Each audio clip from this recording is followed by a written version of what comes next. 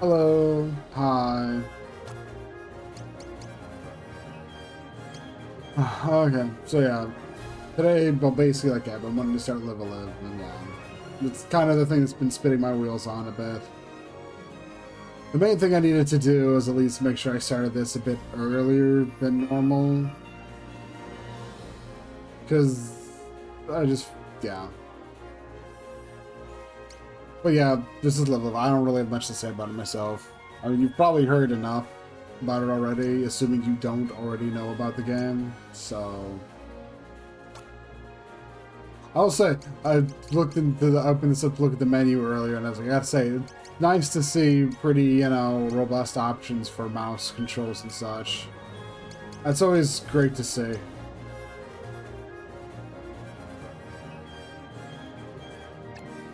Okay. Okay, I've been trying to put this off way too much. Also, make sure to let me know if the audio needs adjusting. It looks well enough in OBS, but I could be wrong, and I could be wrong about my guess assumption about that, and yeah. So if I'm wrong, let me know. I need to stop spinning my wheels. Come on, let's go.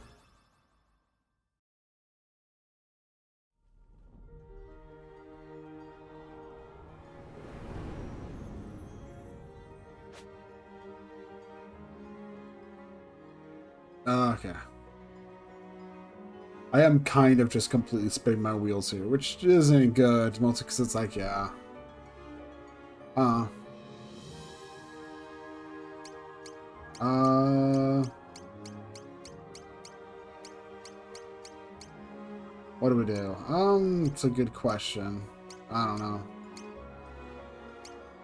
You generally just start off with whomever you want. A few, like, to be honest, a few are worse choices if you've never played the game before, but most of them are perfectly fine.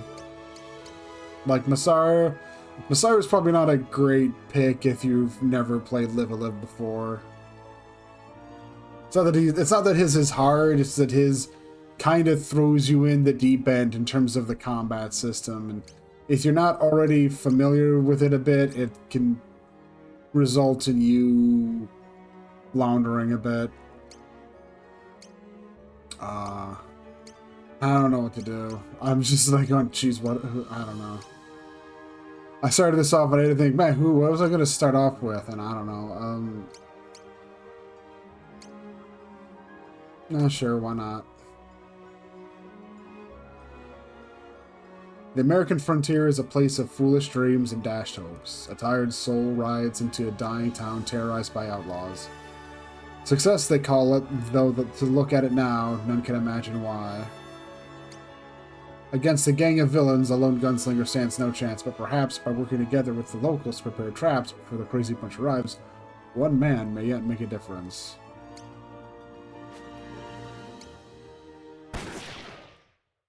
One distinct thing I remember about when this remake got announced was I was in a Discord server, and someone ended up asking, well, someone told me it's a game with like a bunch of genres in it, right? So it's like it's not an RPG, right? And then I was like the one who clarified, they don't mean genre as in the gameplay. They mean genre as in the story, because this game is very much working itself through a lot of just, genres of movies and such. Well, movies, just not even just specifically movies. It's just movies are the easiest thing to think about in regards to it.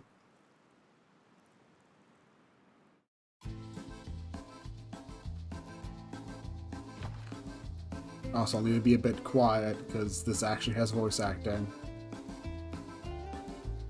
which is good for me. Howdy, Sheriff. Something to drink?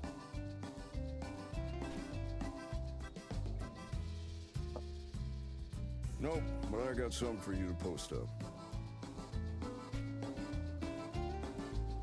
More trouble in these parts, huh? I swear. Thought it couldn't get any worse after that last bunch rolled in.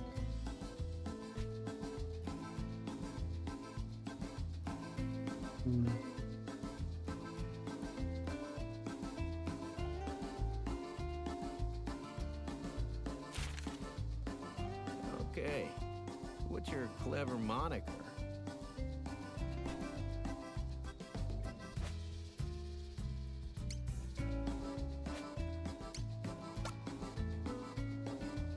Kid, huh?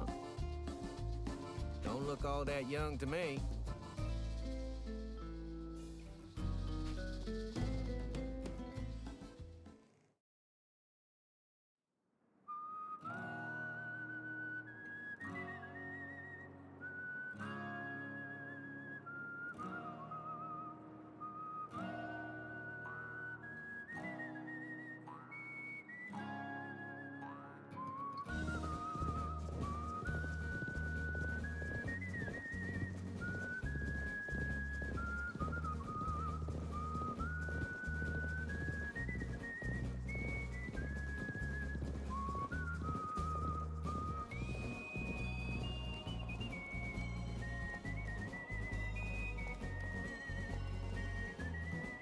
Fancy meeting you here, partner.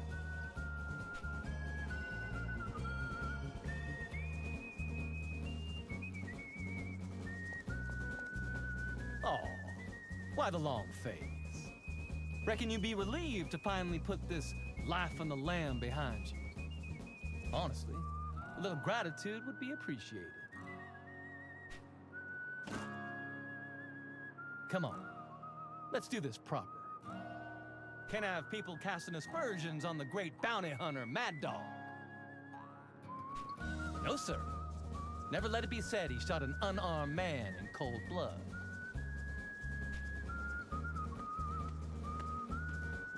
How many times we done danced this dance now?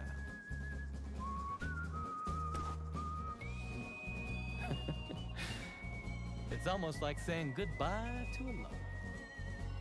Bard had it right. Parting is such sweet sorrow.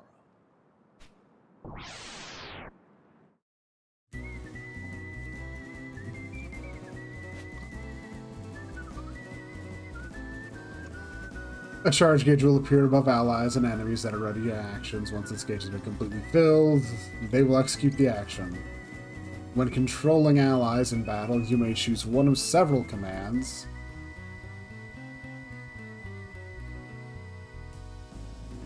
I just realized I think I forgot to do something, but everything seems fine even with that being the case, so...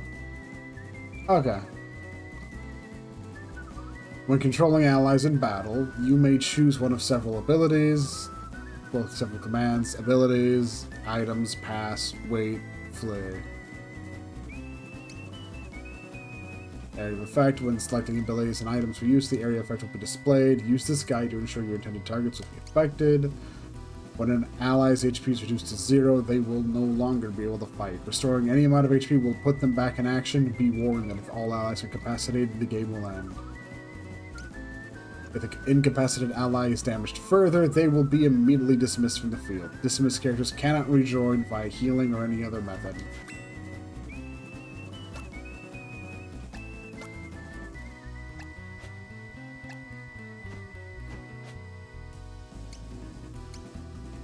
Yeah, let's see. I guess to put some degree of explaining, is like, it has been a long while since I played Live a Live. It's been over a decade since I played it. And in terms of the remake, I've watched people play it, but I've always like ducked out when they've reached the last set of chapters.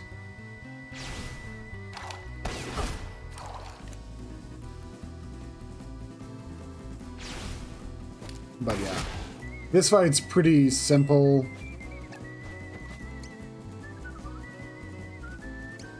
You're kind of just, this basically meant to be free.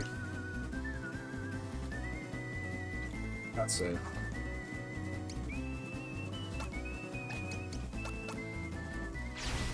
Like that?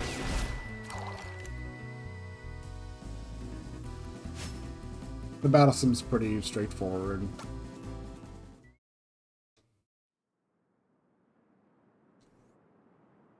You son of a bitch! Finish me, goddammit! Don't you dare walk away from me again! Finish me! Whoa!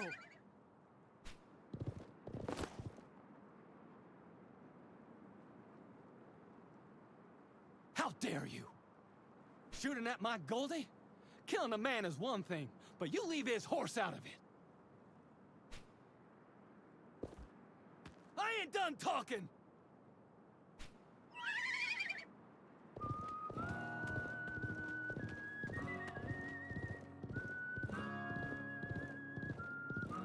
One thing to be said, though, the typical, the like archetypal Western, the archetypal like Western, the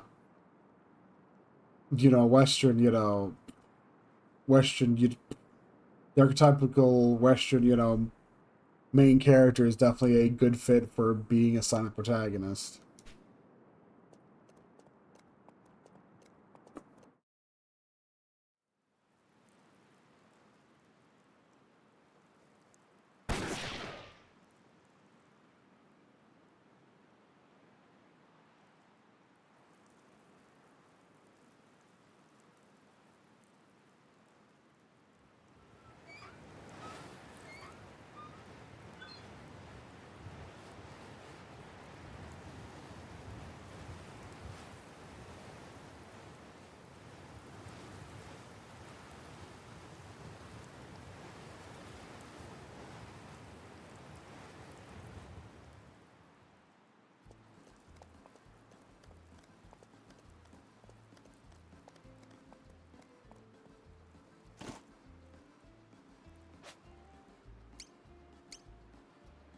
Radar. Hiding the radar. The radar can be toggled off if you want it to be turned off.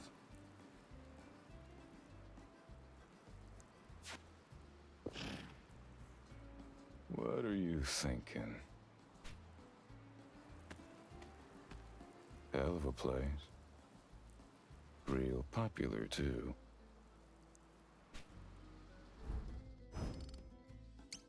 Okay.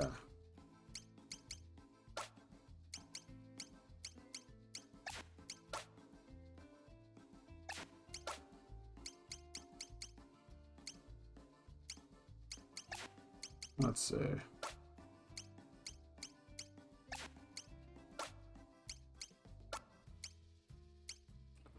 Let's turn it off for now.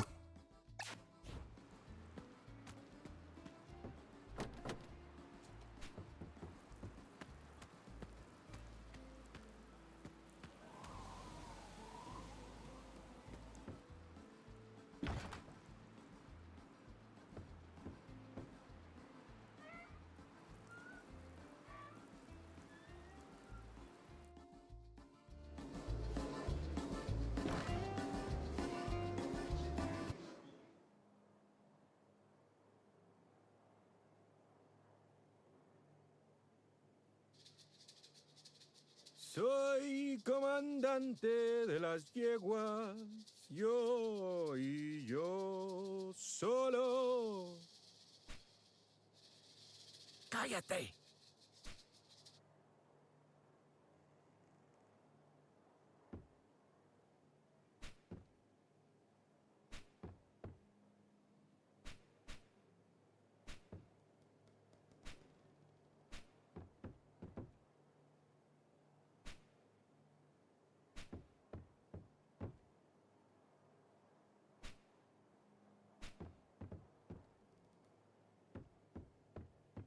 $5,000.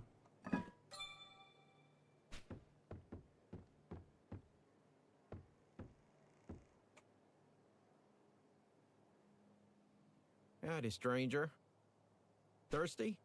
Or you got a hankering for something more substantial? Free of charge, of course. God damn, is it hot out there?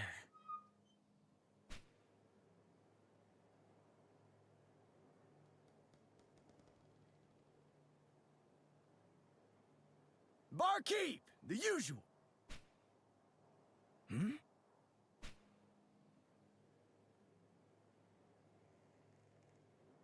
Hey, stranger. Seems you're sitting on my favorite stool.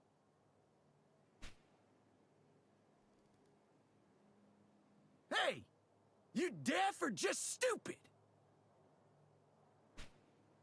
That's enough.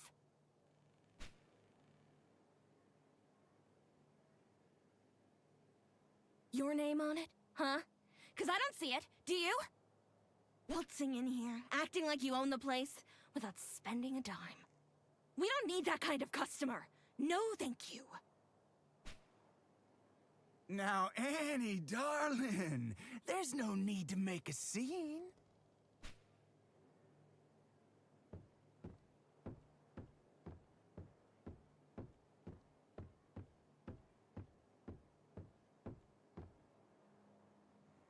Annie! Settle down now. Don't you talk to me like that. Big, strong men, striding around like you own the place, 'cause of what you got dangling between your legs. Wayne! James! Clint! Cesar! You got cojones? Well, don't you? So use them!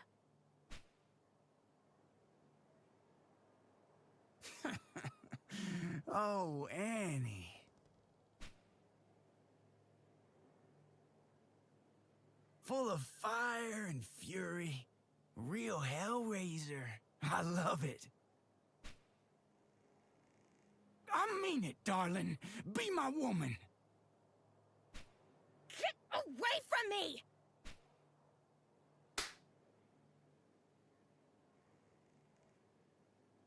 Annie, darling, I know you didn't just raise a hand to me. 'Cause there's some things a man cannot abide. Leave her alone.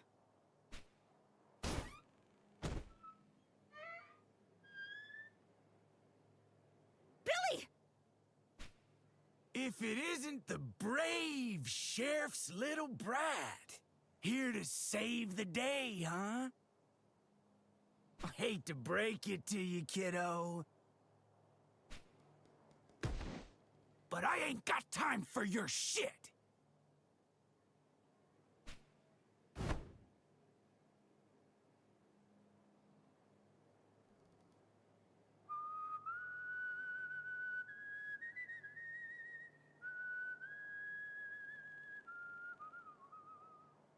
Whoops. Sorry about that, stranger. The boy was out of line, but I hope you can find it in your heart to forgive him. Tell you what, let me buy you a drink to smooth things over. Barkeep! Milk for my new friend. Oh boy, milk. Heads up! I figure that ought to suit a delicate flower like yourself. Hell yeah. Give me some Would milk. you look at that? Downed it like a man dying of thirst. I think my new friend needs another. Barkeep!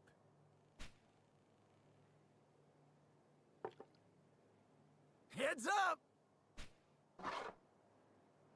I figure that ought to suit a delicate flower like yourself. Oh hell yeah, more milk. Would you look at that? Downed it like a man dying of thirst. I think my new friend needs another. Barkeep! Heads up! I figure that ought to suit a delicate flower like yourself. Okay. I guess you have some of this excellent milk. What's this? You spitting on my generosity? How else am I to interpret the return of this milk I see before me? Dude, I like down 2 glasses. And to top it off, this hangover. But that's what I get for drinking the cheap piss they serve here.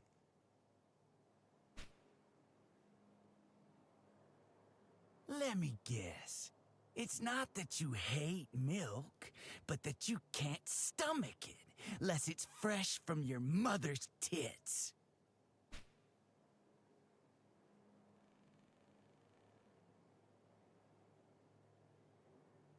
I gotta. Your mother's, maybe. Huh? Huh? You got a death wish? That it?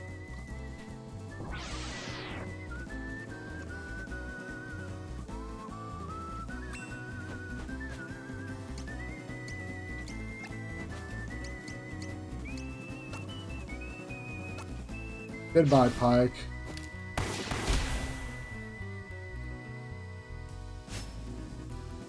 Kid up there in the upper left, absolutely hyped. This isn't over, you hear me? You get yours! You just wait and see!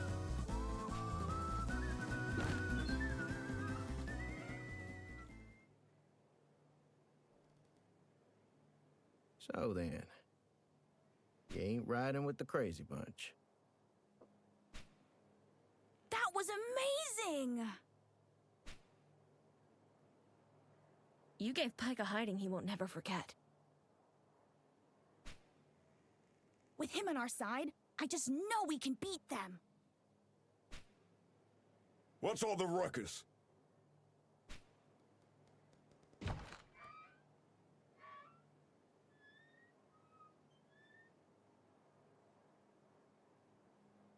Sheriff, this fella here, see, he just rode into town and... Oh, now you show up. In the nick of time, as always. No, Billy. The nick of time would mean he is on time. Just barely. This is My late. father, the sheriff. The coward.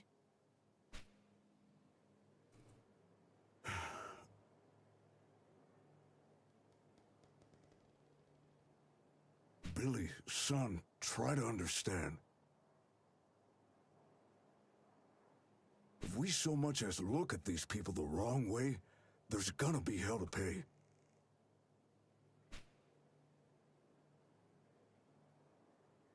But if we don't take a stand, then nothing will ever change. Oh, Annie, please. I don't want to hear it.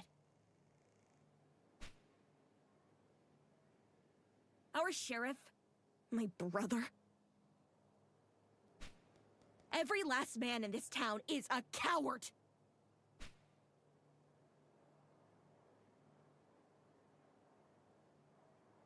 This boy here's got more courage than all of you put together. I mean, all things considered, courage, it's all not well and good, but courage doesn't win you fights. Especially when you're outnumbered, Sheriff, listen. outclassed. This fella here, see, he just might be the answer. Alas, good people, I fear you have misjudged the content of that villain's character.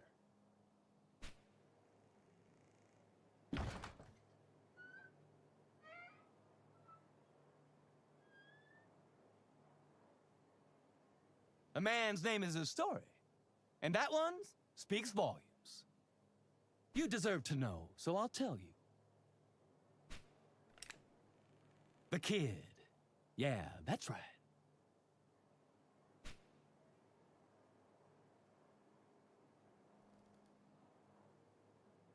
That there's the devil himself.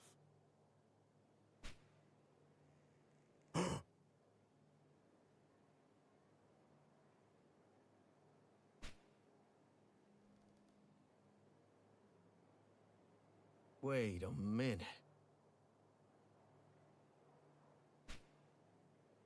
It's him. On the wanted poster.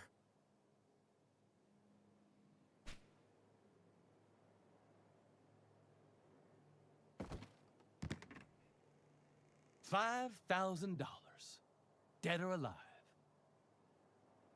And the one who's gonna bring him in is me, Mad Dog.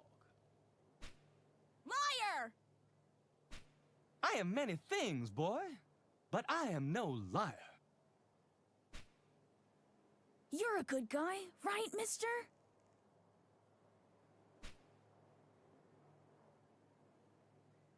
I do enjoy how you can absolutely play as the quiet person, or you can say things.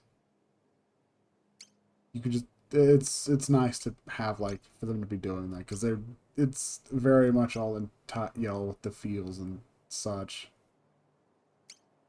I'm no saint. No. No! I don't believe it!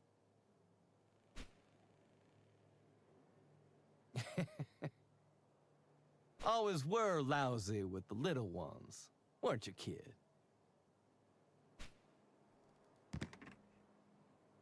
Goldie's still out there, you know, lost or dead in the desert. But you'll answer for that and everything else soon enough. Outside, now.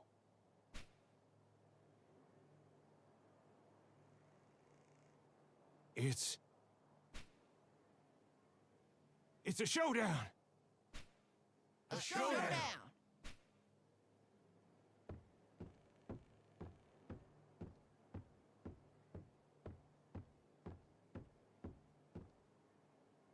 Don't even think about running. Oh, I can just do that. Awesome. That works way better.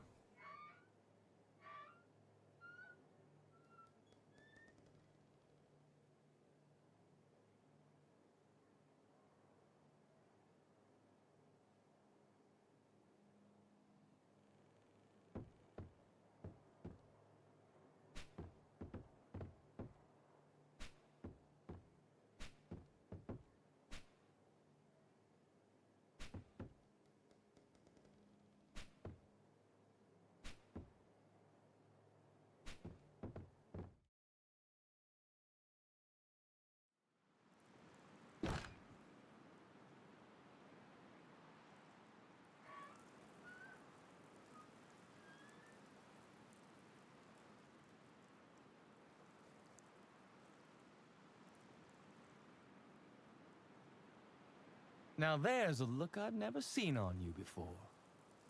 Oh, a pang of sadness for the end of our extended association? I understand, I truly do. But all good things must come to an end. And end it we will, kid.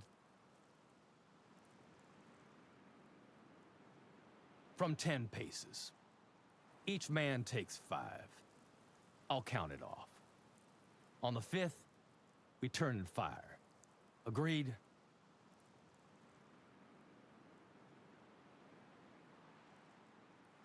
Right then. 1, 2, 3, 4, 5.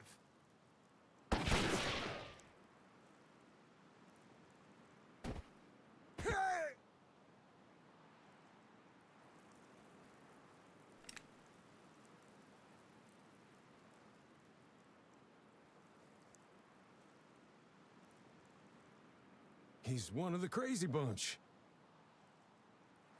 Those 2 gunslingers. How'd they know?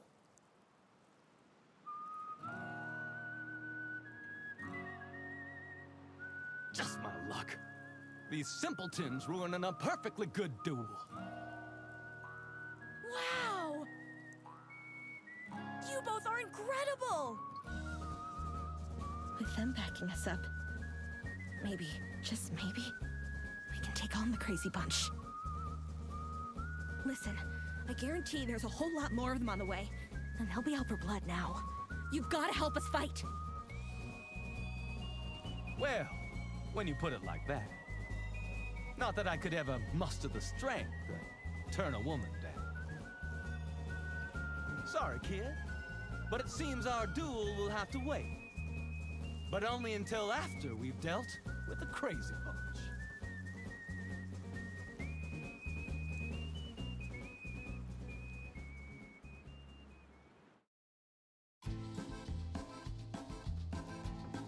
Okay.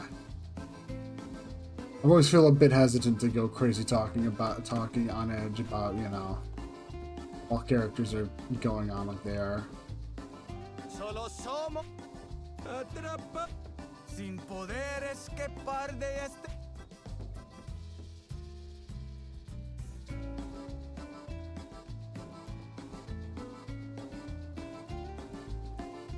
Okay, when we're not in a cutscene, I need to turn off auto advance. But yeah, there's a lot of stuff about this about this chapter that's pretty nice. Just it's a pretty nice, like all the chapters are pretty nice short little affairs, but the Western one's got a lot of good vibes because it's just it works well as a.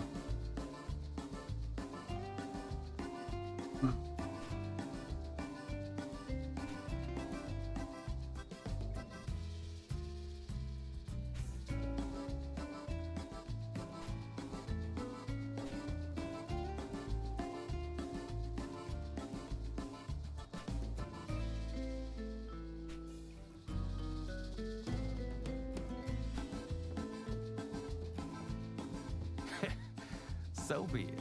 If they've got us outnumbered, then we'll just have to even the odds before the big soiree. We ambush them, kid. We've got to prepare traps and whatnot to whittle down the gang when they ride in. That's how we'll win. Having said that,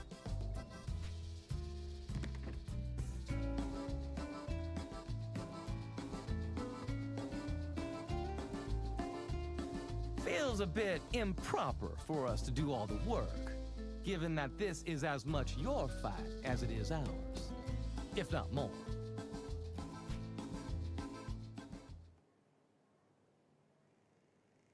I'll help. Me too.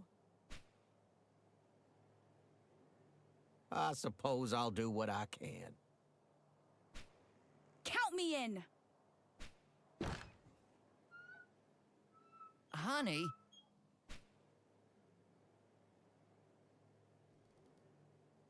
We already know nothing will change if we keep our heads down and stay quiet.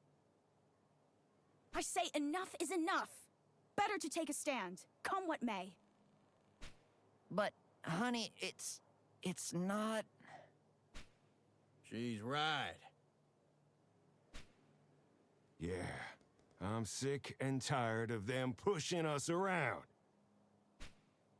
What about you, Cesar? Well, yeah, I've had it up to here with them too. It's happening.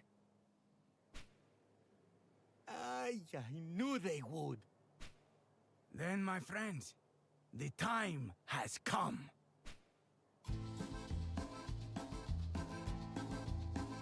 Por la libertad y justicia, los mariachis se unen a la revolución. Like something out of a fairy tale, isn't it? I believe the only one who has yet to declare their intentions is you, Sheriff.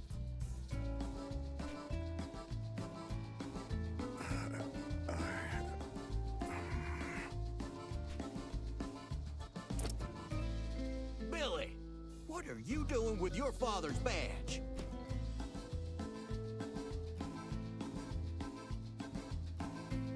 Here, mister. You deserve it.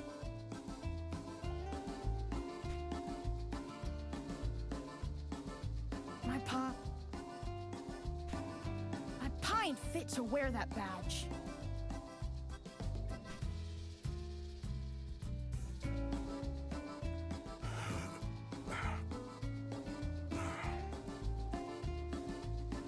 I've been living in fear for the longest time. Terrified of what might happen if I dared do the right thing. But now I see. Sometimes you've got to brave the fire to forge a brighter future. They may call you the kid, but to me, here and now, you're a good man. The right man for the job. So hold on to that badge. And when the dust has settled, I pray I'll have done my part to earn it back.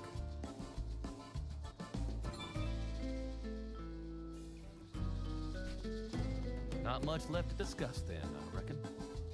Me and the kid will scrounge up supplies for the ambush. No point in asking you all for help. I wager we've a bit more experience with this sort of work.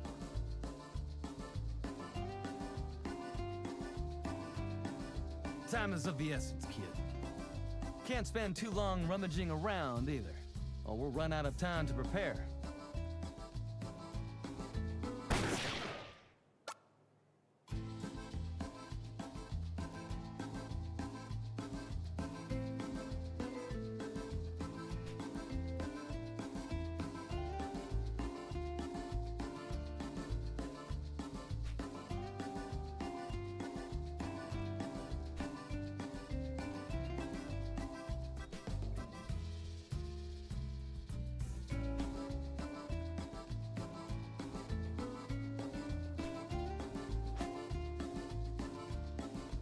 Yep, when the 8th bell rings at dawn, the crazy bunch will ride into town. Listen carefully to Mad Dog's advice and work with the townsfolk to set traps before the outlaws arrive. There are 2 ways to spend your time before the crazy bunch come calling. Search the town for items that can be used for traps. Ask locals to set traps with the items in the inventory. Every moment counts, so think carefully before taking action.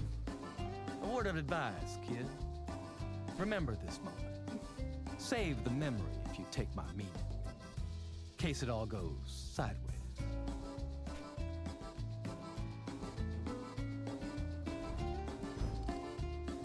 But yeah.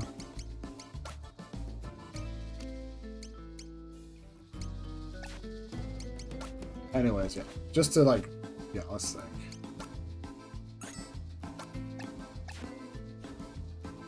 But yeah, it's like I said, this is, you know, this chapter, as you can obviously tell, is very inspired and takes influence from it and actually is, you know, trying to, you know, properly like be a Western movie in some ways. The funny thing is, you can probably tell those four guys sitting around that table are all like named after like Western movies, you know, stars who've played like main characters in Western movies and such. And one of them's Clint, after, you know, Clint Eastwood.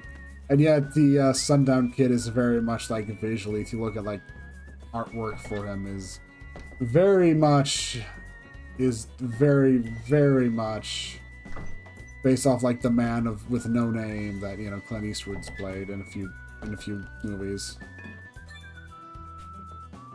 Funnily enough, I ended up it was like last year or so that I actually saw some artwork for Mad Dog, like original, you know, from like the Super Famicom version.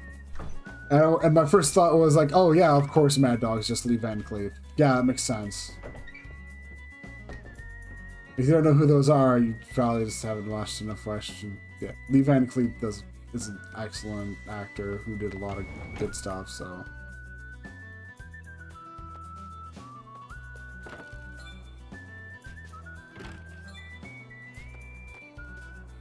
But yeah. The main thing is, like, you know, like I said, it's like, yeah.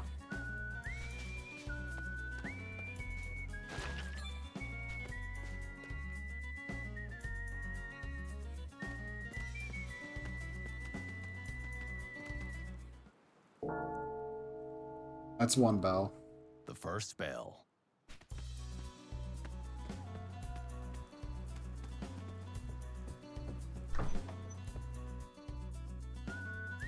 Yeah, it's one of those things. It's some good vibes, and it very much, it's like level of in general is just very much like every genre that it's like, you know, kind of, it's taking inspiration from. It does a loving job with each of them, which is good. It's just one of those things where it's like, yeah,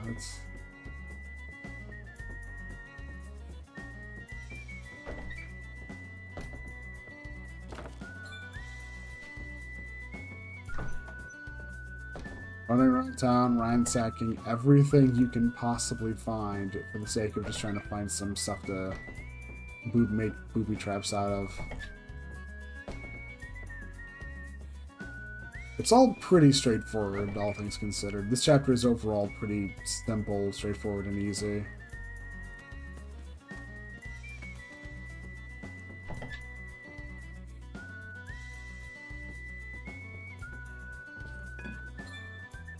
Pouch of oil. Frying pan. Carrots.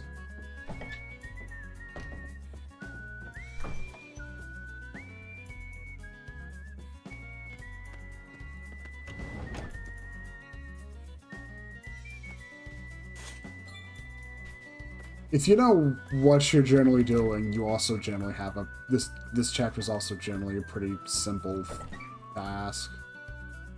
I think I kind of remember my first time playing this chapter and being somewhat confused and not knowing what I was doing at first, and I still managed to make it through. And with knowing, oh hey, items are the shiny things. Makes for a quick and easy way to start a fire. It'll take a moment to prepare. Reckon it's worth doing? Sure. Okay, let me show you how it's done. There you go, bottled fire. Just light her up and toss quick. Also, the other nice thing is, like, the English VA, even just like from the trailers I saw, it's like, they seem to generally, more often than not, knock it out of the park. Although from everything I know about the, Japanese voice acting is also extremely amazing, extremely, it's really good too.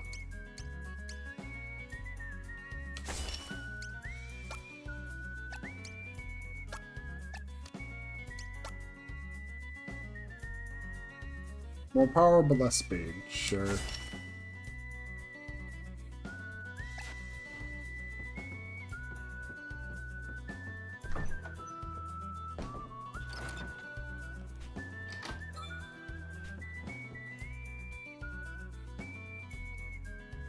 So you make your choice of, do you want both to have higher attack, or do you want to go with a little bit of higher speed?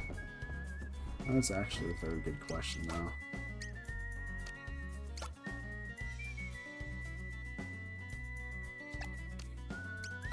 That is like 10% speed increase. But also like losing, like, yeah, it's... you aren't ever really too sure. Some stats are definitely, super good. Speed's probably also super good, but stressing about it is also not important.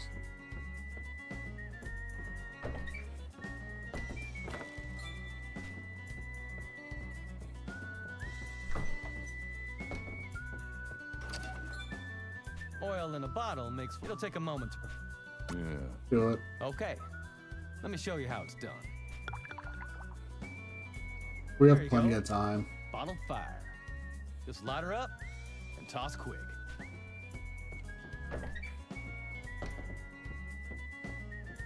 Like, there might be some optimal stuff to do in terms of, running, stopping by the tavern, but it's like, yeah, this is all pretty, you'll say if you haven't yet. If you don't already know, it's all, yeah.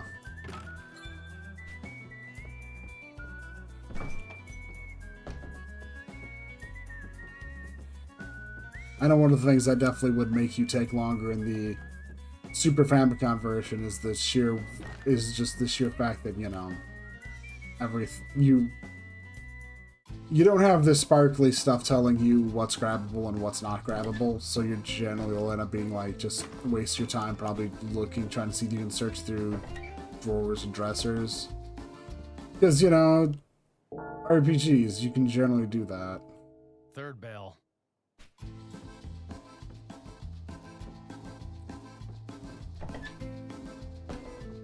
That's, how'd explain? What? That there's one of my most prized possessions, see? Poster of this dancing girl I fancy. Jennifer's her name. She's got this grace, power about her, you know? Sexy, but a little intimidating. But in a way that makes her even more appealing. Oh, well, it breaks my heart to part with it. But if you really need it, then so be it.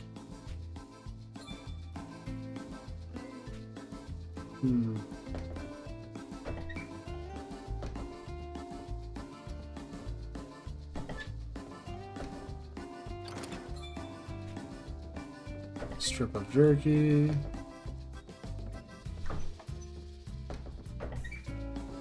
Let's not.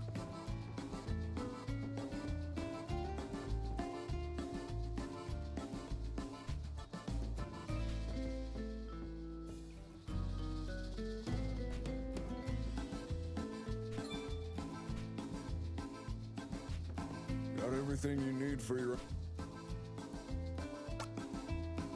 I take it that means...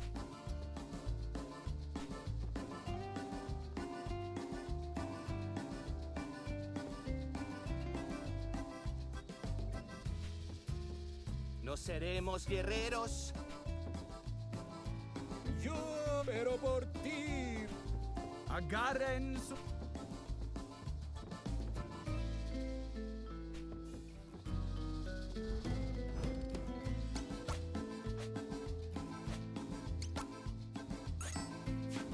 We'll be fine. Got everything you need? Yeah. Good. Then it's time to distribute your supplies to the folks here. Goes without saying that some will take longer than others to get things ready. So hurry. Time's a-wasting. Okay. Need you to set a trap. What kind of trap you thinking?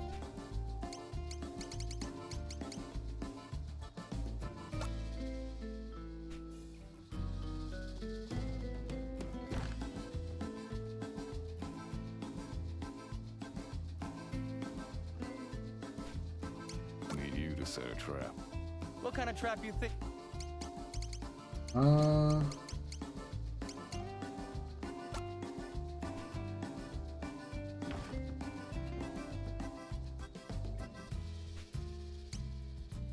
Need you to set a trap. What kind of trap you think?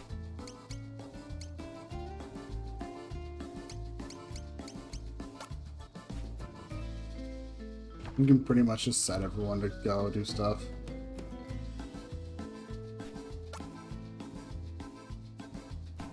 Need you to set a trap. What kind of trap you...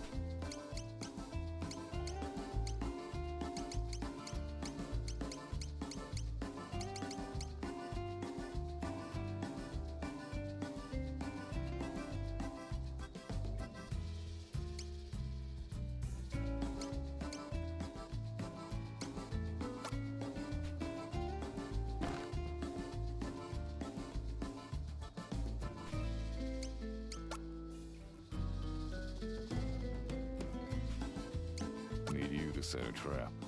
What kind of trap you...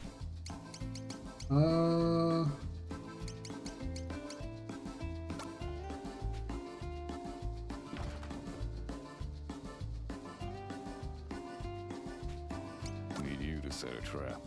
What kind of trap you...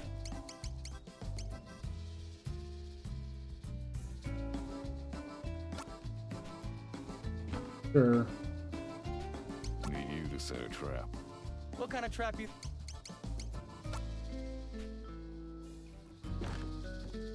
Somos tres habilidosos, soy más útil que Pancho soy.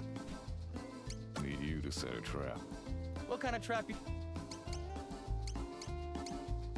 Por la vida, el...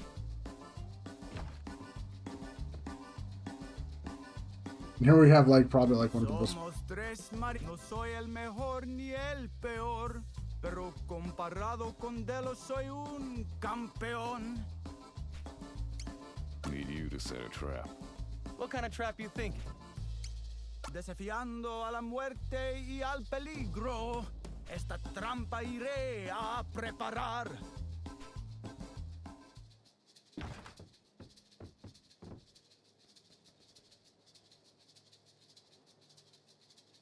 Need you to set a trap. What kind of trap you think?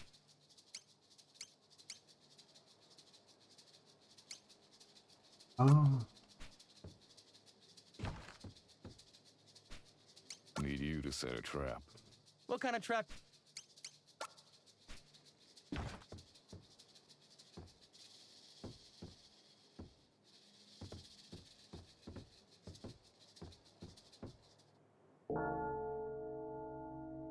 Ah, Fourth bell, kid.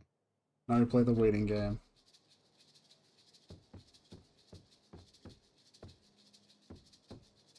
Somos a veces algo útil soy.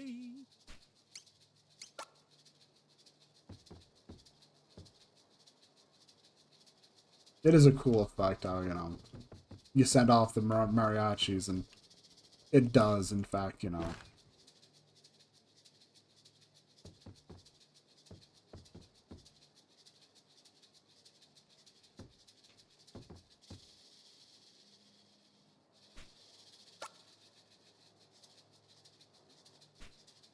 Could use that. Wasn't always like this. Oh, if you'd seen this place at its peak. Okay, trap's ready.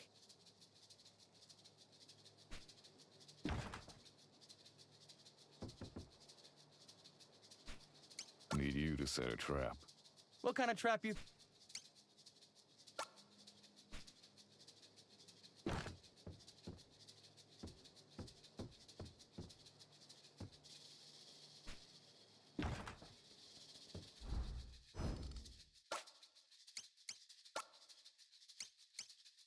Alright, you can also just go with 2 guns.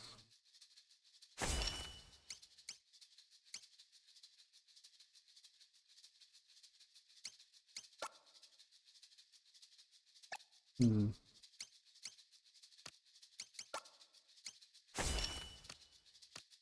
That's not a bad idea.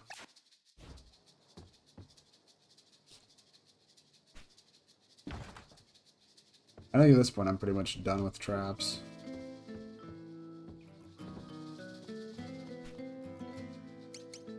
Pour me a double. Well, where was I? I lost my train of thought there. Fifth bell. Pour me a double. Oh, right. The good old days. Not just for the town, but for yours truly. Okay, trap's ready.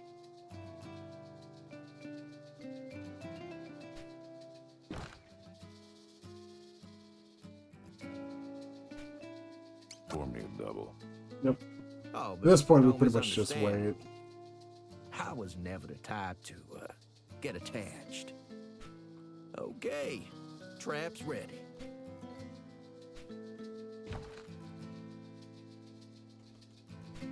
Pour me a double. Though, come to think of it, Jane was a sweet little thing, wasn't she? Sixth bell. Pour me a double. Not that you ever realized it at the time, but life rarely turns out the way you hope. Okay, trap's ready.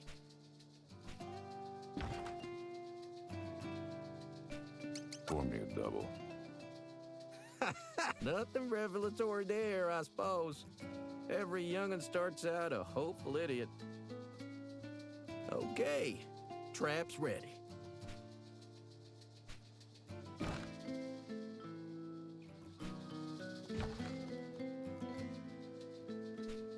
Pour me a double. Tell you what, though, there's one thing that'll cure a man of blind optimism. It's a woman. Okay, trap.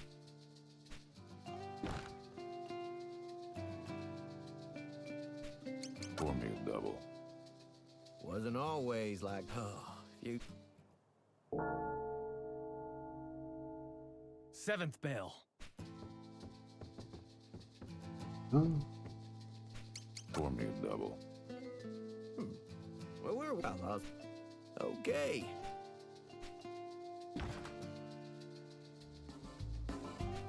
Pour me a double. That's it. Oh, right. Not just for the town. Okay.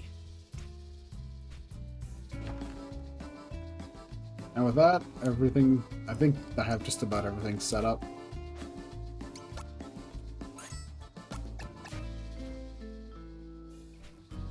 Pour me a double. Double time. Oh, but don't miss how was. Hey, kid. That's the 8th bell.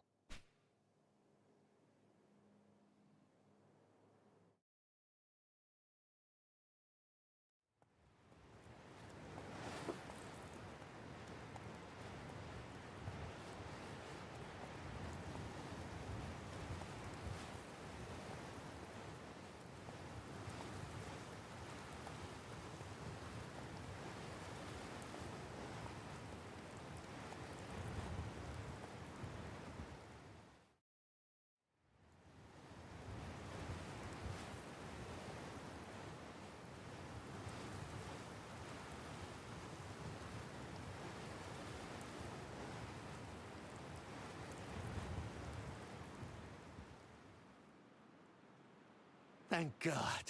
Finally. After 3 days and 3 nights of walking through the desert. Civilization! At long last, see what? The good Lord hasn't forsaken us.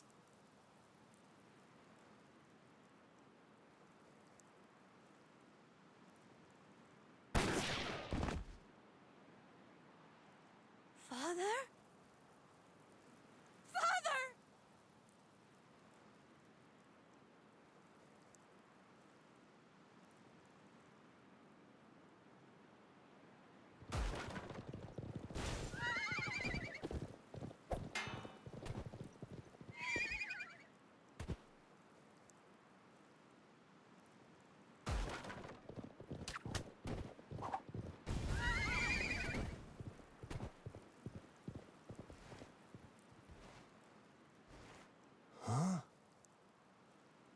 Why in the hell someone put this here, of all places? That's just weird.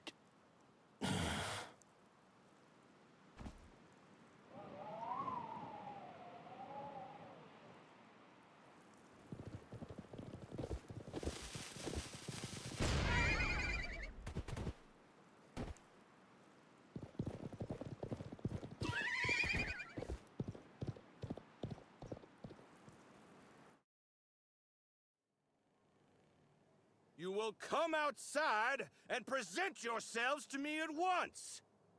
Refuse, and we will treat you as we would any other pests and smoke you out of your burrow. Mister? It's time, Mad Dog. You got that right. I've been waiting to look this devil in the eye. I'm coming too.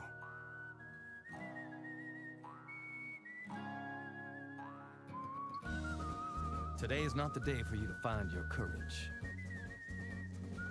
Should the worst come to the worst, should the 2 of us be killed, it falls to you to protect these people.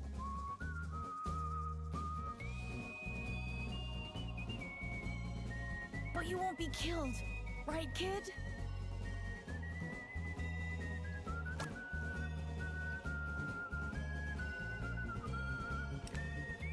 No need to worry. He's got me watching his back. Remember?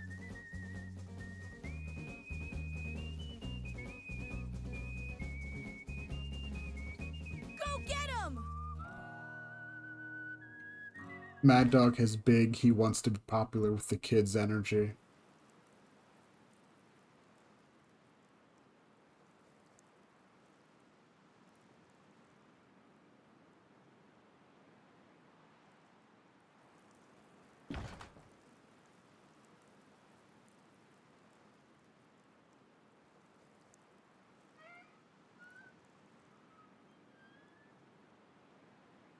It is you, then.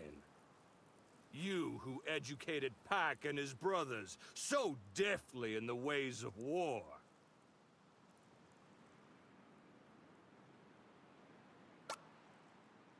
You have been addressed, and you will respond.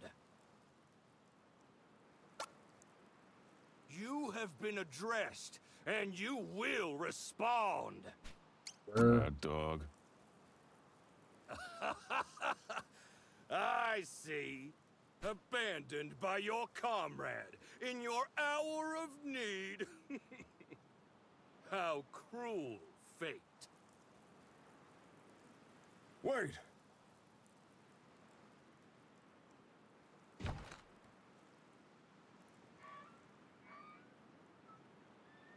I'll fight with you, kid. Pa! No! Get back inside. This guy's got a Gatling gun. You should get back inside.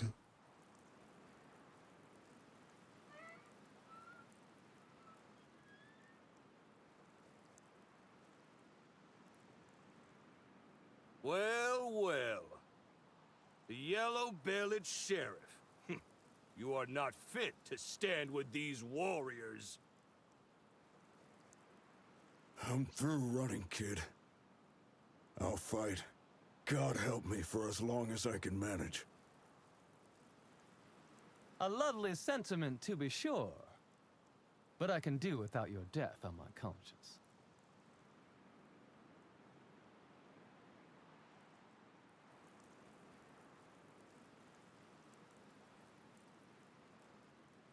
Besides, if they kill the kid, then they get the bounty.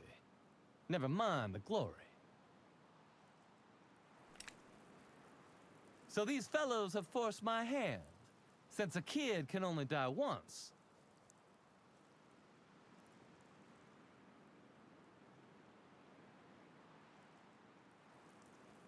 And Mad Dog always gets his man. Go be with your boy, Sheriff.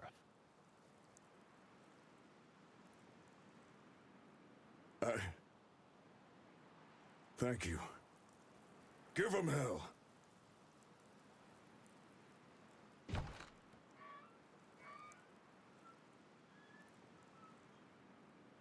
Are you finished?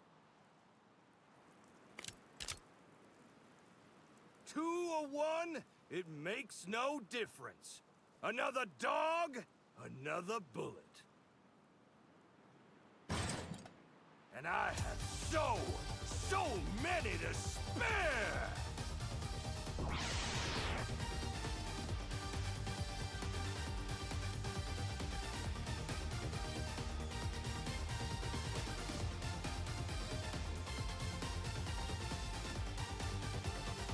Yeah, one of the main things of this battle of Level of 2. In some battles, groups of enemies may be led by a leader. Defeating this single foe, you can overpower the remaining ones and force them to retreat. So, rule number 1, do not stand diagonal to Odio.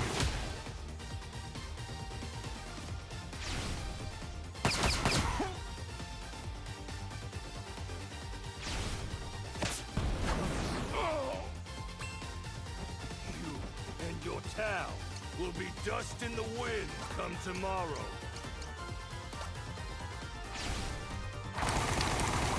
That's your best?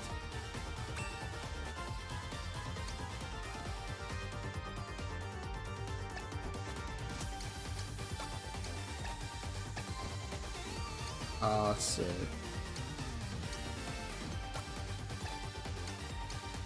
Yeah.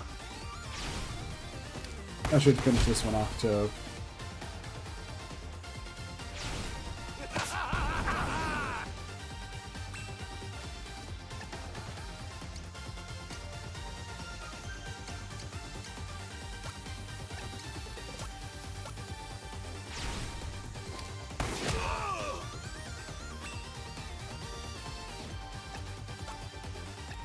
So, what do I have item-wise again? I have some basic healing. Jerky will will buff people up a bit.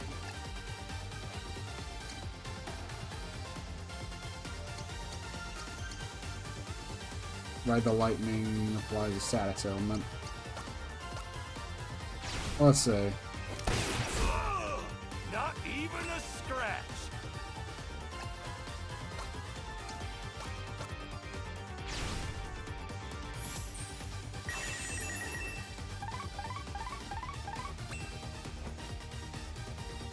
Just to try to help make sure that we don't have to eat anything really bad.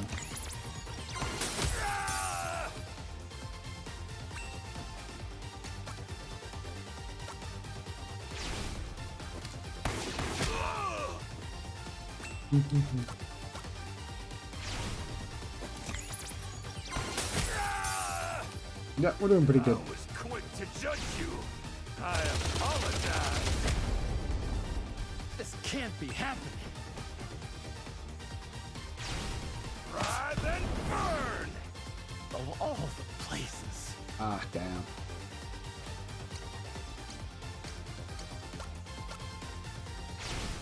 Like that.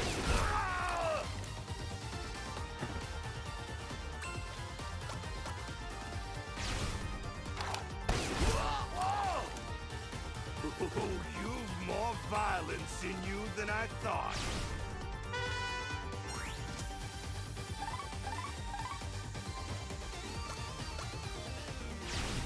Like that.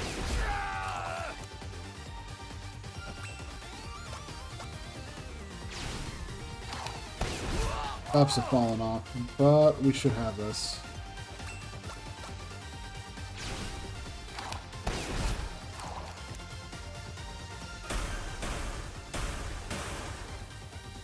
I'll never sleep. I'll never die.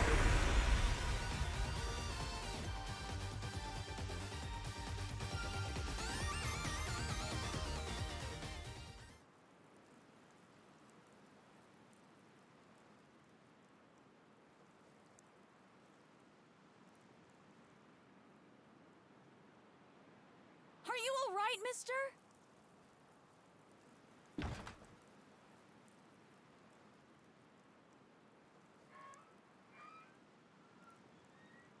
They won! They won!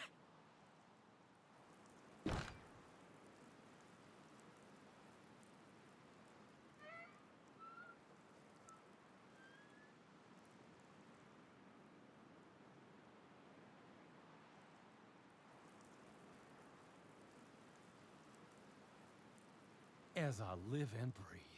Did he just turn into a horse?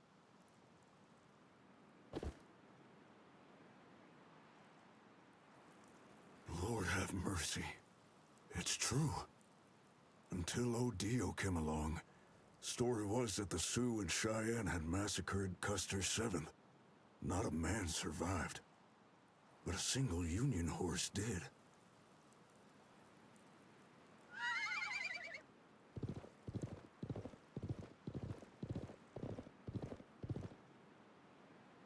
And they said he was death itself. And maybe they were right. Born of those fallen soldiers. Something cruel and primal. He never slept, they said. Never slept and would never die.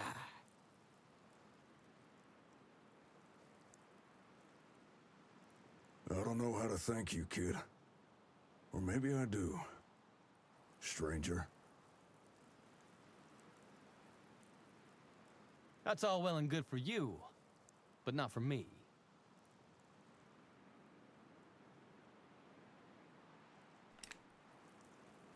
You neither, kid. We've got unfinished business, you and I.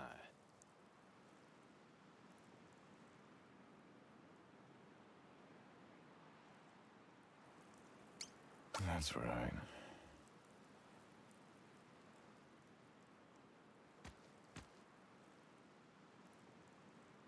Stop it! Please! You beat Odio together, didn't you? Stay out of it. This is between me and him. Ain't that right, kid? Yeah.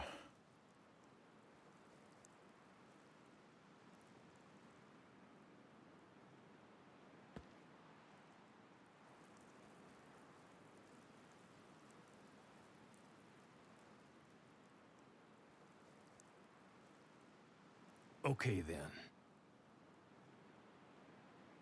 1, 2, 3, 4, 5.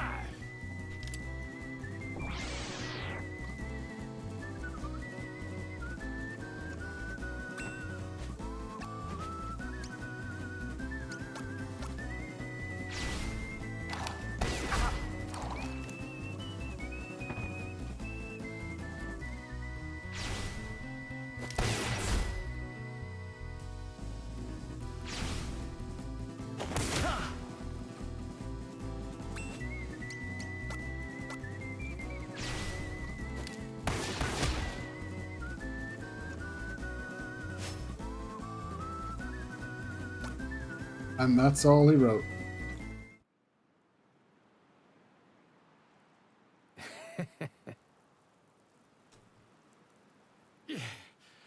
God damn, you're fast. God damn.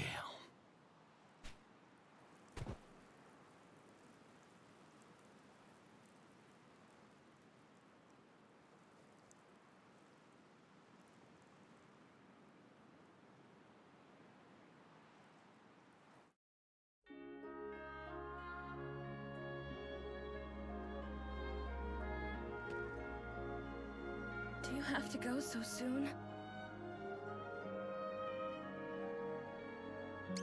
Yeah.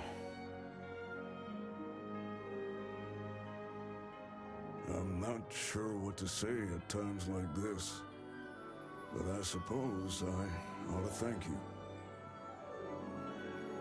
Oh, I'll do it!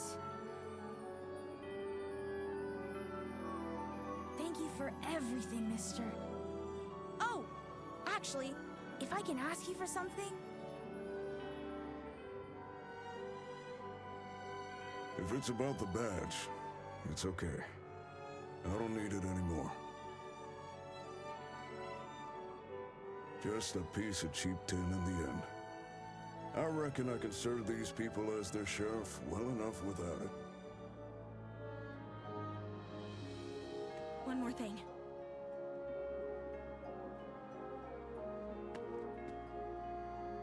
We can't leave you with just words. There's something else we ought to give you.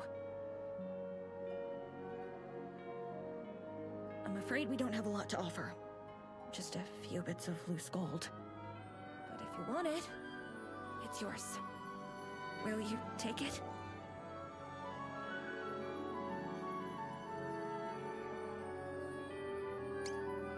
I don't want your money.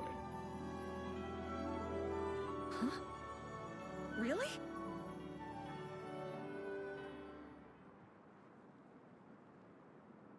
It's been a long, long time since I had the chance to do something good and decent. That's reward enough. Oh, kid.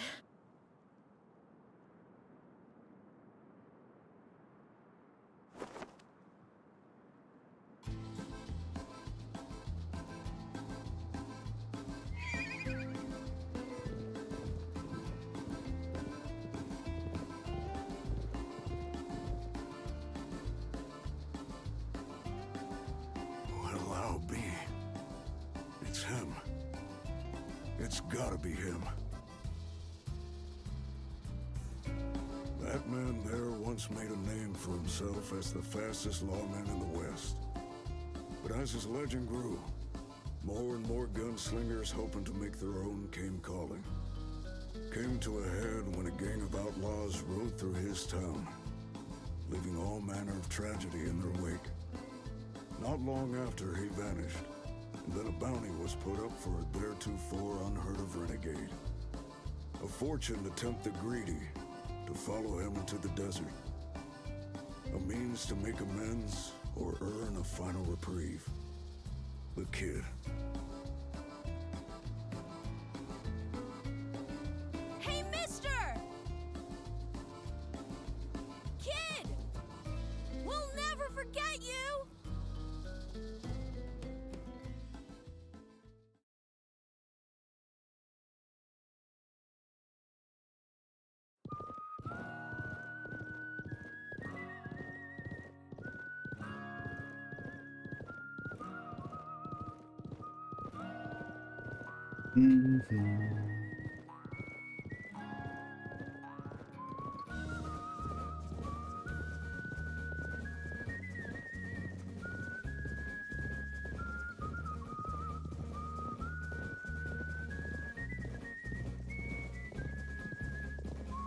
One of the fun things is if you can recognize the name of the Japanese VAs, it's quite the star-studded cast in terms of for that.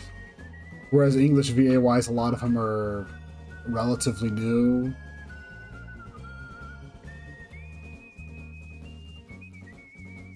Also, Sugita's gonna pop up in like every single chapter, and I think I've heard tell of it that Sugita is half of the reason the JP VAs include such a star-studded cast, which I could believe. He's a giant. From what I understand, he's a giant. You know, he's big into a lot of stuff. He's big into a lot of games and stuff. So.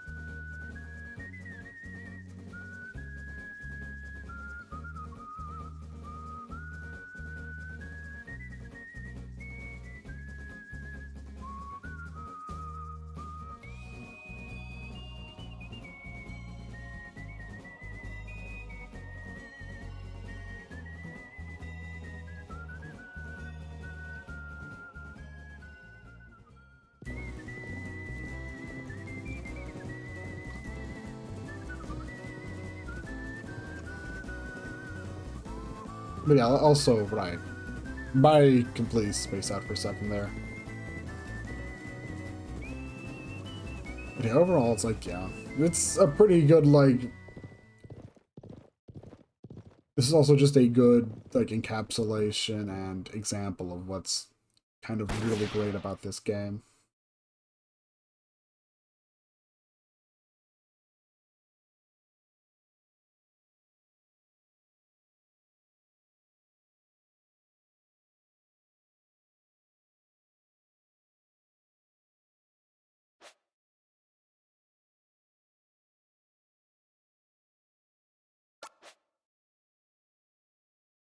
There's also a number of different ways the end can kind of play out depending on what you do.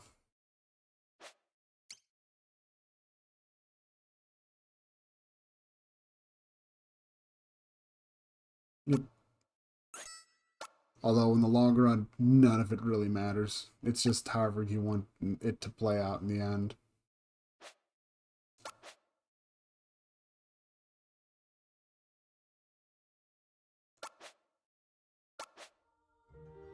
Like, as an example, was a lot of it all that really comes down to just how Mad Dog's fate ends up going.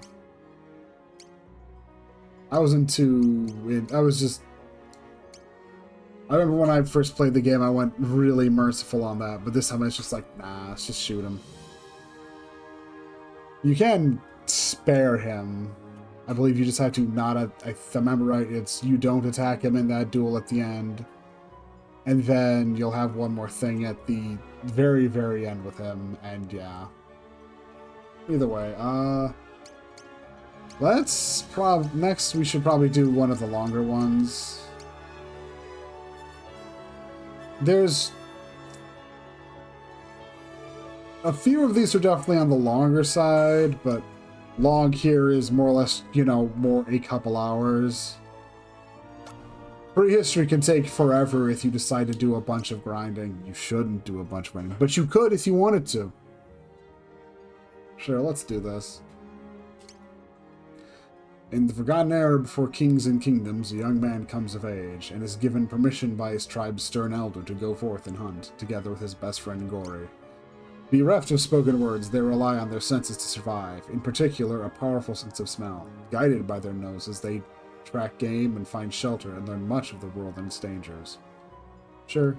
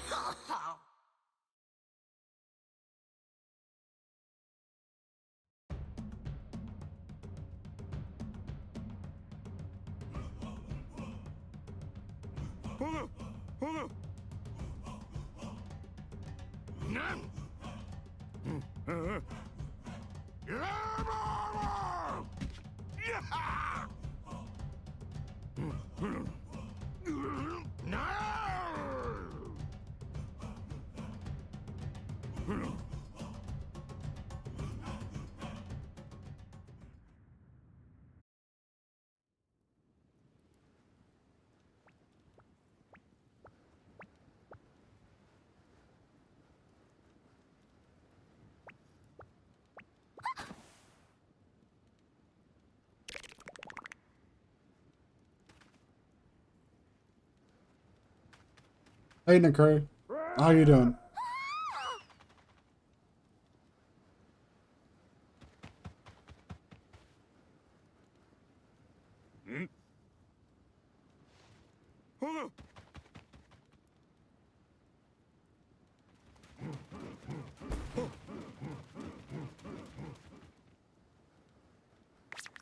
Sure.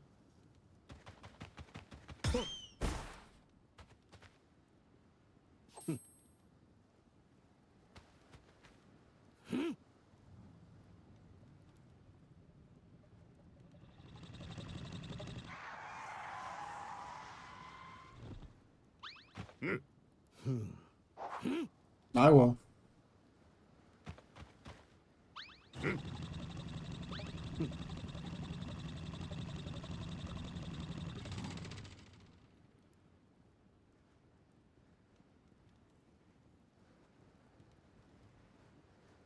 Sure. Okay.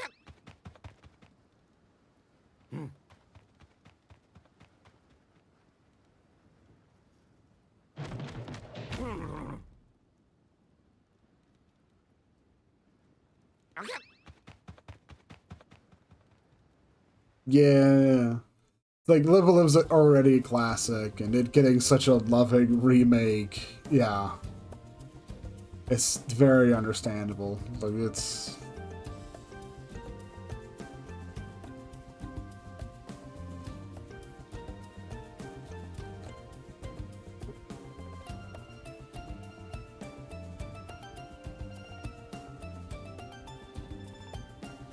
And yeah, like yeah.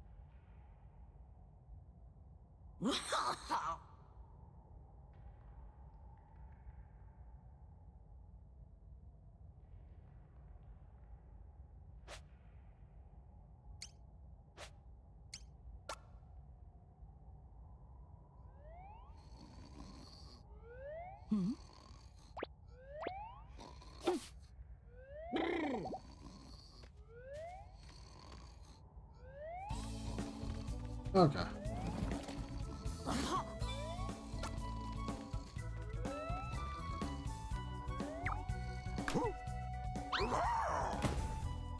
Wake up.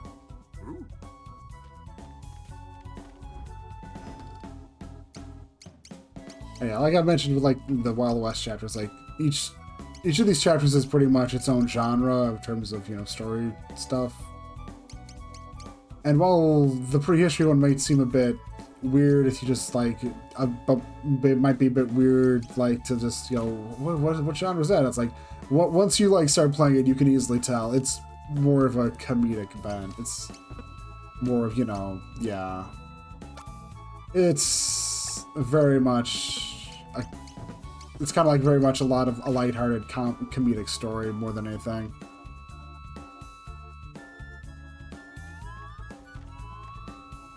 Yeah.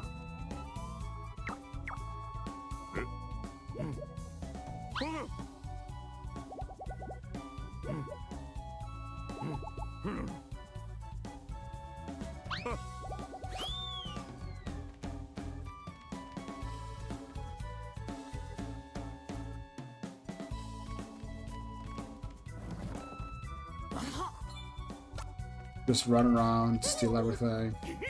Fire is hot.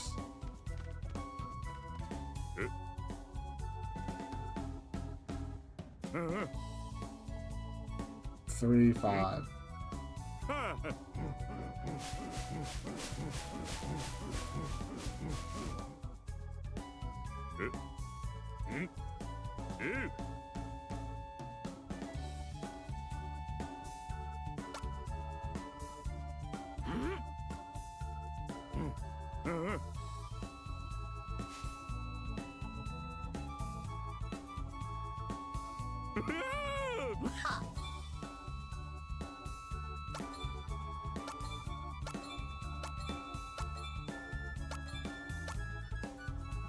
Okay, I'll be honest, I had no idea what that was about. I just kind of like stumbled through that.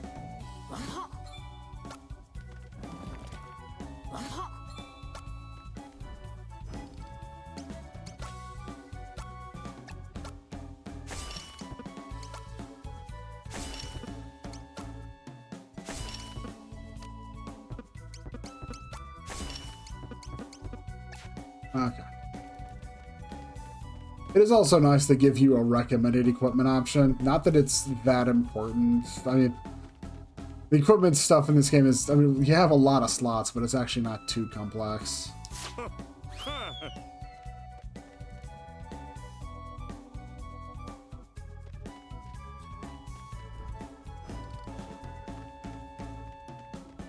Let's see, what am I looking at? Like I've said before, it's been like over a decade since I last actually played Live a Live.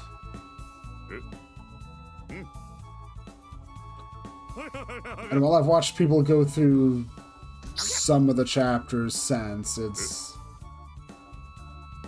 I'll be honest, the prehistory chapter is like one of those I usually super check out on when people are playing it.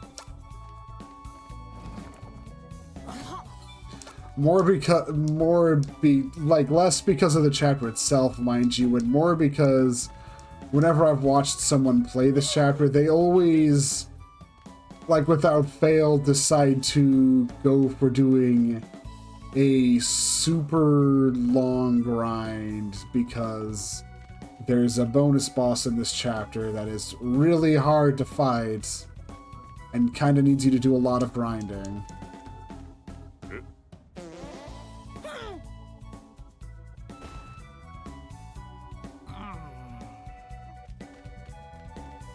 Fart humor, as old as time itself. You want stick? You want rock? Stick, rock, make hammer. By combining two different items, you can create new, potentially useful ones. Experiment with different combinations and see what happens. I got a stick and rock.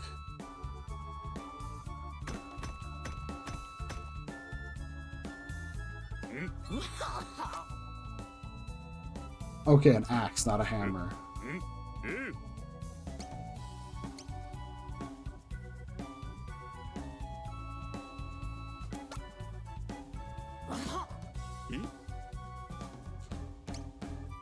Oh, it's do you want to make something else?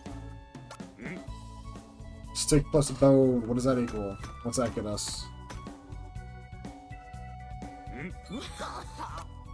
A spear.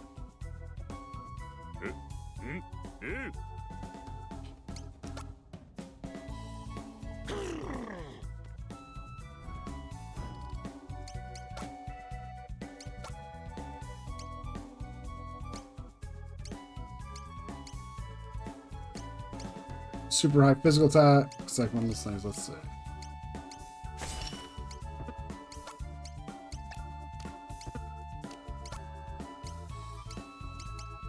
Which of these is better? Oh, that's a lot of physical attack.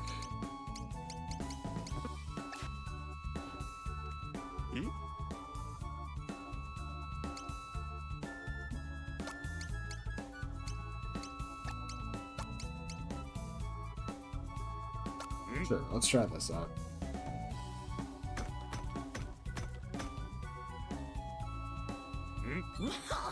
Stone knife.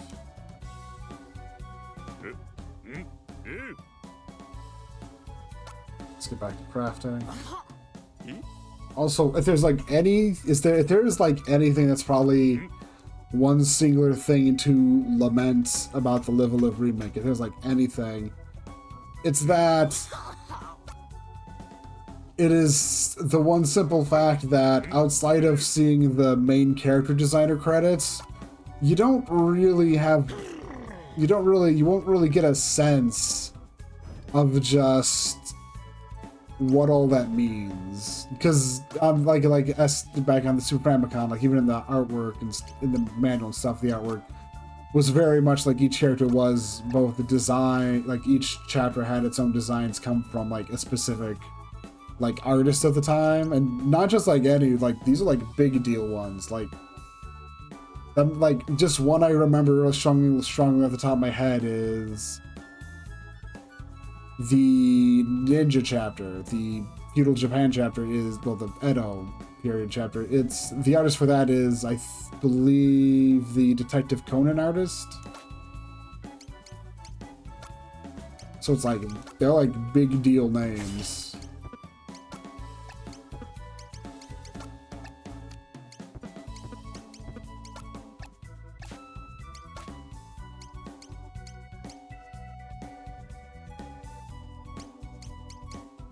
Knife is sharp and hurt when throw. Bone is bone. Stick is stick. Very important facts here.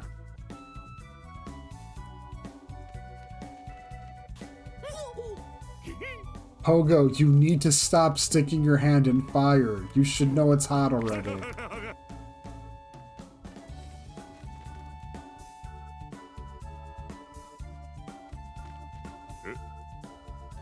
There's guy we were looking for. You obtain a stick. Okay, fine.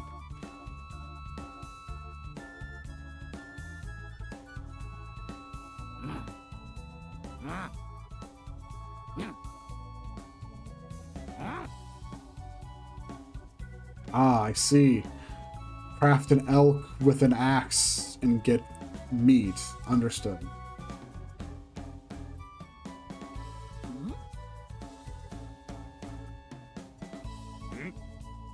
It means us. Okay.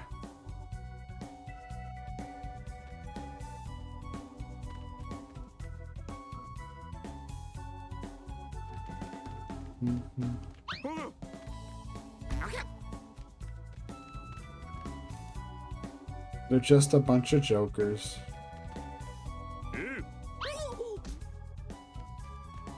Don't touch the grill. Don't touch the maid.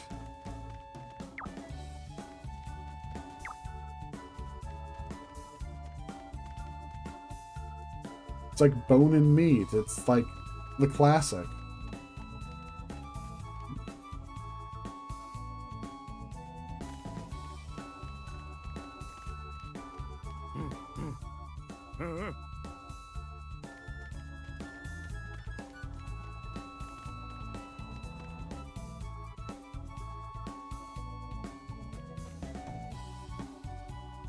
Okay, so over there.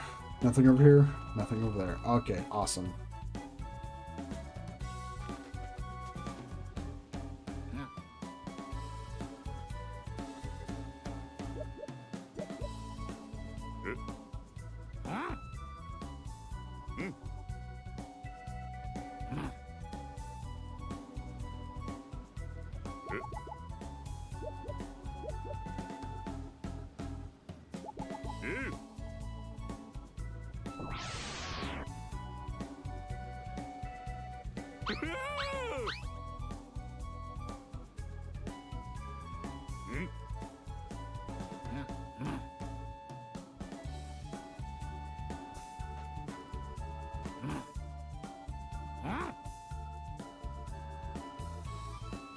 Okay.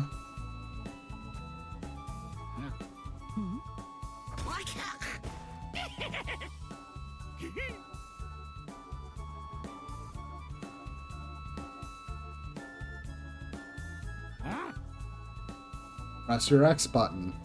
Okay. Pogo has an extraordinary sense of smell that allows him to hunt game and find other things of interest. Press X to reveal scent clouds in the vicinity.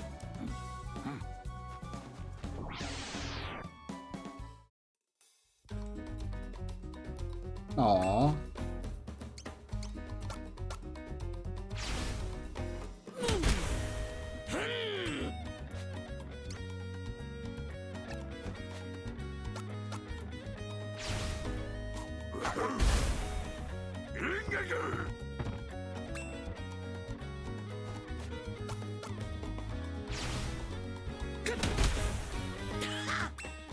Oh god, it was, wasn't it?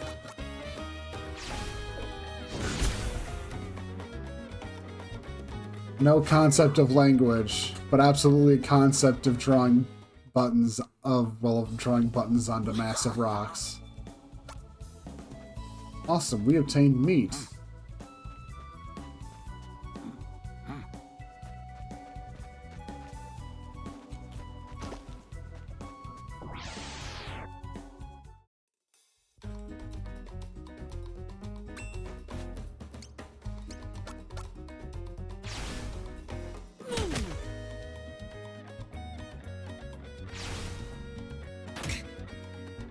Yeah, checks out.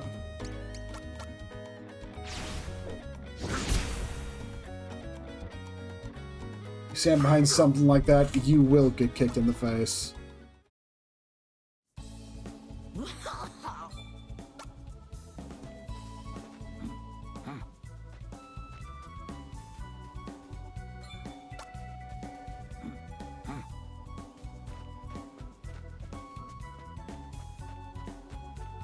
For as much as I don't plan to go crazy with grinding to do the bonus boss thing here.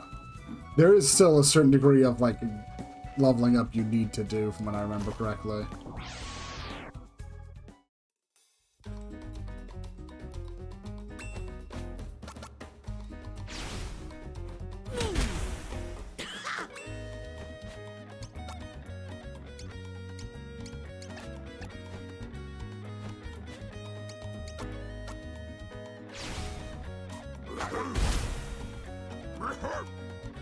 Got one of them.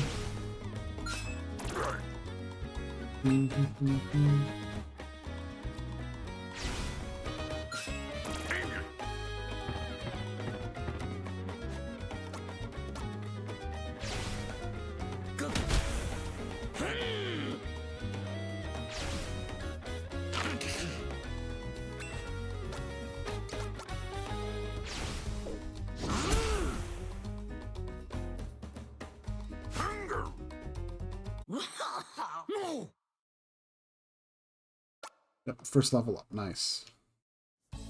Also, one thing that's probably becoming kind of apparent in this chapter is... Okay, we have enough meat to satisfy the Elder. Good. Let's see if we can find anything else out here, though.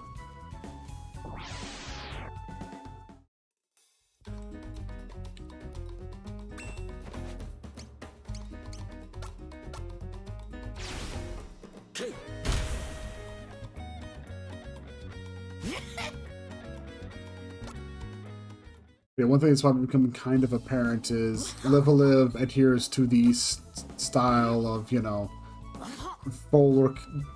basically full recovery after battles. Which, yeah. Oh, yeah.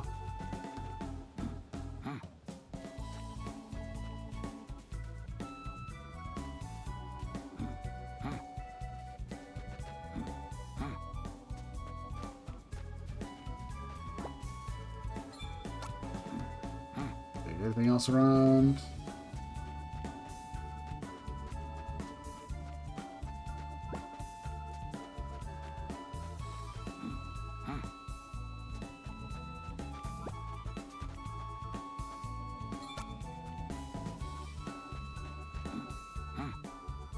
Also, it's a pretty cool kind of like effect you have to have going on with the environment in terms of like walking through that skeleton like that.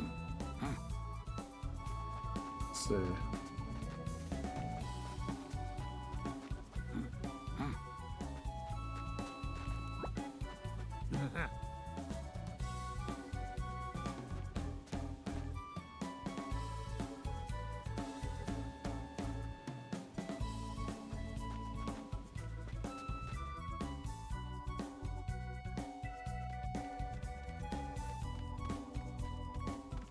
Now everything gets an orange tint as we are now in the evening hours.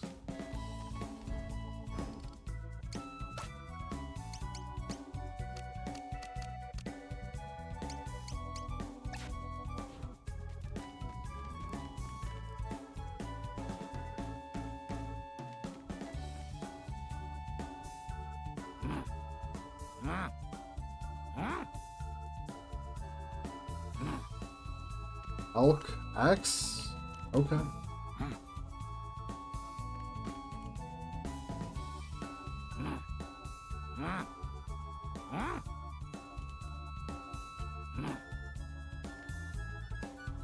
Oh yeah, I've looked at a few and it's like, yeah, take aim and throw knife. Well, yeah, knife is sharp and hurt when throw. Stick and horn make spear for stab.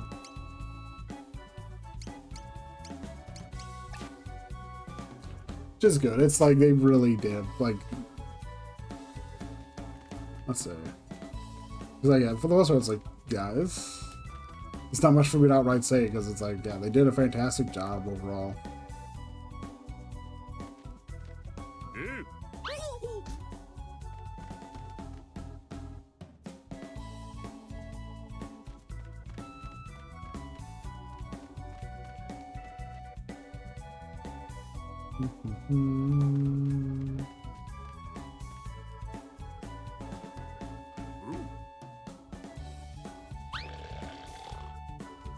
And it is time for us to go to sleep.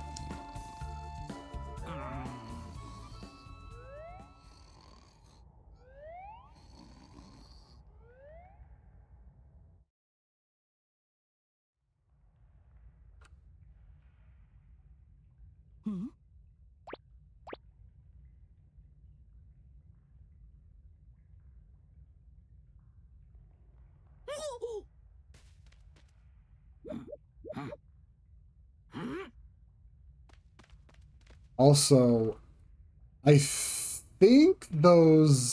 believe those sprites that show up in those speech bubbles are the the sprites in the Super Famicom games too, which is a nice, yeah, it's a nice touch. It's a real nice touch.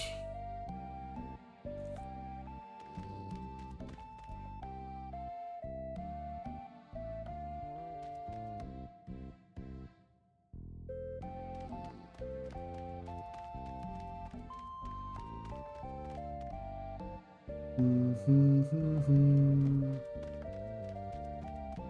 see.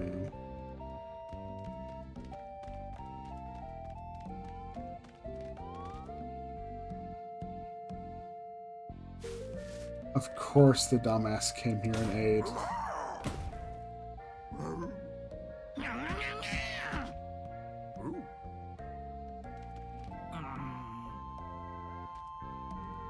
That's great, Poco's learning.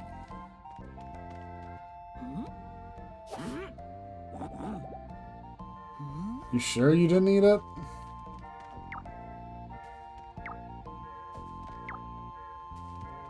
Oh, must be nothing.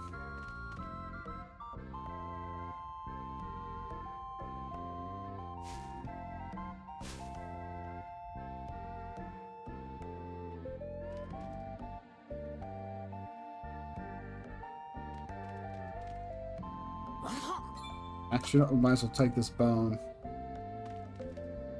And sure, poke this hay bale.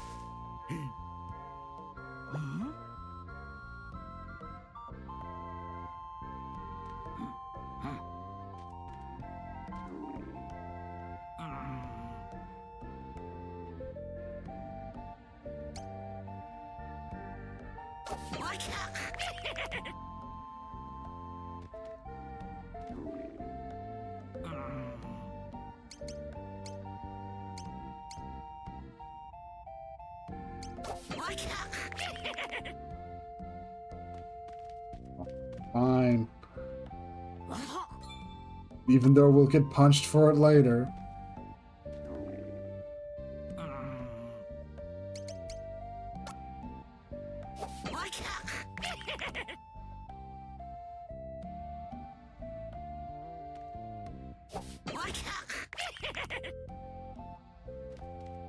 Where do they keep getting those bones from?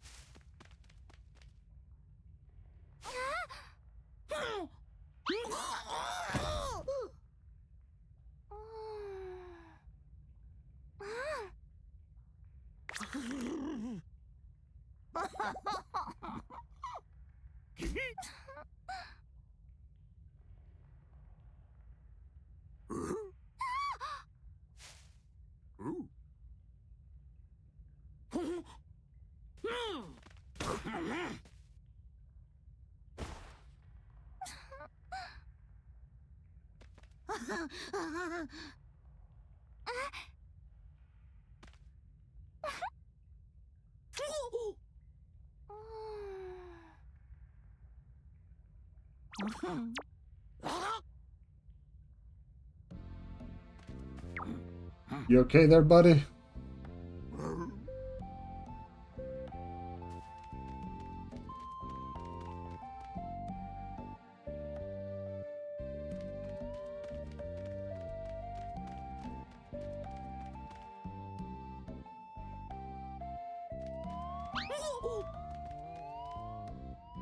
Dick.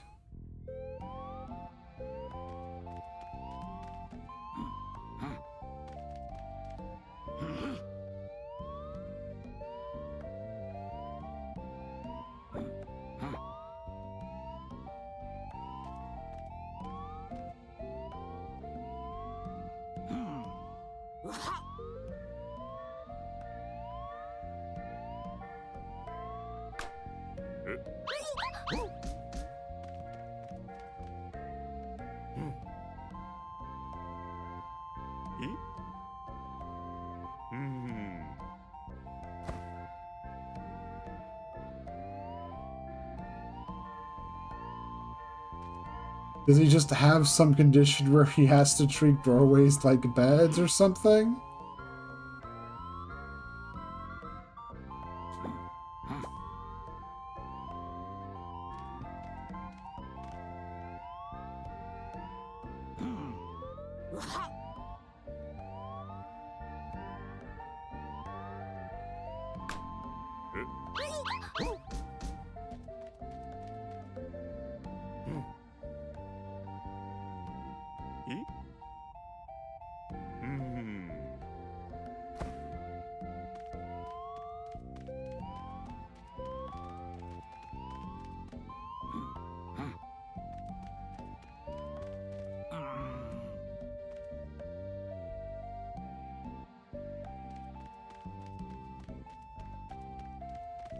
You're not gonna have any luck over there. That guy will not stay asleep.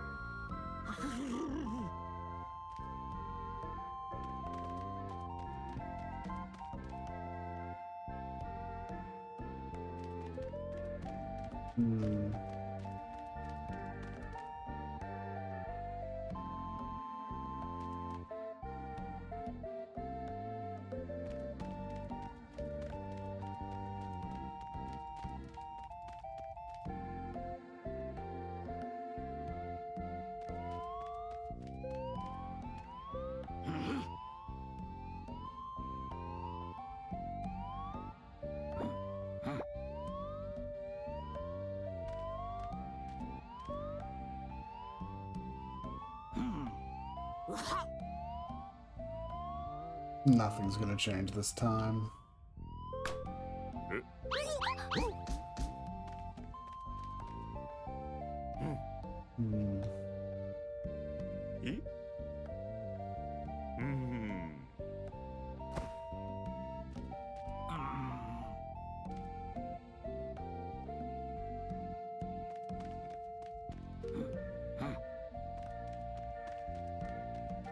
Must be missing something.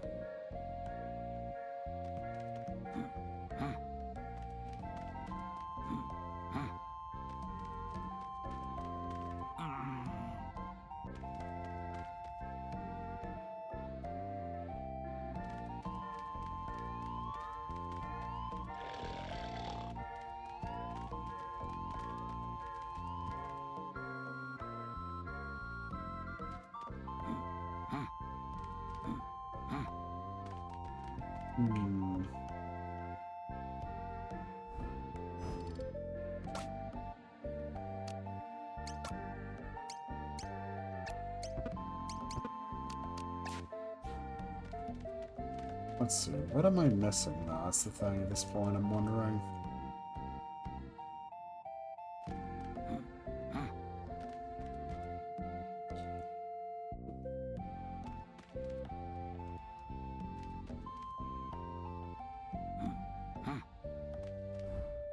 Let's see.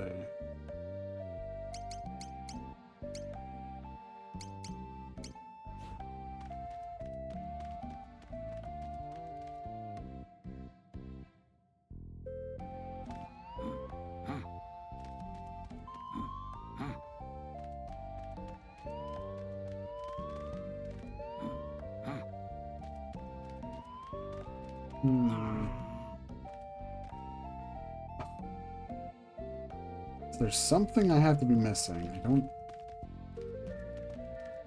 Probably, yeah, let's see.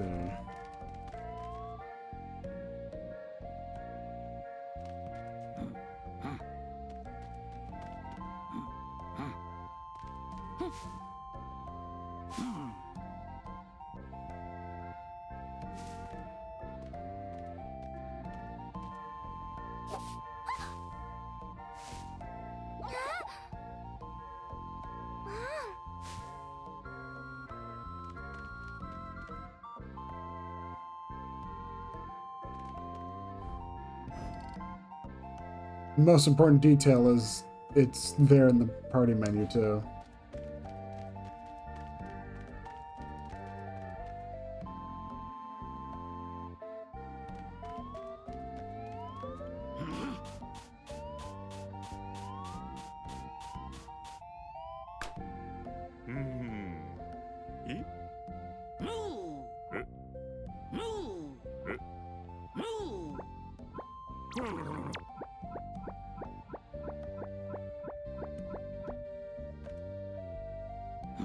Could have just done that from the start.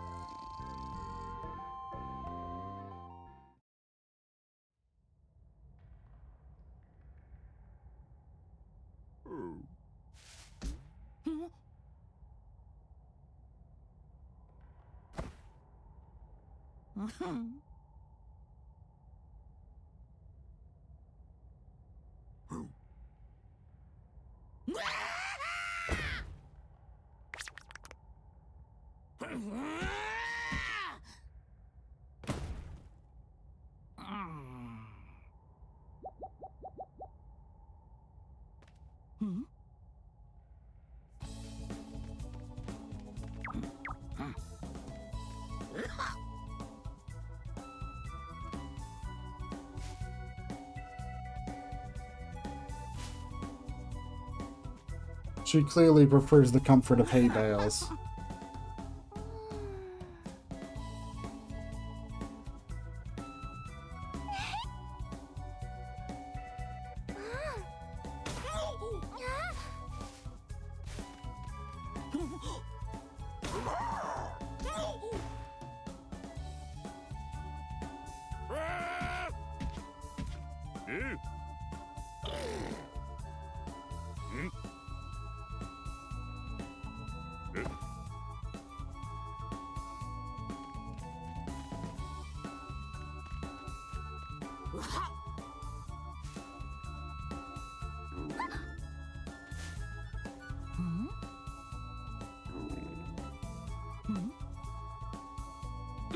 We need a lot more meat.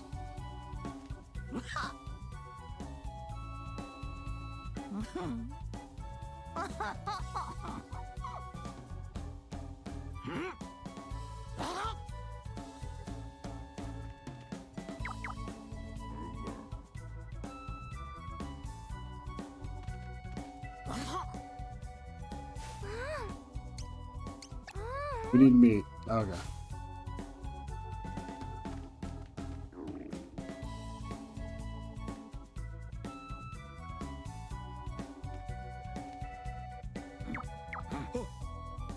Why are you...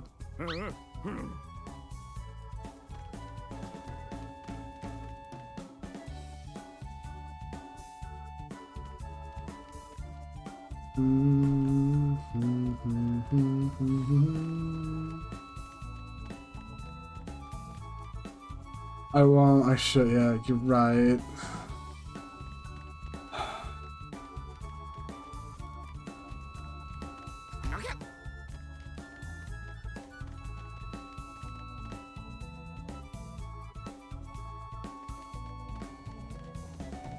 It's like first they're like, man, the most comfiest place for me to just sleep is in this doorway, and it's like, I'm already lost.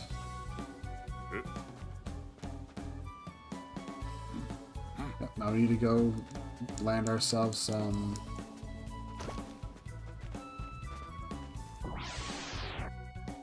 Go get ourselves some meat.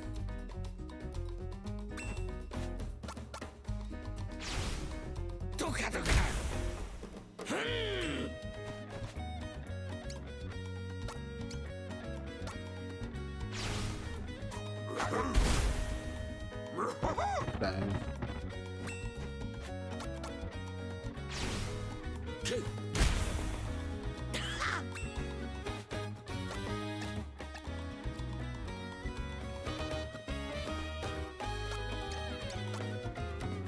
Oh, it's worth waiting a bit.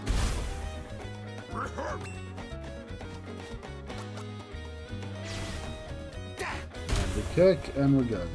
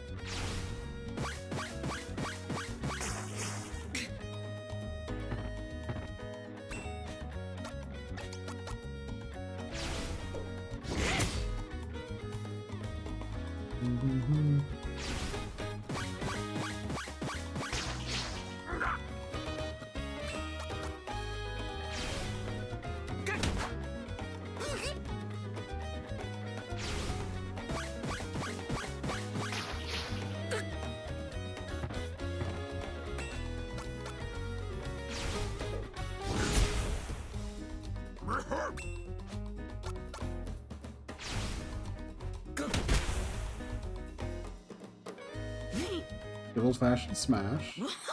Got another level. And fart was learned.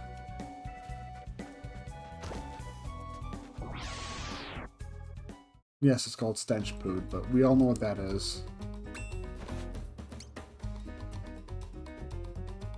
Turn back on many bad, and hurt with big boot. Charge time short, damage low, penetrating.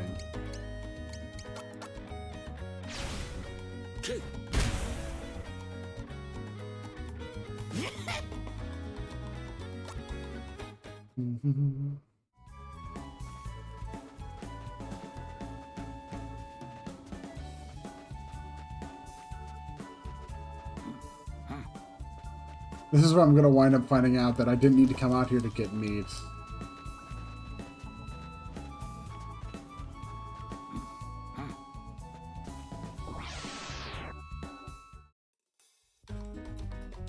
Either way, I could use the fights, so it's...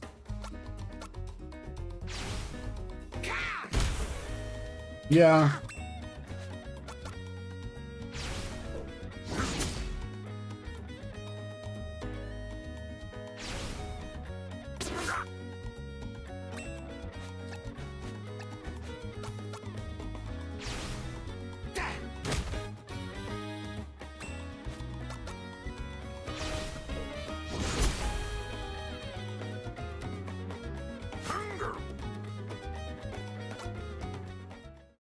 Also, getting Gory enough level would be great.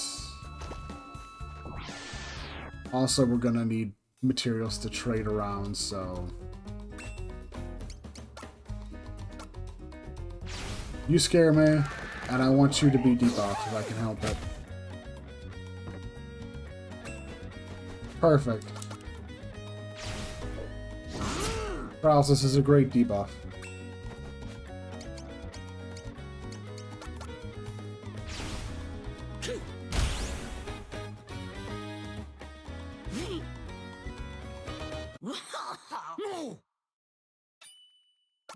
Sleep trick learned.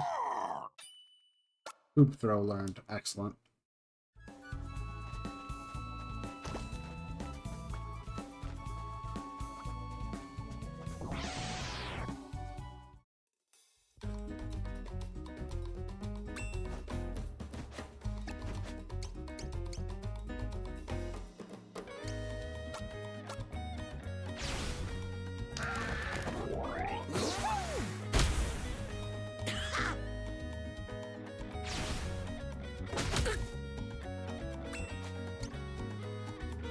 Hurt many bad with smelly poop.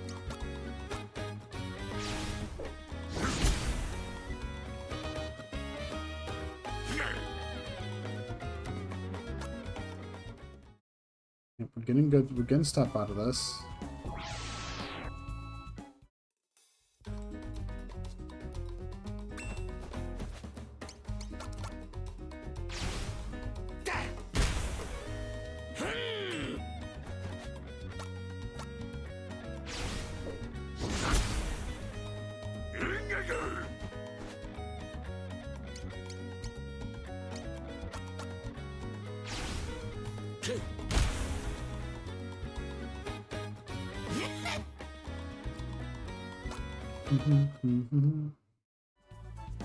Let's see.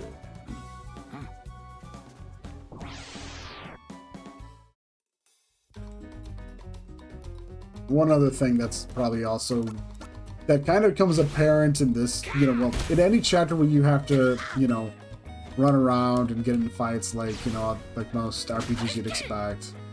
As the characters gain level, you'll kind of notice that enemies end up scaling up. Enemies will change as you level. And that's one of the things, that's really one of the big things leveling does is... Yeah. Although it's not a problem, though it's not like a weird kind of like issue as you might expect from something like it kind of is in FF8 in some ways, where, because here it's like, because it's not that the enemies are level scaling with you, it's that you're getting different enemies as you level up.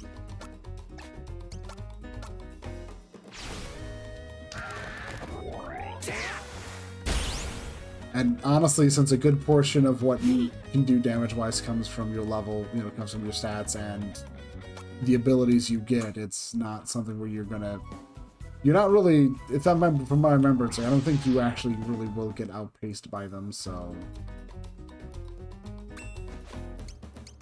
Of course, I could also be remembering that wrong, too.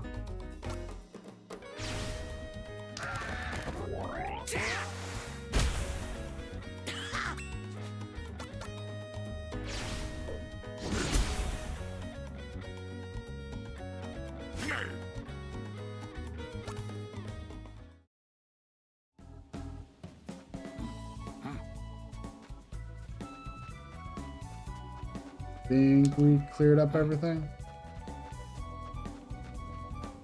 Almost look down here. No, we're good. Okay.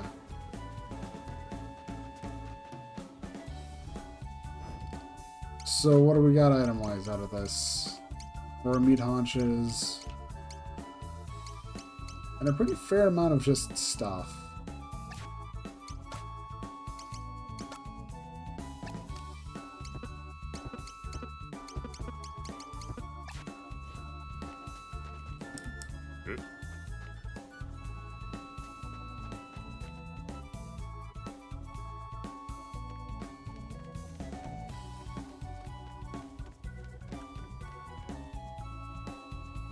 Let's see.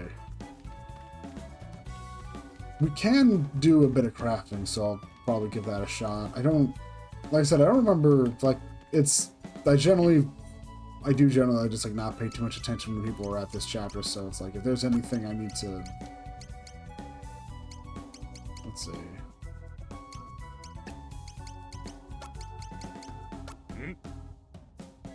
What's that make?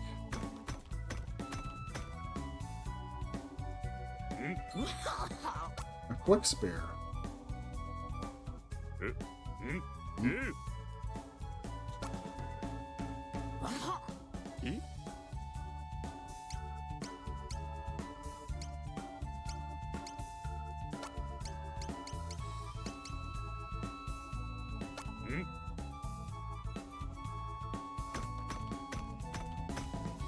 Let's see.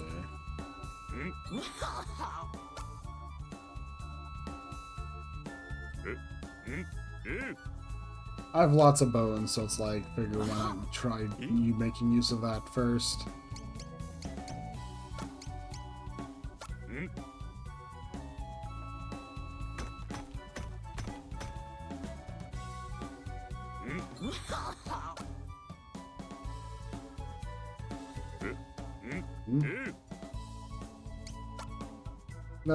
That's good for now.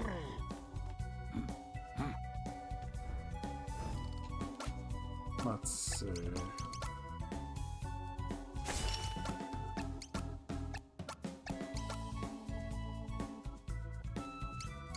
Quick Spear loses out on the physical attack, but more than makes up for it with the normal attack.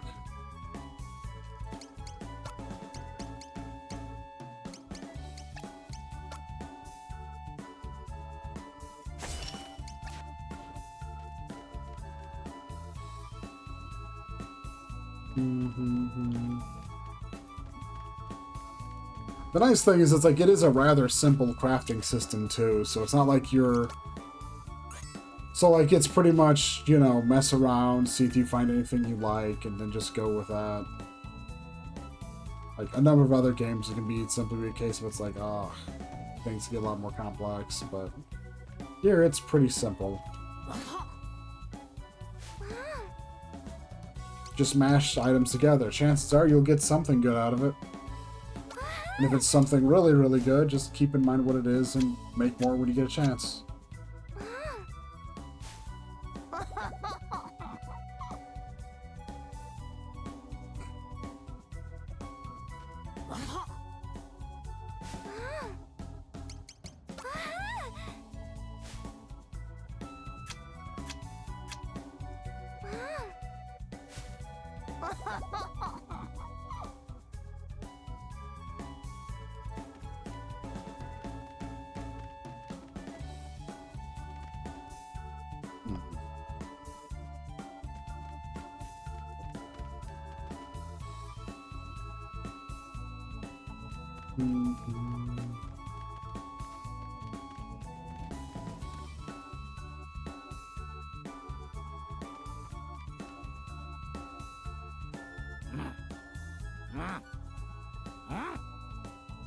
Okay, just remind me of how everything works.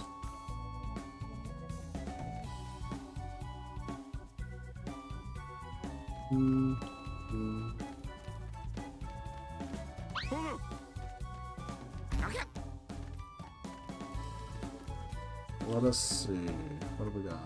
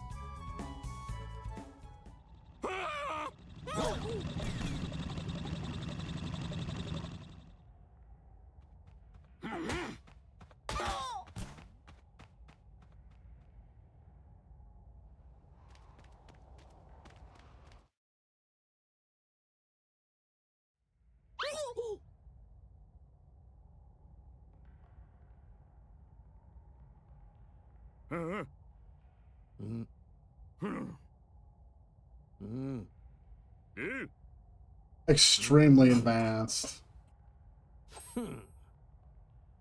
Nah. Hmm? Huh? Huh? Huh? No! Hmm? Huh? Huh? Nah! Hmm? Hmm? Yeah. Ah. Hmm.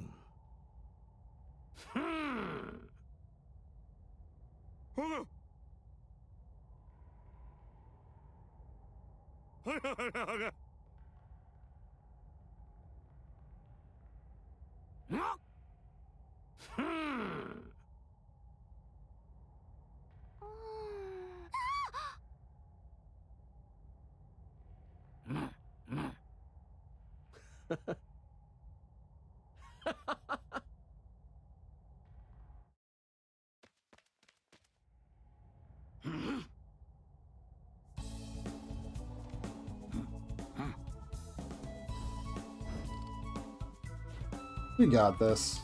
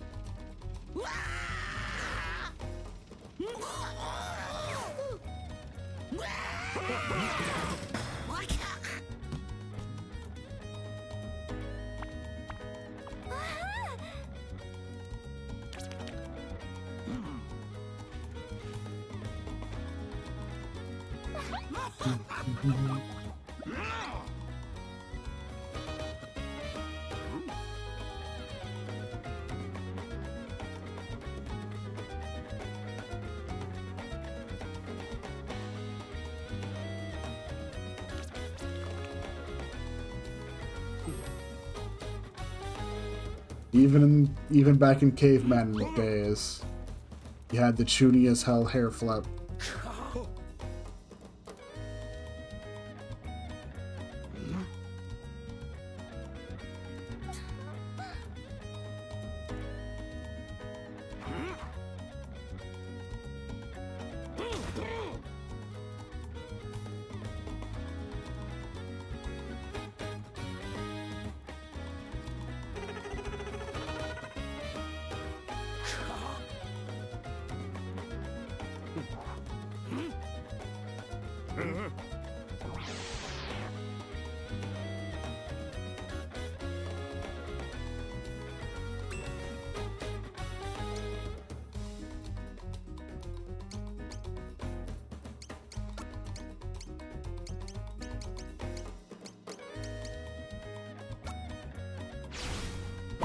Oh, you probably can.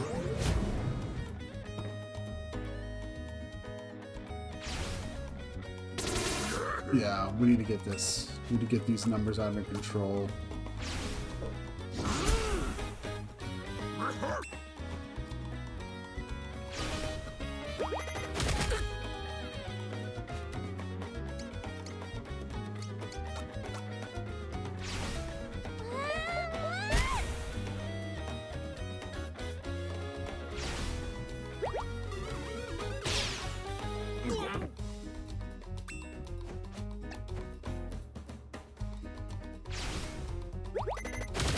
Ooh, he woke up. Not good.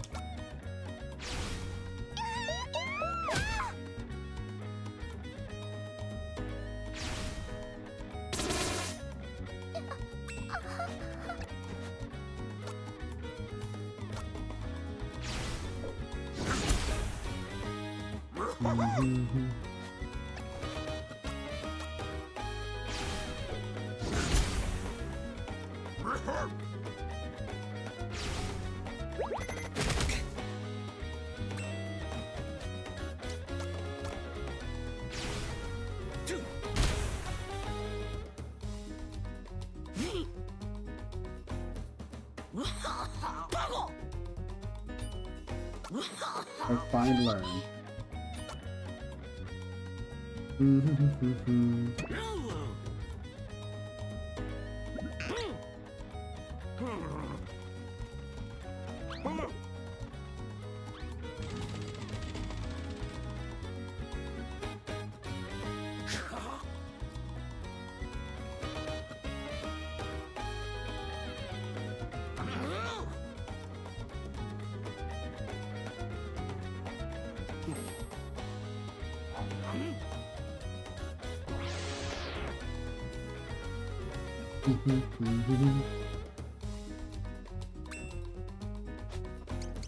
Poke vine. Hurt one bad with vines and poke.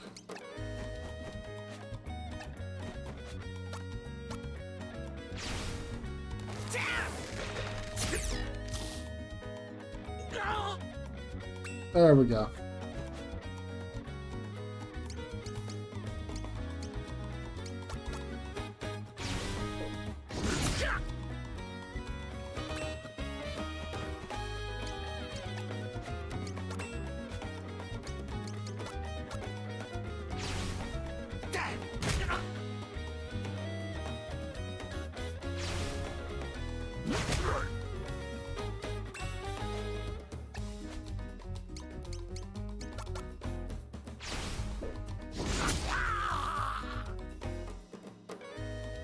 He looks like he's melting.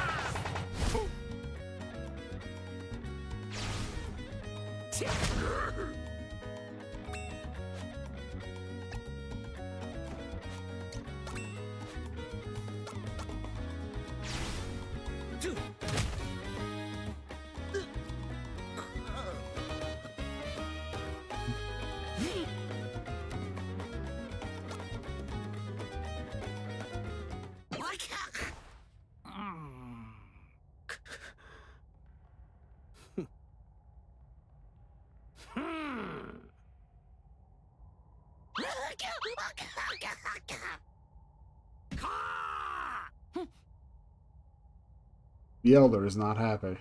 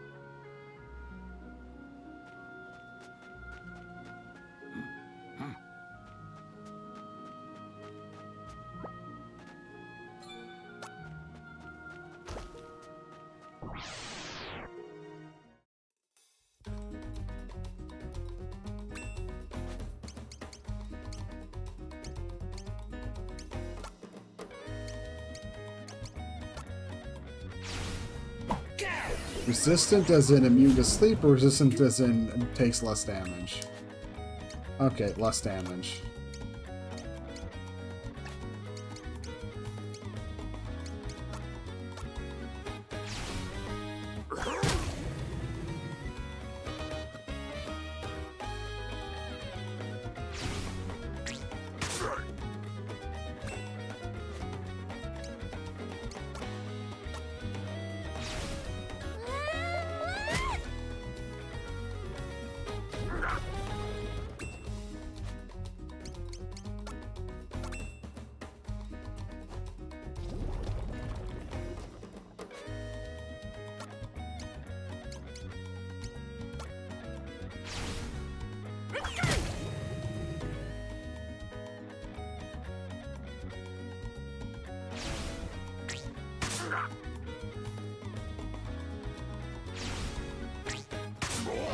Rip the monkey.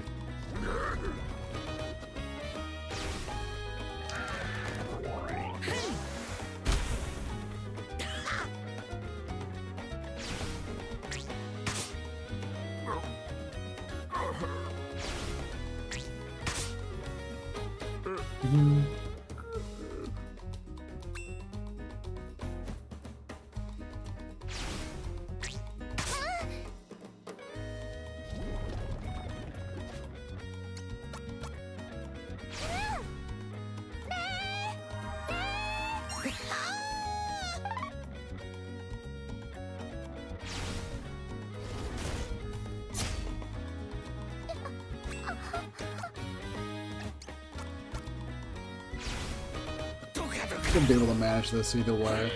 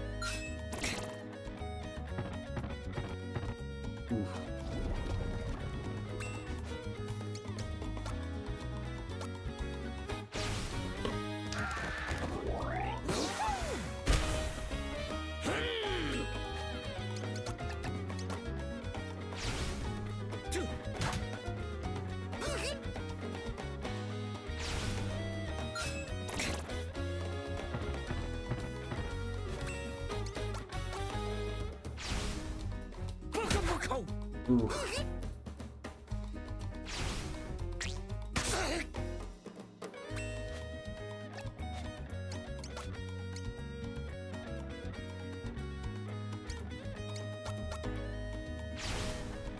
Need me a heal.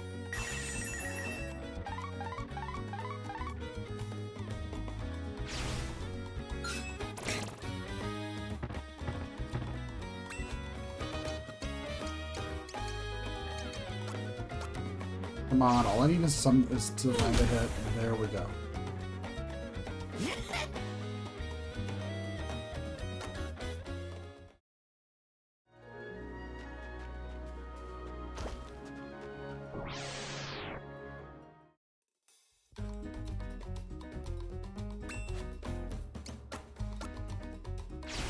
Oh yeah.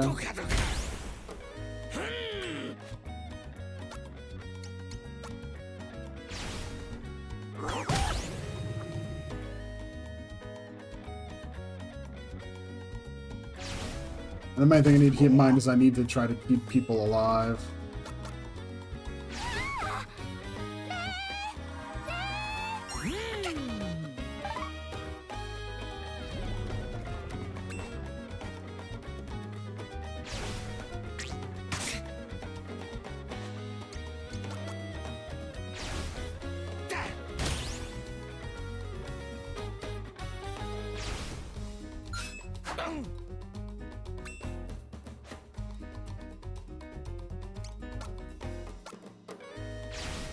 Okay.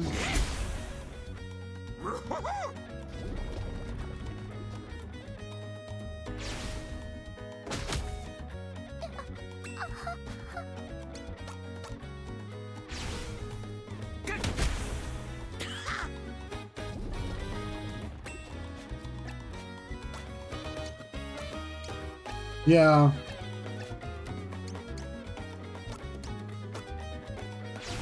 Extremely so.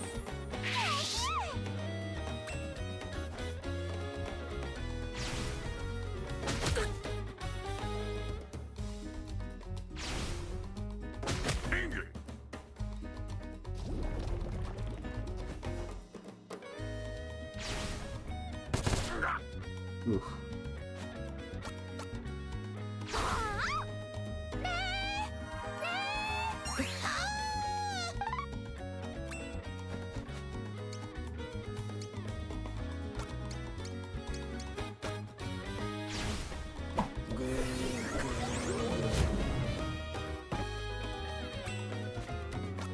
That works.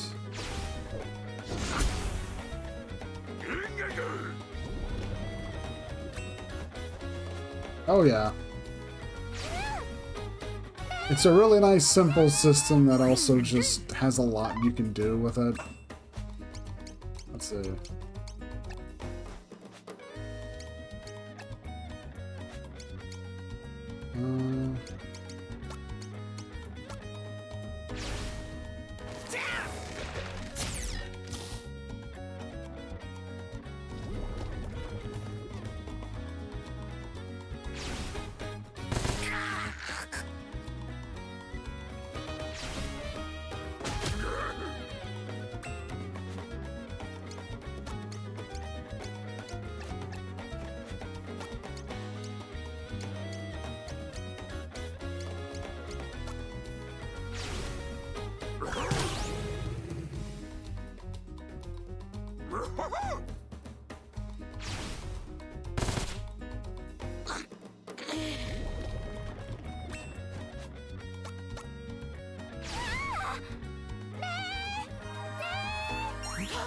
Yeah.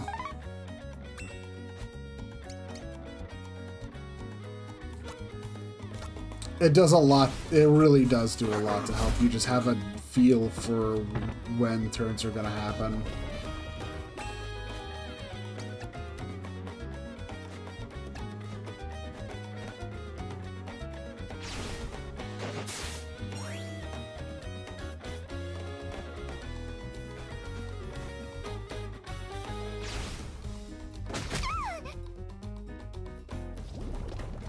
That's what I get for messing around with that.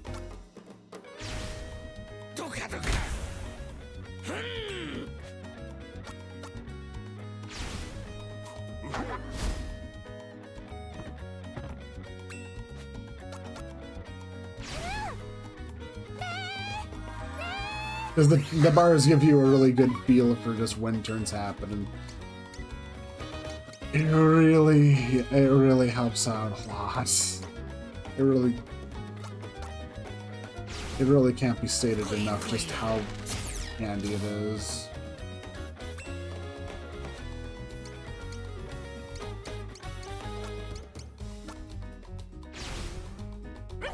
Well, since you'll probably just stay on those squares.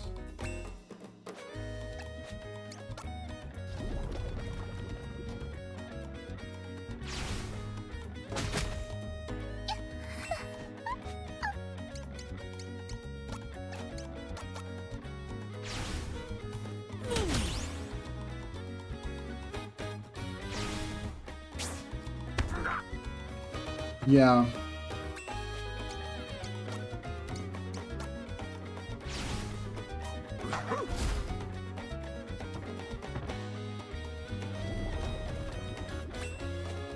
It's something I always appreciated when status effects get to actually be useful. Because it's always like a thing where...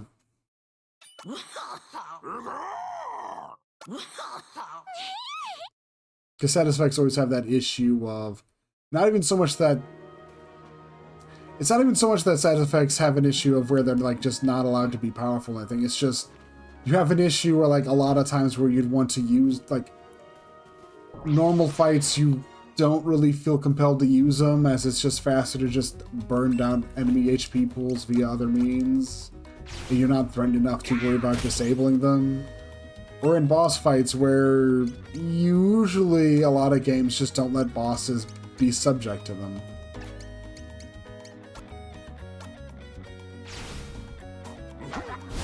This is like... And just having a good, like, easy way where it's like... It's just as effective to disable enemies here as it is to, you know, fight, because, well... We don't have big screen clear things, and yeah.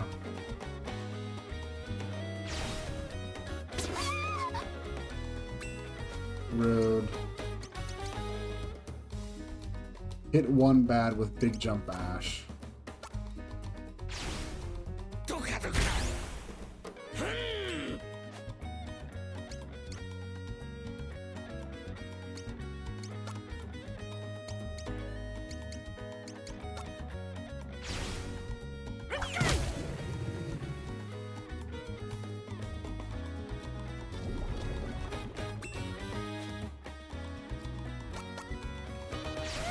Never sing again, because might as well.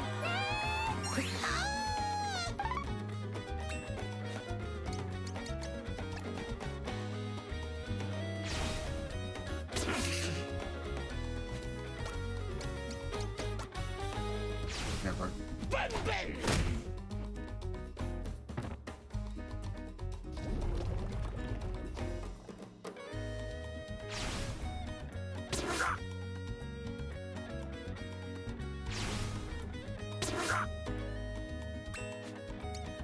Let's see.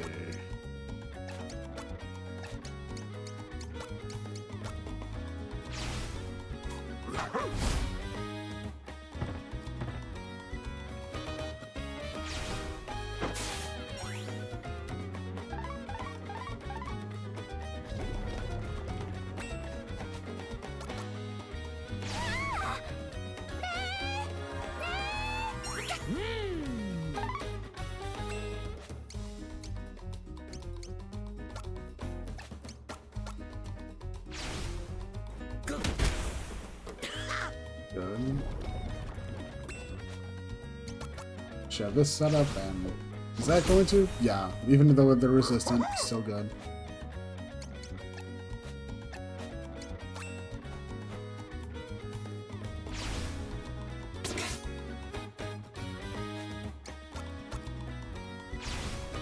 Okay, for the win. There we go.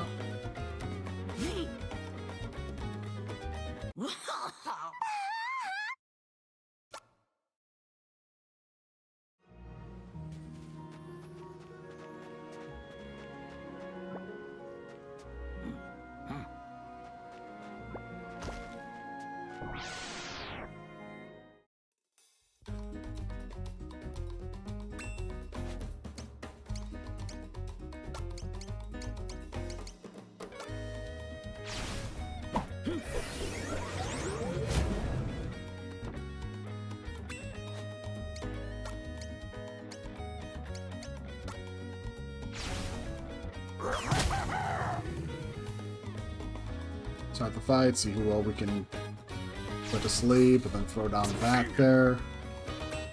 Because the other nice thing with this, with Level Up, is also how they do that whole the whole tile system in terms of just changing the tiles of the battlefield is a really nice way to just let people get some extra, like,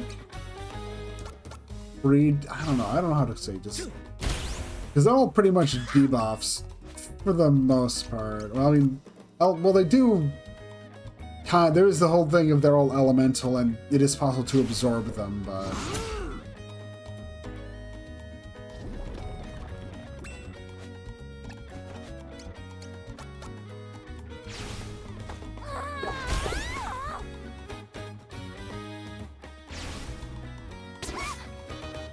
yeah, that is pretty much why Captain Square exists, isn't it?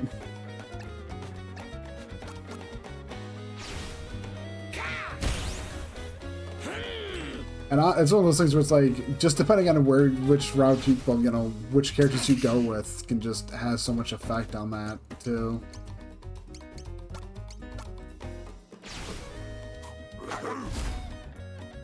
Like, you jump into Masaru, and Masaru's like, starting his chapter is pretty much just, you have to, you know, well, you know, well, if you know how to play Masaru, it's less, if you know how this stuff works, it's less of an issue, but going in there, it's like, you have to just try to find a win and eke it out, and it's not super easy to do.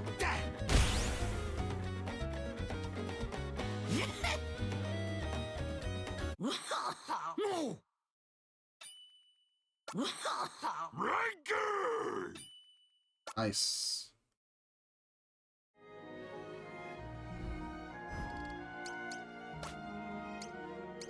Yum Bite. Bite 1 bad and heal HP.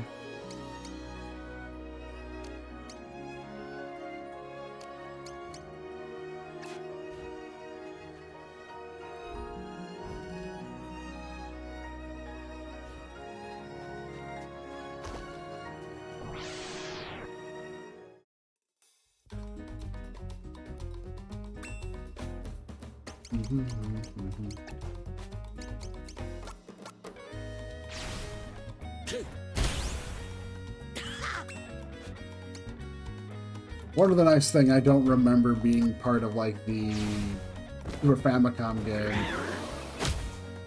Nice sensor, guys.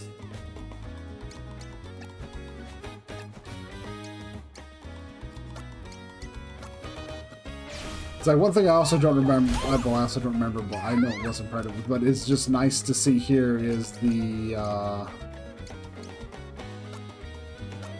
whole them giving you a heads up on what enemies are resistant or vulnerable to.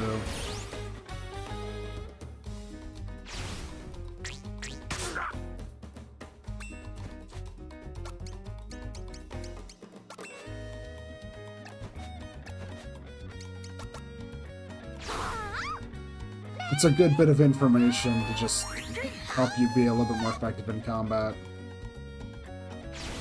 Also really nice for those moments where you're dropped into a character and you don't really know anything about their kit.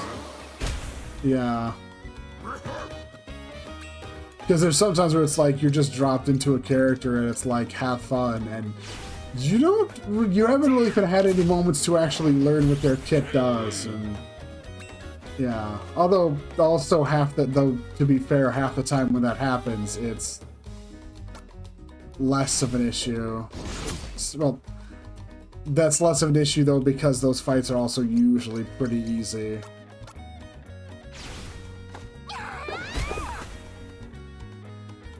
And yeah.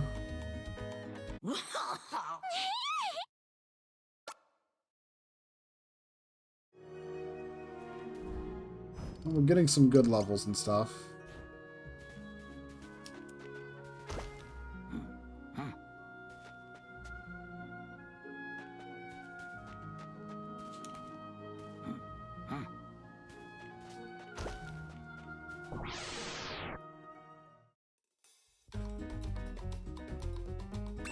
This fight again. Sure.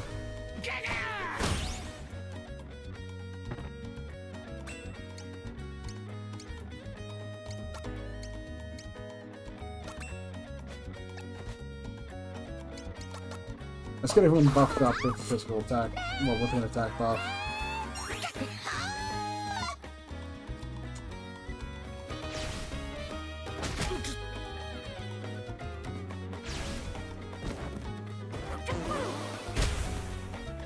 There we go.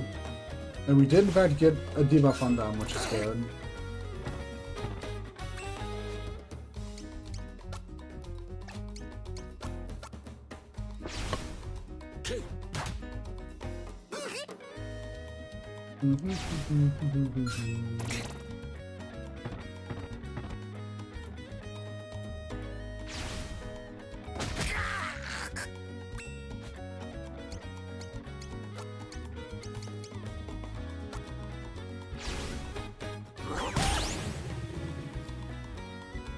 That should help.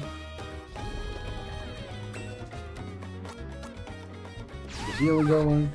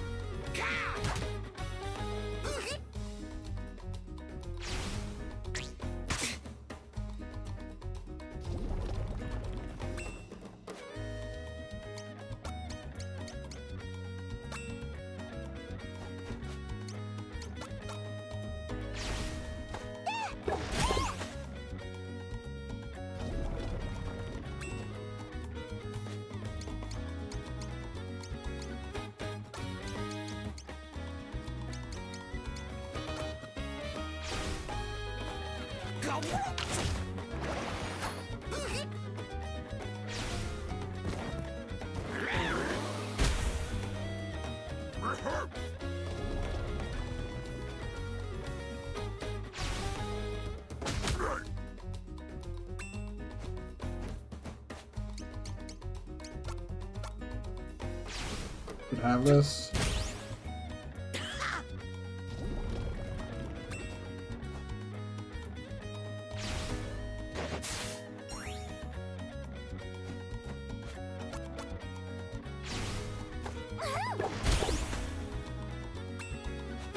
Mhm.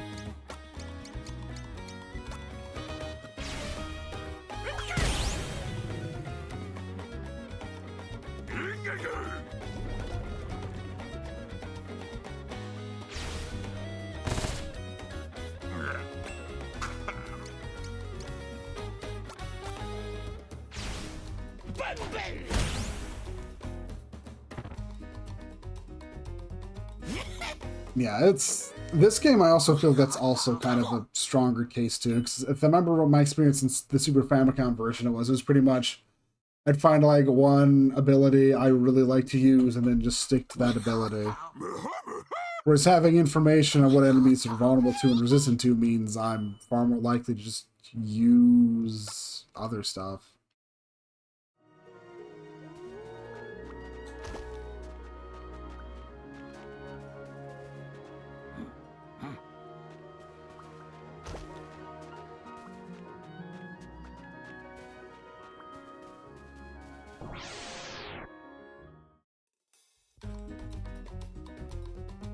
Mm-hmm.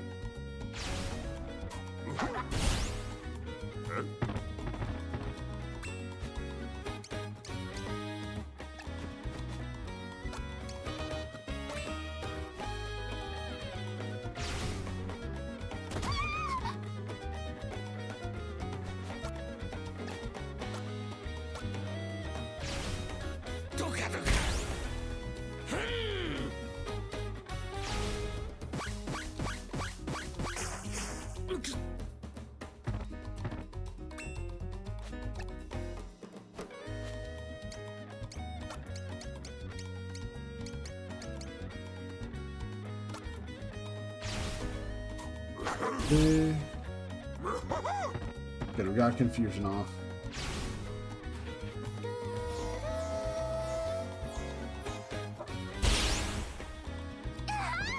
That hurt.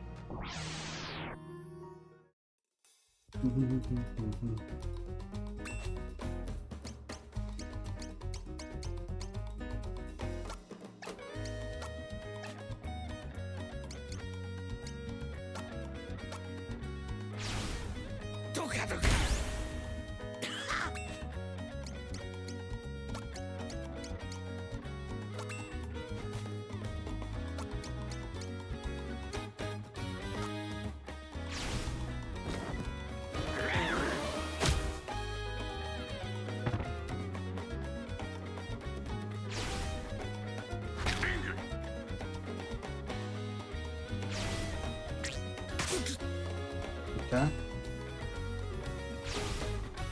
Good. She's not taking the hit, the aggro from that stuff, which is good.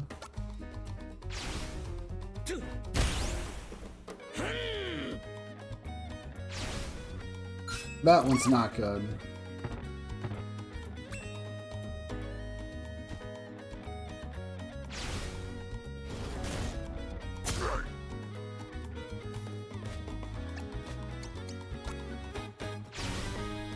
See what this does.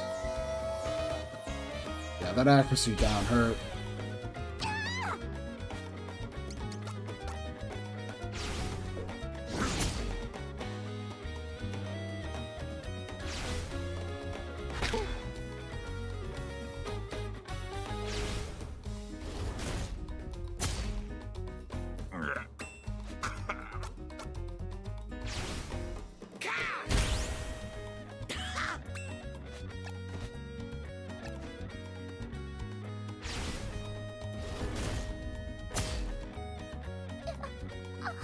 Oof.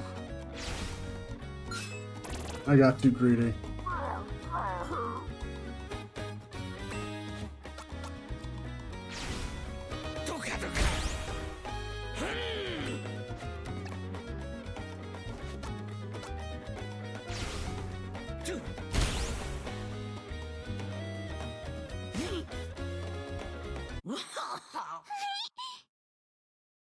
At least Beru survived, so she got experience out of that.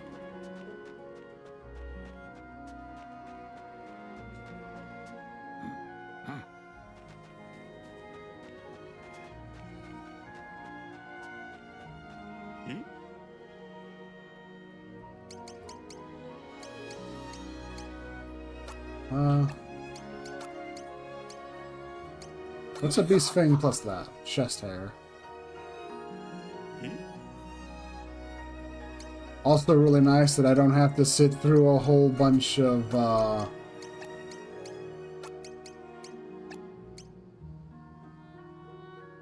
also really nice that I don't have to sit through a whole lot of, how do you put it? Just stuff. This is pretty quick right here, thankfully. Sure.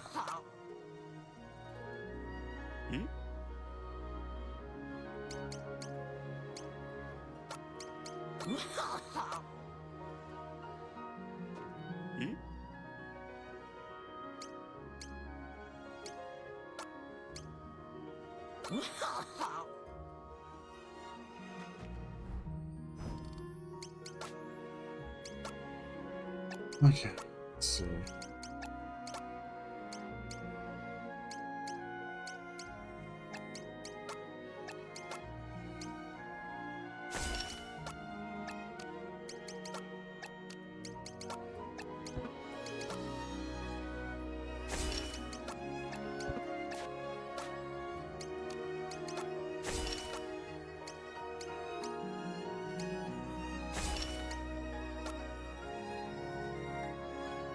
Ring necklace. Sure.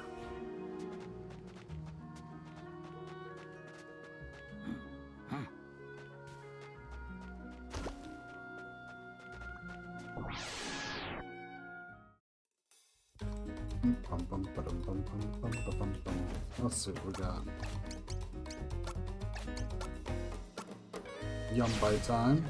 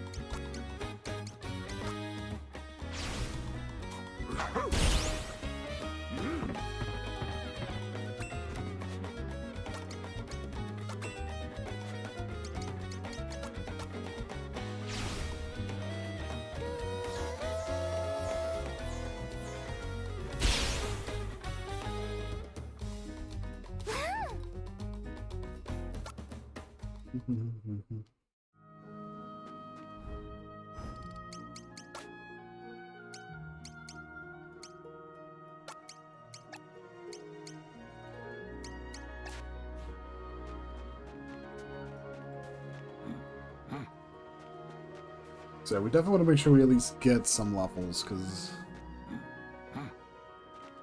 when things let you get into fights like this, it can.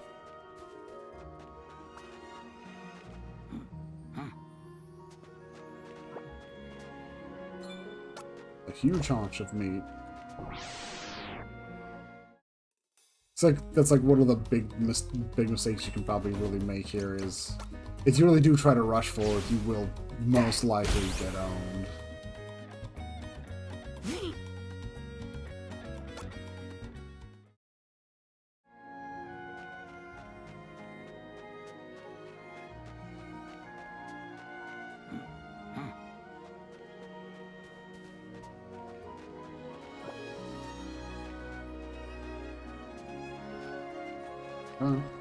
There we go.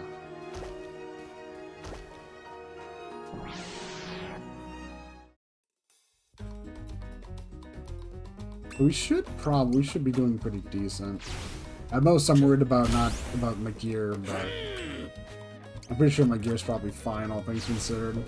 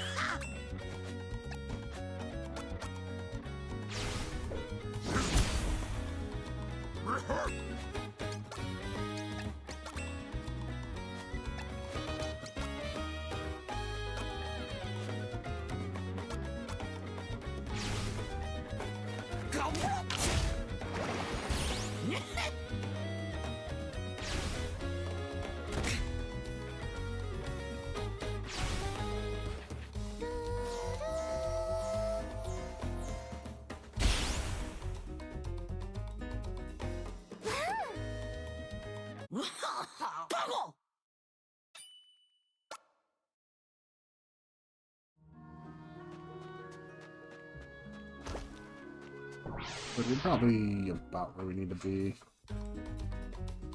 If everyone else is about one more level, and we should be solid to go.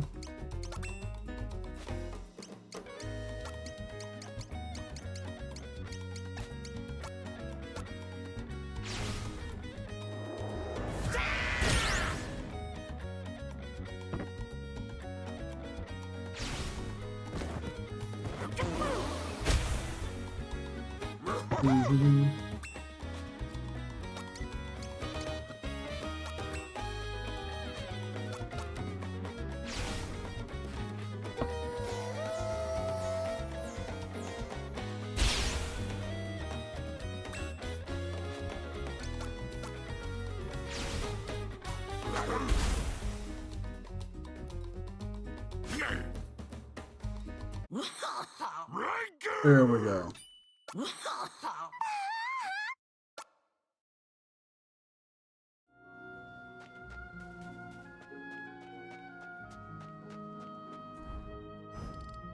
Item wise, did we get anything big or amazing? We have a Beast Fang.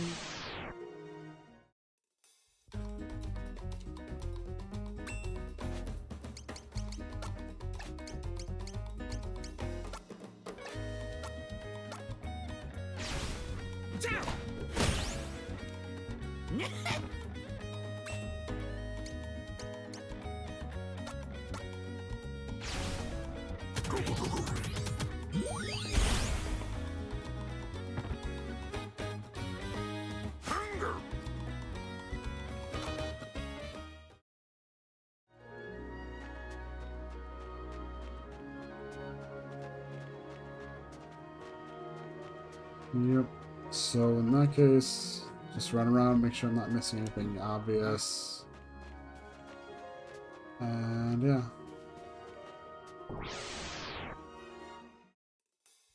It is funny to think how, in a way, this story does technically in some way have random encounters. It's just they're not really random encounters in the way that you normally expect, because you can avoid them, but if you're not looking around, they can also very easily just be like random encounters.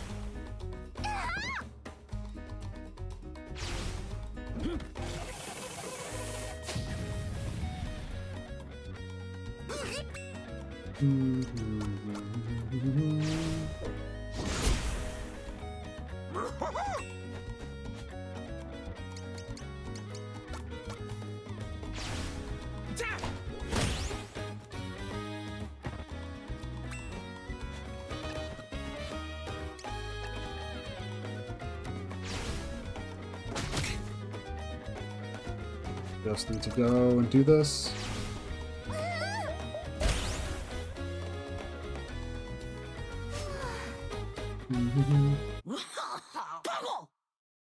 We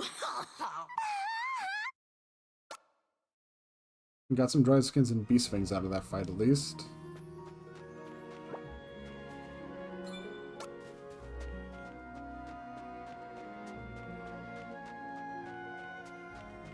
I can do stuff. Let's go run it back over to the crafter. And then we can progress onward as we're meant to.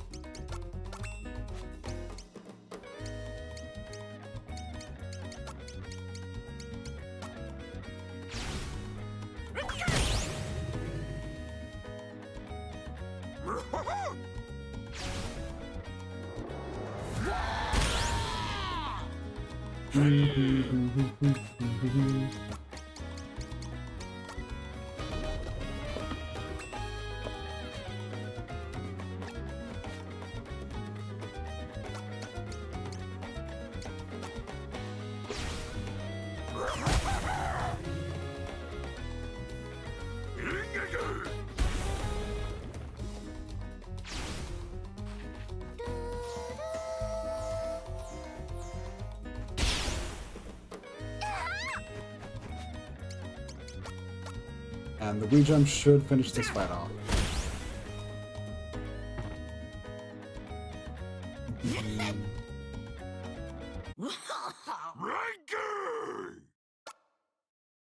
Charge of meat. I'm getting plenty of meat at least, which is... How much meat do we have out of all this stuff so far? A lot of good solid healing. Okay.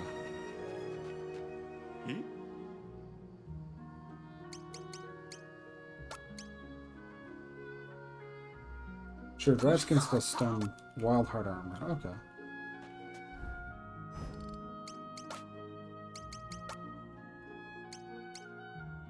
Less physical attack, less speed, but a significant increase in defense.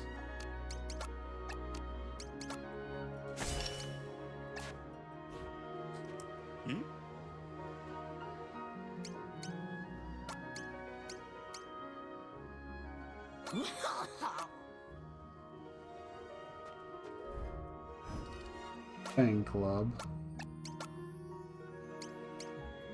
Fang Club is just a worse weapon. Okay.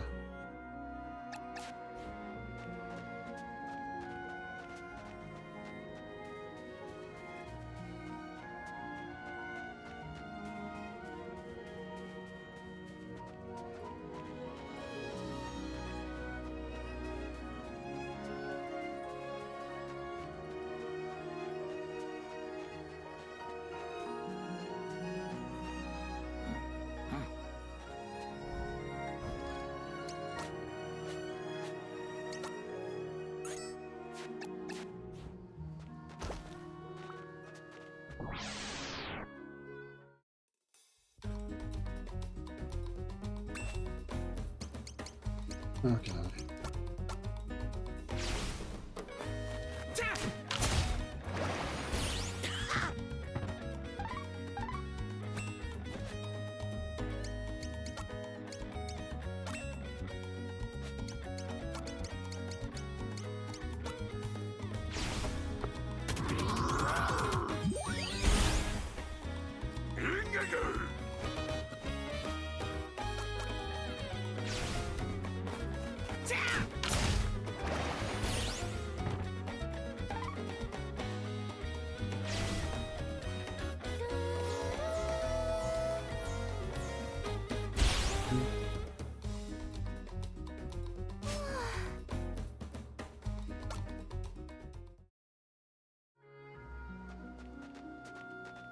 We got a pelt for our troubles.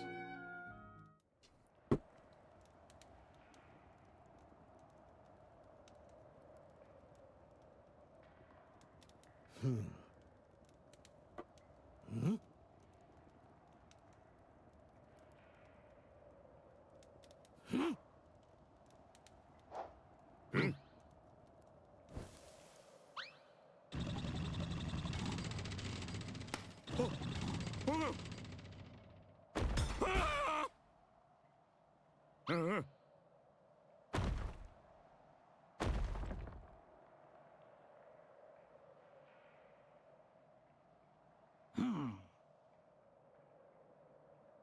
very advanced caveman society where they have fake walls that act as doors.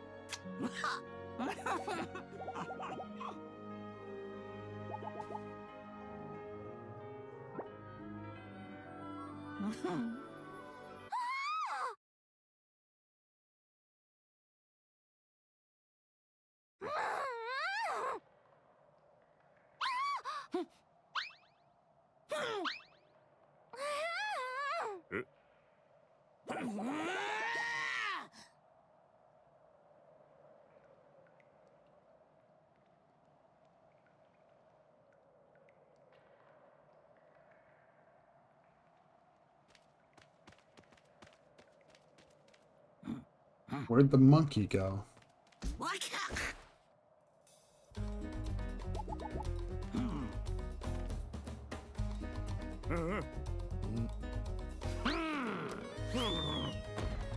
Unlike any good rival, he can't just take the goal and leave. He must prove himself superior in combat.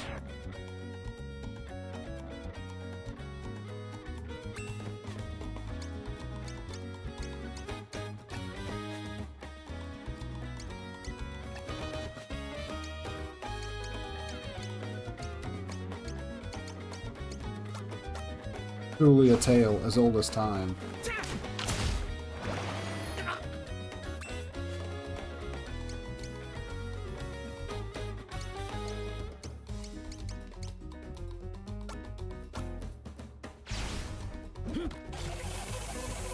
You fell for my trap, you buffoon, you fool!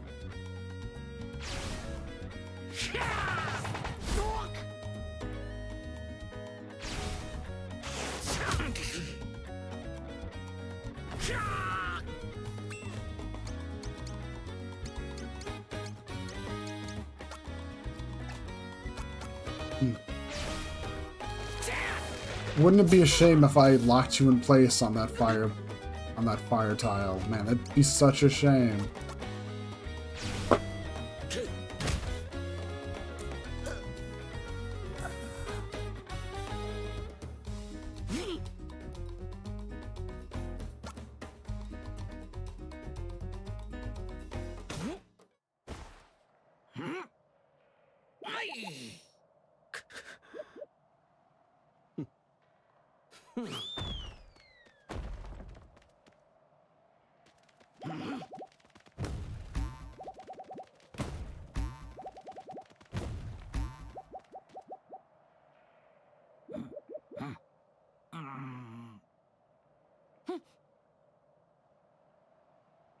Where'd that monkey go?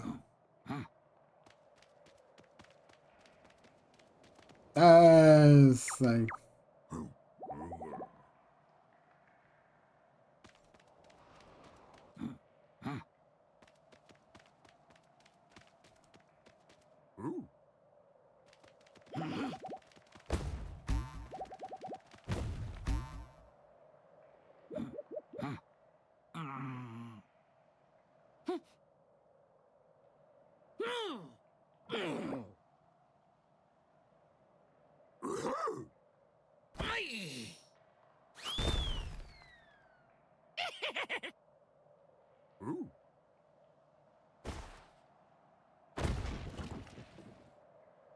Like, when you get down to it, it's like, this is... The prehistory chapter is pretty much a comedy, so... I don't really feel that bad for Zaki.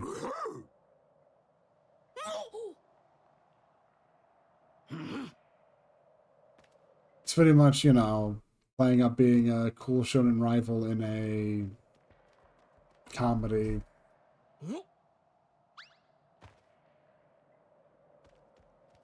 It can only end one way.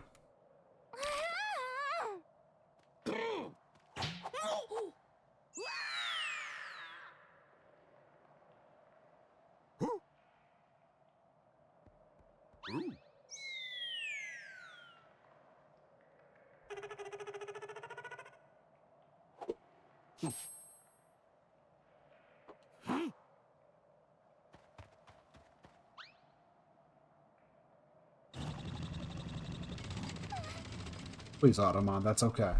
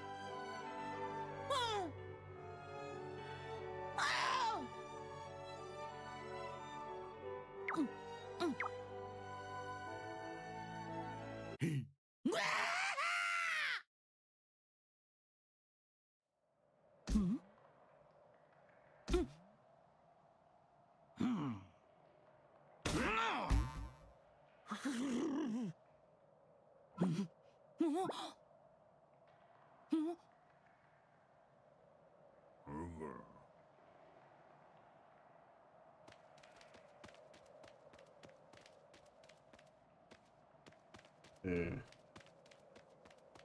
Welcome to the bottom of a dark cave.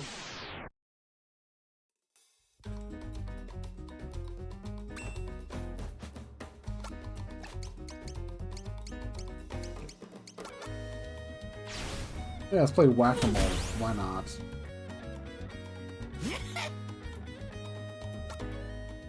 Hard Rock.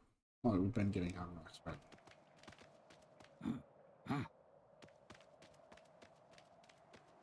Am I supposed to get out of here?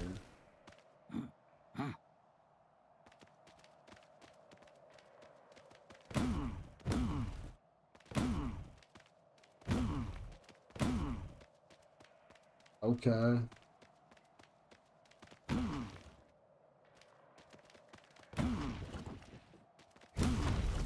There we go.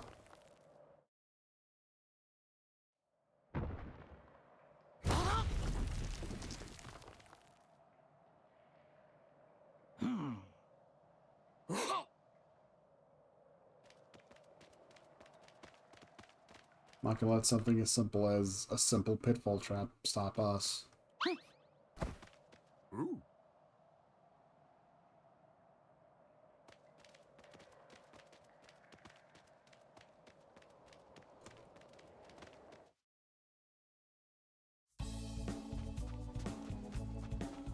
And with this, we're on the other Around the other side of that, the other side of the Big Plains area. Let's see. Yeah, start shouting.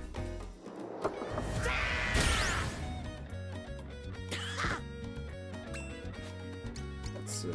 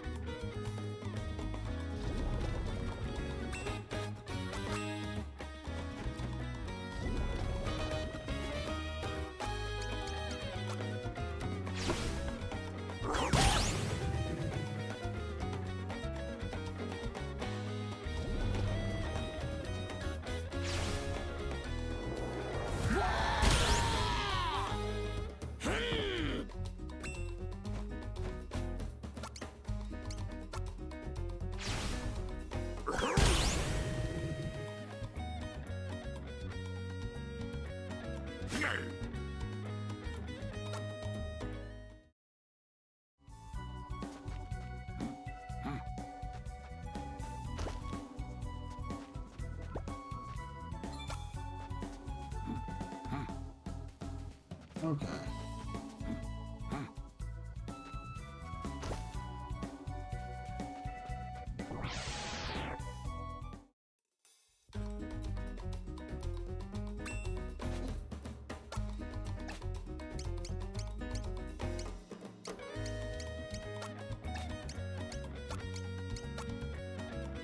Like a whole bunch of enemies to beat through here.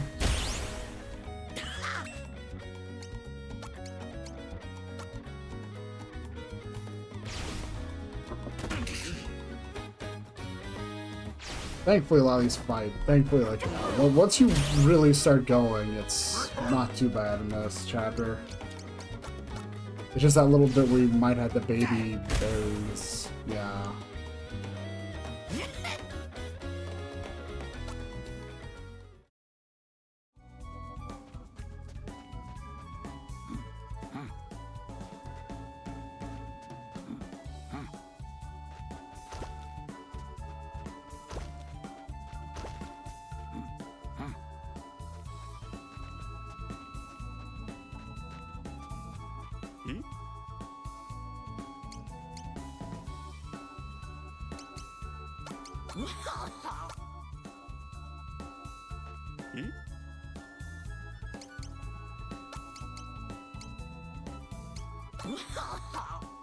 Hmm.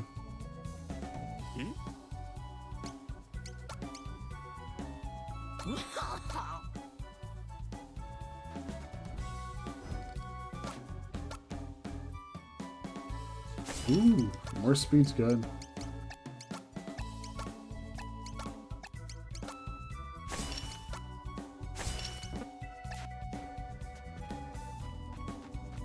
I definitely, I guess it seems like Pretty Flower is like the basic, kind of like, it's not really successful, but it's not too big of a problem for me though. Let's see.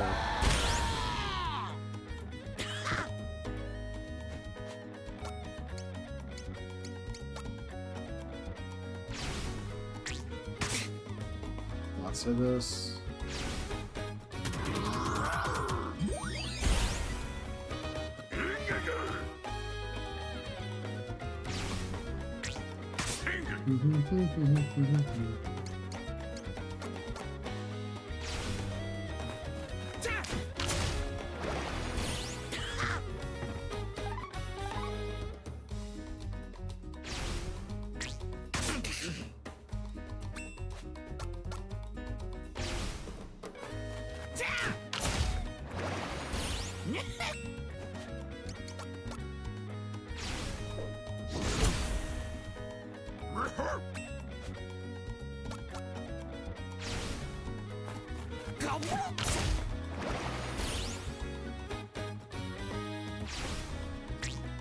It's done here.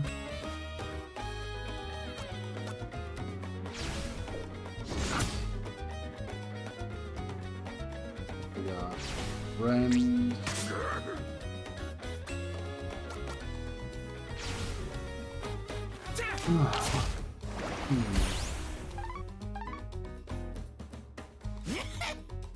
Let's see.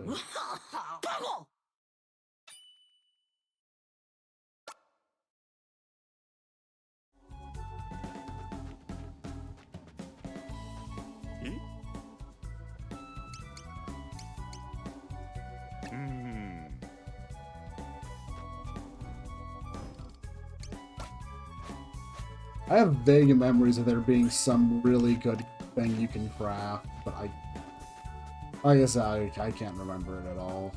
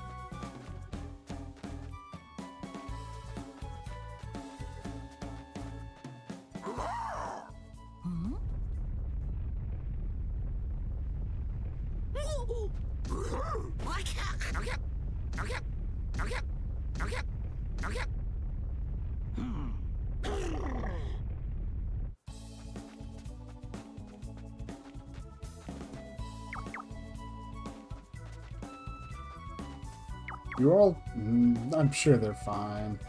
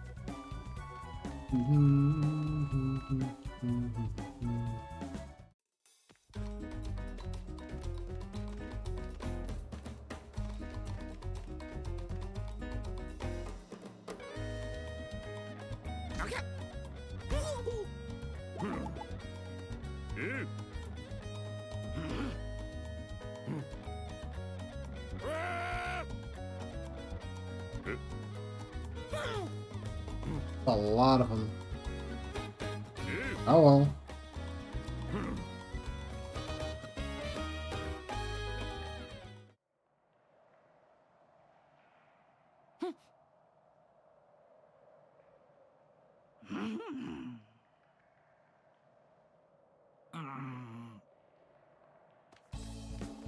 Yeah, Gobi would be handy to have.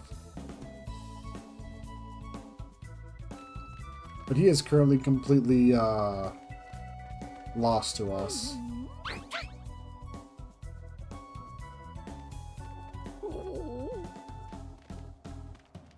Yeah, Gobi is like...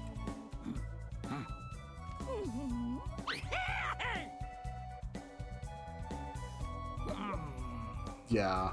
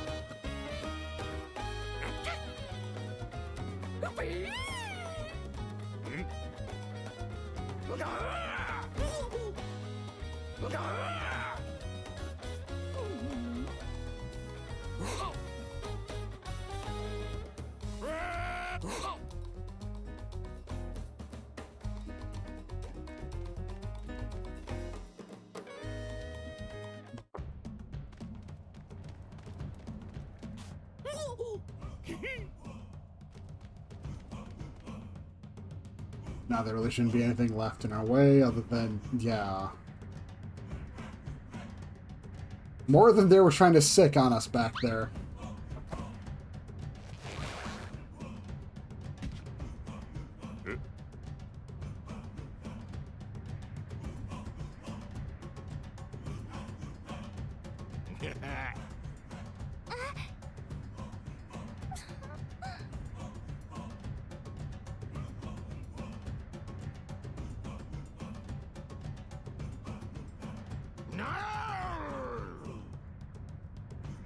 None.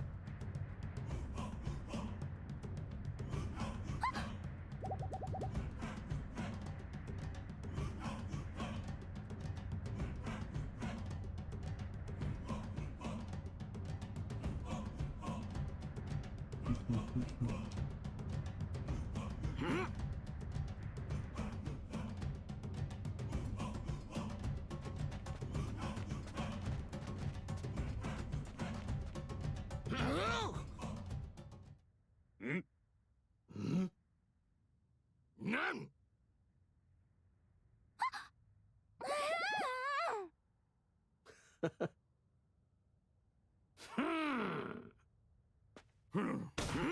Okay.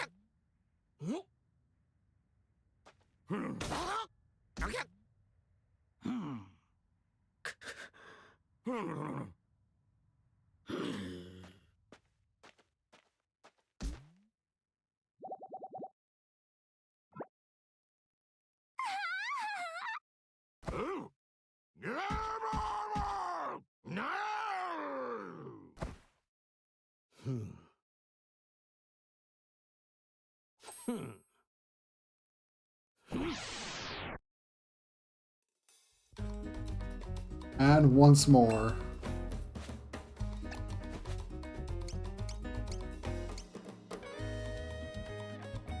Big hit, one bad with jump very high. Hurt self when miss. Sure, why not?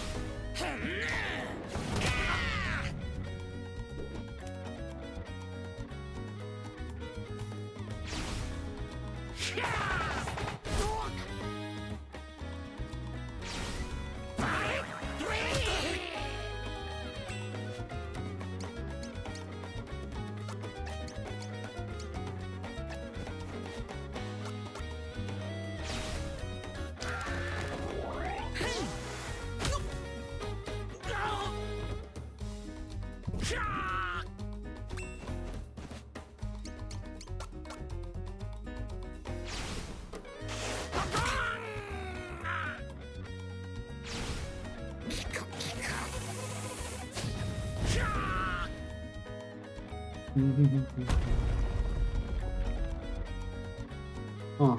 That's foreboding.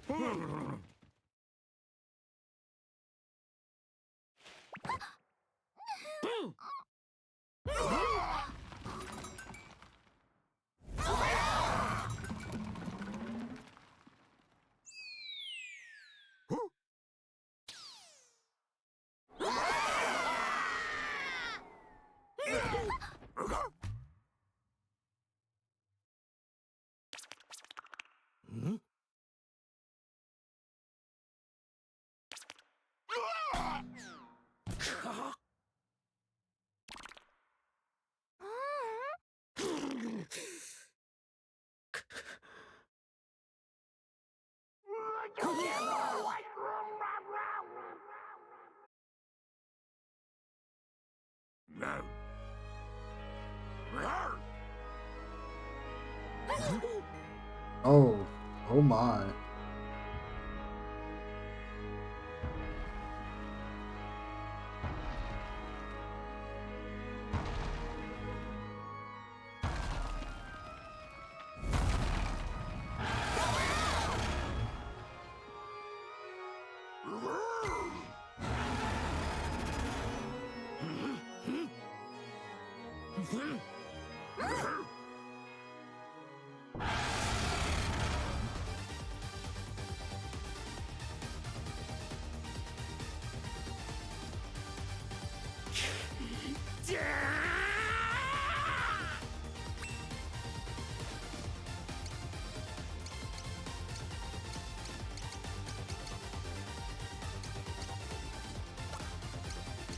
Okay.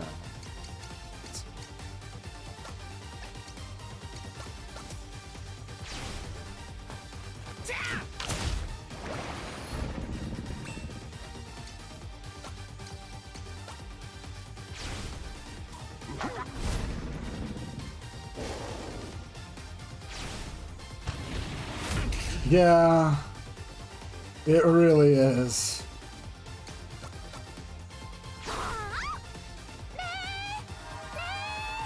Let's get everyone's attack up.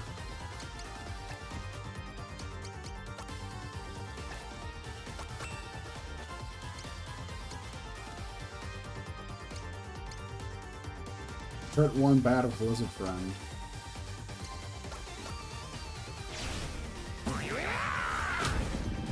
And this is a pretty good don't know if remix is the right word, but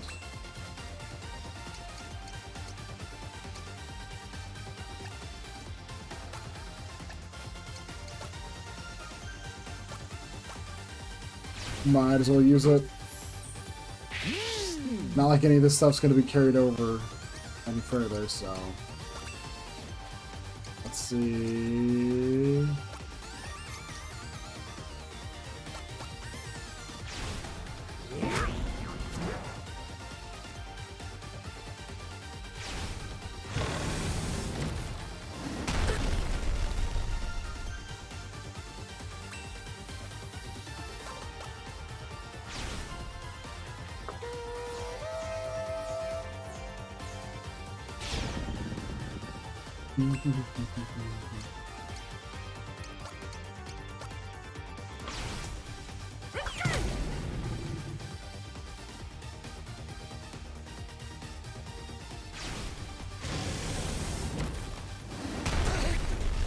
And yeah, like, one of the probably big things is if you do go out of your way to like fight the bonus boss of this chapter and stuff, you're going to be grossly both over-leveled and over-equipped for this fight.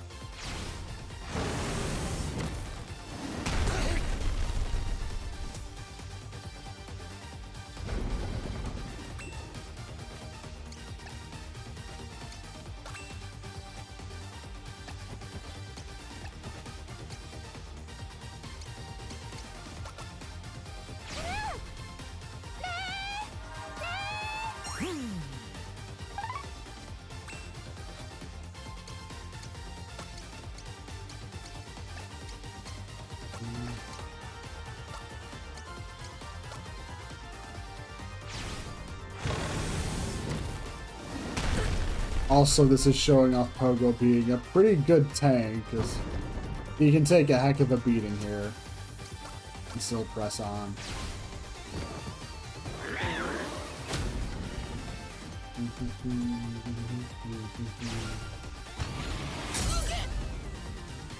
Yeah, that's rough to make use of.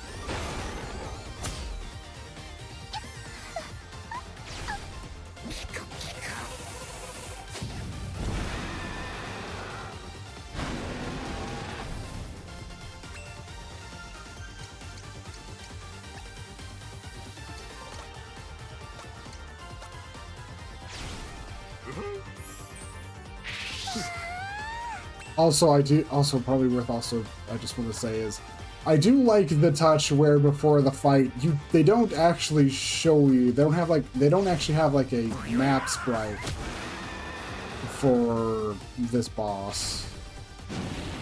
which I think is a rather nice touch on their part.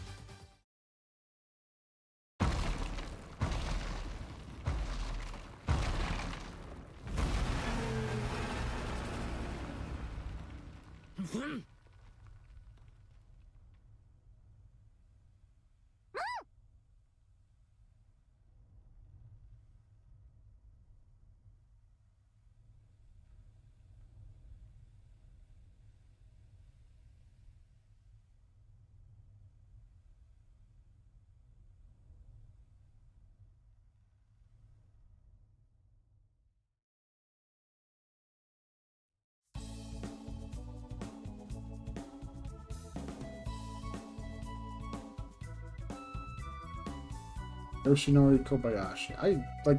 Like I've said before, like all the main character designers that they list, they're all like big names. Well, they were especially like usually like big names, even like back when Live a Live was made, because that's kind of half of what they were doing was, yeah. And yeah, and once again, effectively star-studded cast, especially for a chapter where everyone's only making grunts and stuff. Because Megumi Ogata, isn't that Goku's Japanese VA? I want to say it is. I could be wrong. I'm not actually that well up to snuff on a lot of VA names, so...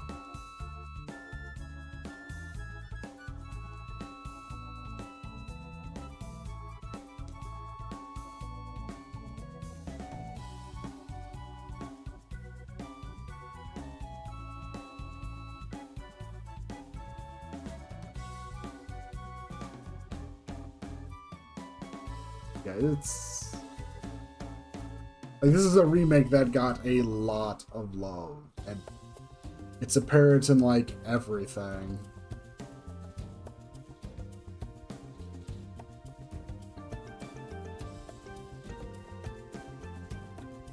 I know there's a number of people I've seen express the sentiment that they wish that the Final Fantasy games had gotten as loving of a remake as Live a Live did. But I'm not entirely sure that could have happened. There's a degree to which it'd be nice if they had gotten like a really great, remastered stuff, but the pixel remasters are pretty good in of themselves. They have some hang-ups, but people end up looking at like this and go, oh man, what if? And I can't entirely blame them.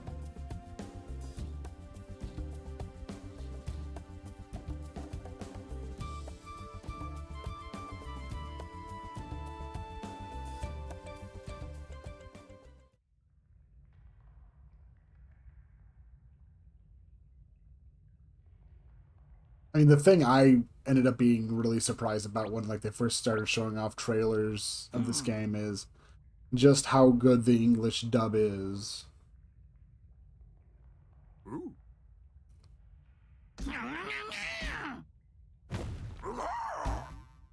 Which I probably shouldn't talk about when in this story chapter, so.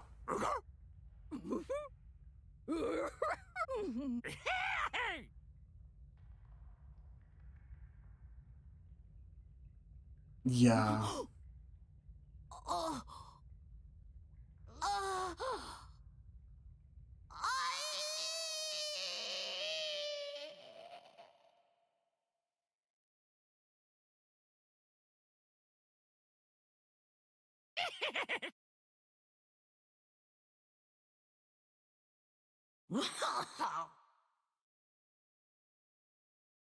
Hmm. I get what's going on there, but I can't say I'm entirely happy. But specifically, I'm sure, like most people know, but that final text box is technically supposed to be love. It's just one of those things where, Yeah. Because in Japanese, like, is what I is love, so yeah. I think. Anyways, that's 2 down, and I need to take a quick stretch break, so I'll be back in like 5 minutes. So let me just get up and stretch a bit.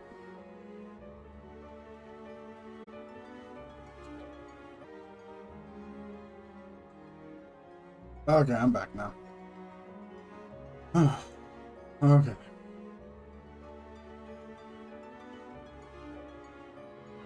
Now, well, let's see.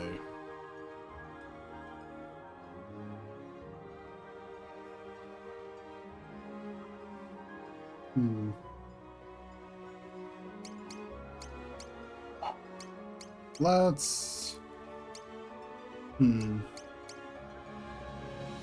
At this point, I'm practically just randomly picking a character and going.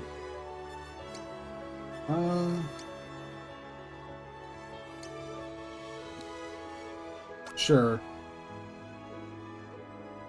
Far from Earth, in the vast void of space, the transport freighter Cogito Ergo Sum slowly makes its way home. Aboard this tiny vessel, a new life is born. A new form of life is born. Alas, as a series of incidents put the safety and well-being of the ship's crew in jeopardy, this autonomous support unit, but recently built by the engineer Kato, must work together with its creators to ensure all is not lost. Why not?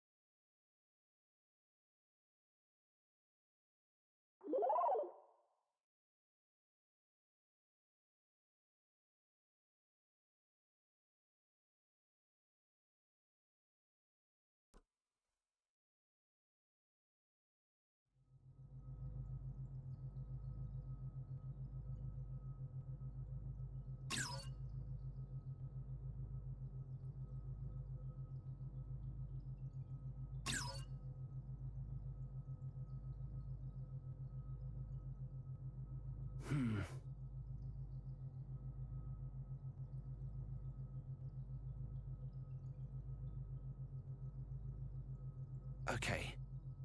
That should do it. Huh?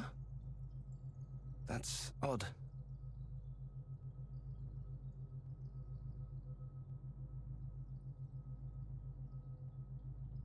very odd indeed. I'm certain I did everything right.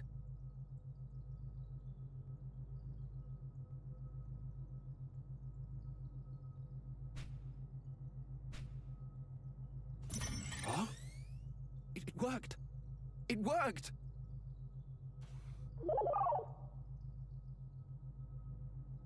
Brilliant!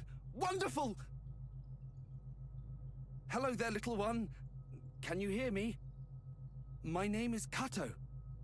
K-A-T-O. Kato. It's a pleasure to meet you. Right, of course. You need a name. Let's see. Well, you're quite round. Roundy? That's terrible. Hardly fit for a dog.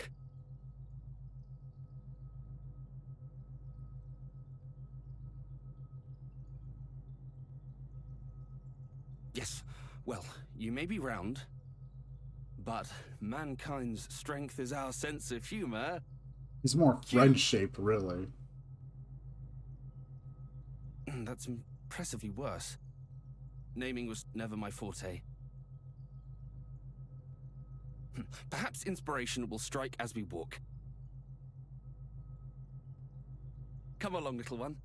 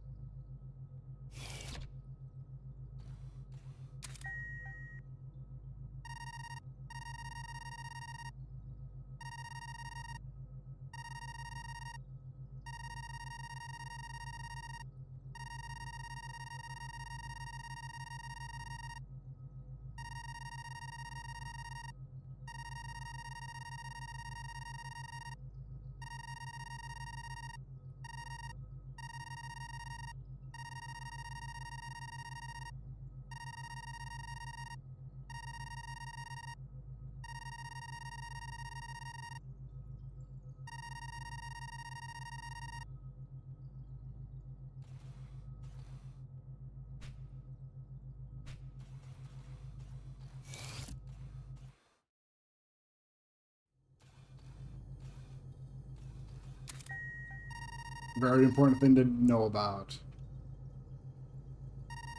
Although, thankfully, looking at it, this is way more obvious in the remake, thanks to the glowy parts being, you know, yeah, and the prompt.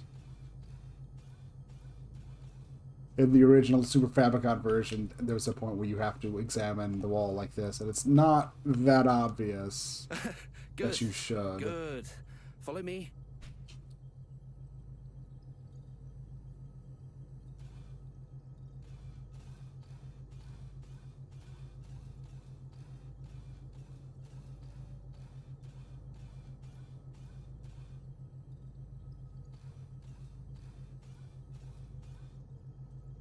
The first thing we need to do is register you as a crew member. Otherwise, you won't be free to move about the ship.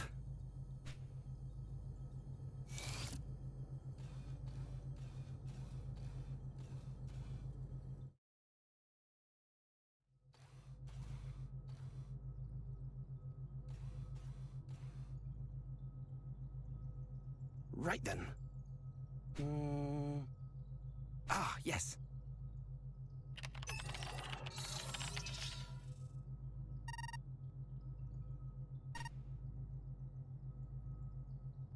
Top of the morning to you too. I'd like to enter a new crew member into the system.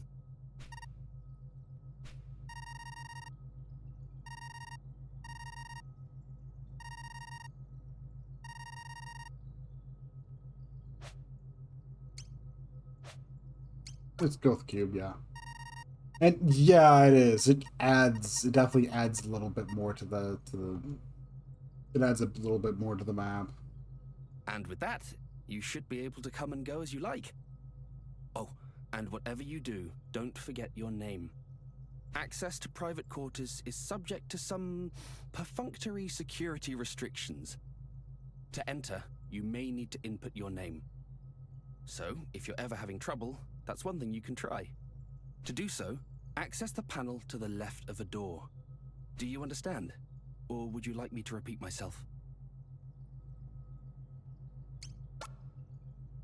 Then the next order of business, little one, is a test of your analytical skills. I'm going to leave this room and head to another area on this floor. I want you to try and find me.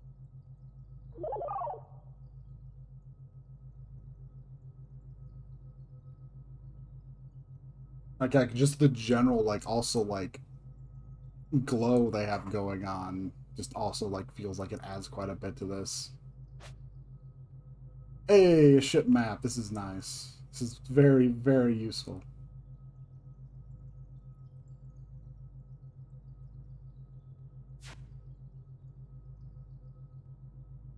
They know very much what people need. A map is really handy, yeah. And honestly, I'm also really happy to see all this stuff, because honestly, this is like one of the chapters that definitely needed some level of tweaking like this. Not because like it's bad, but just, how to put it, it's easy to get stuck on a few things that you... Now it's time for you to meet your fellow crew members. It's easy to get stuck on a few Through this things that door, I'm... You'll find the cryogenic stasis pods. We use them to put humans into cold sleep to preserve resources during long trips into space. There's a few points that'll come up in this chapter where it's like, it's... On the Super Famicom version, it's kind of it was kind of easy to get stuck, and I'm pretty sure they didn't mean for the things you get stuck on to be things you got stuck on. So the map and making those panels on the walls that you can't see obvious are like two really huge steps that I'm sure just helps. I have a very important job for you. I want you to head inside and wake up your new friends. You can do it. Okay, it sounds like a terrible idea.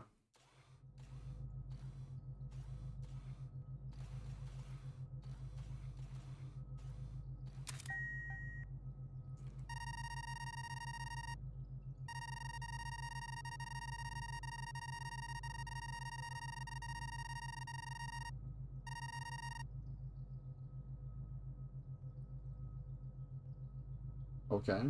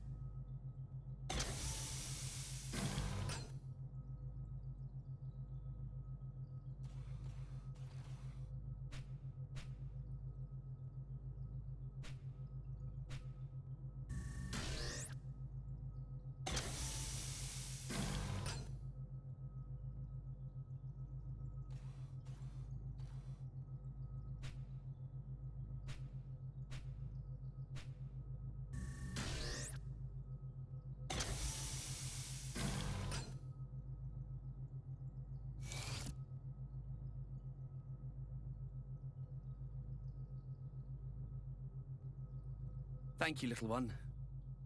I appreciate the help.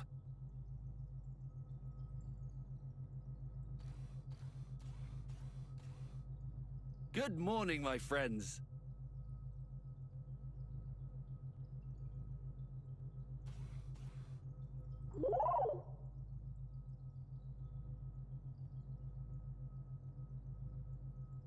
Finished your pet project?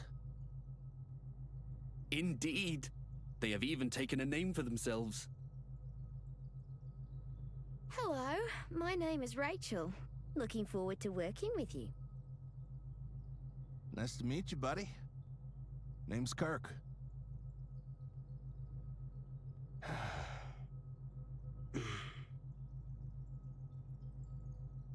Rise and shine, Huey. We've been on ice long enough. Show us what you've got. Mind giving Sleeping Beauty here a swift kick to get him up and moving?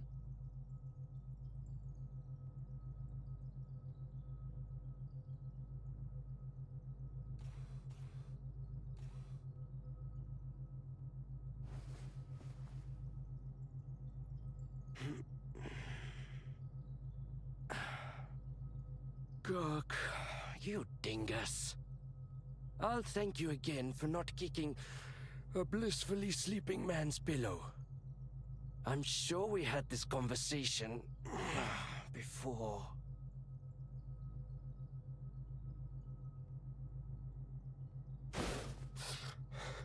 What the? What is that thing?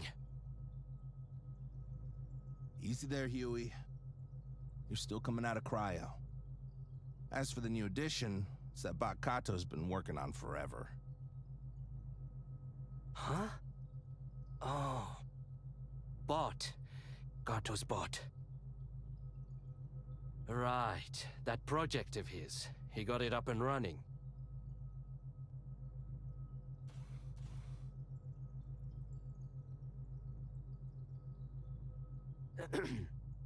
Hello there. I'm Huey. Corporal Darth. Feeling well rested? Hardly. If anyone actually feels better coming out of cryo, I've yet to meet them. Guess what, Corporal? Kato finally finished the bot he was working on. Let's introduce you. Never mind that. Let's dispense with the formalities.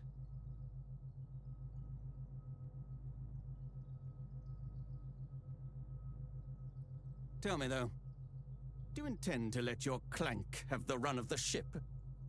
If so, then I expect you to see that it does not get underfoot, and to discipline it if it does. If there is nothing else, then I will go on ahead to the recreation room and prepare for the briefing.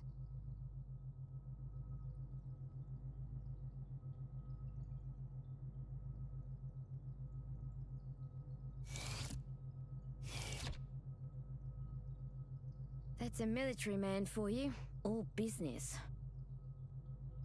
Real piece of work, huh?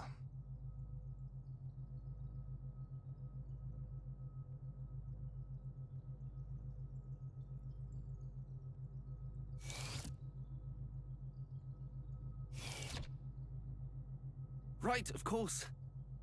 The customary briefing after waking the crew. You should join us in the recreation room too.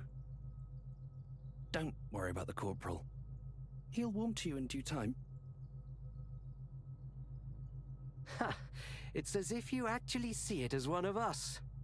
But I suppose that's just your way. Oh. Do you think so?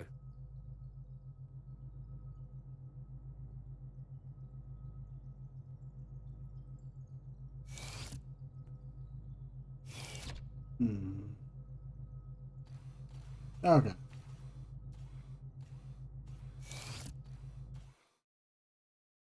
I have to say though, it's like something about this definitely makes me feel a bit more like I want to be nice and quiet, because though it's mostly because like the entire vibe of this area, you may have noticed, you know.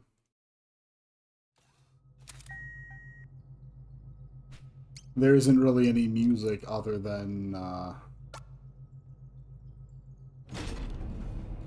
there isn't any real music. There's just the ambient noise of, well, spaceship stuff.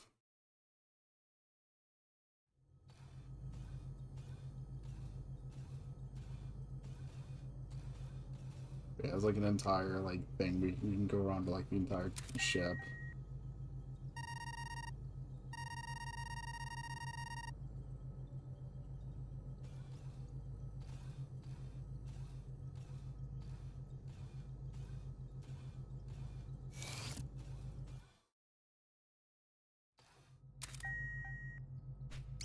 And there's 2 elevators. It helps to know your way around the ship, which is why they also give you a map.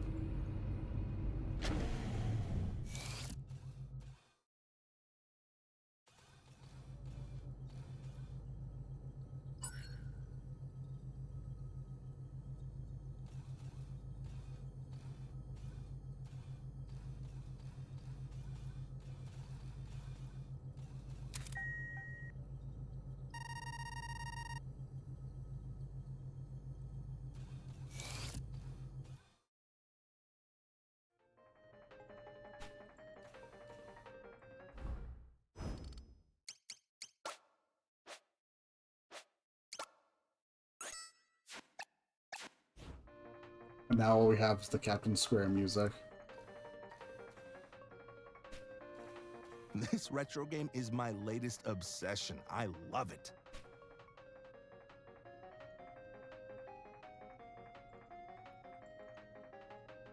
Damn straight. You want to give it a go? Sure. I'm not gonna do great, but might as well give it a shot. You can interact with the arcade machine in the recreation room to play the Captain Square retro video game.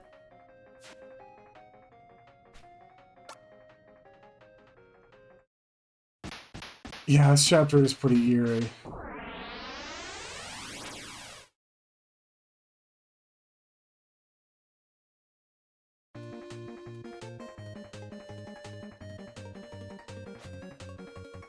You can, and also you can just quit out of Captain Square. If you have the memory card in your possession, you can save your progress and resume from the last stage. However, if you do not, you will have to start over from the beginning. A whole bunch of techniques you got.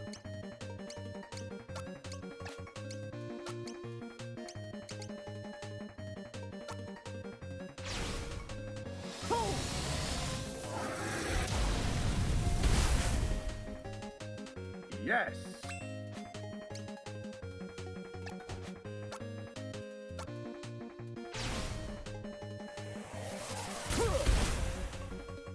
Yes.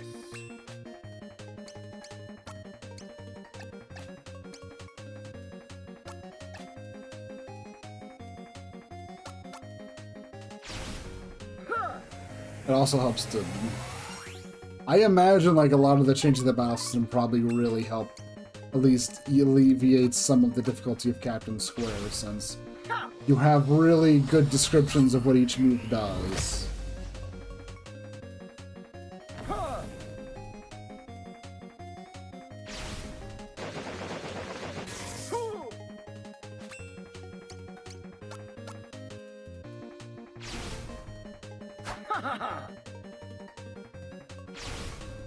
Critical.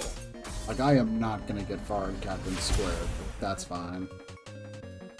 Victory.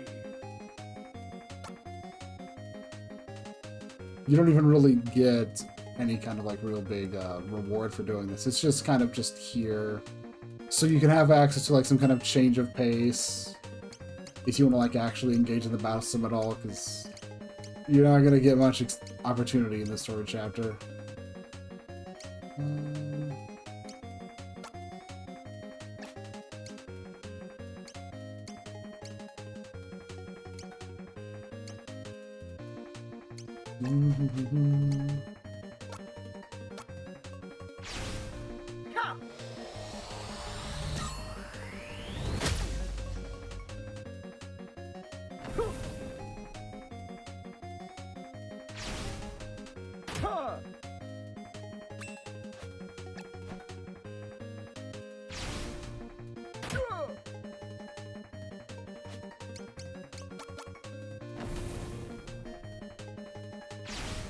Healing.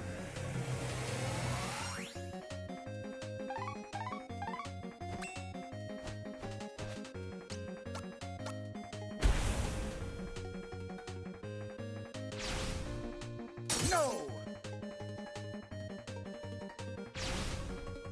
Huh.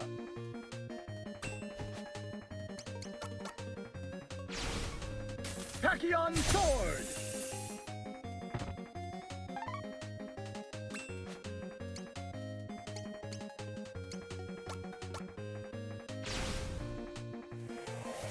Plasma ball.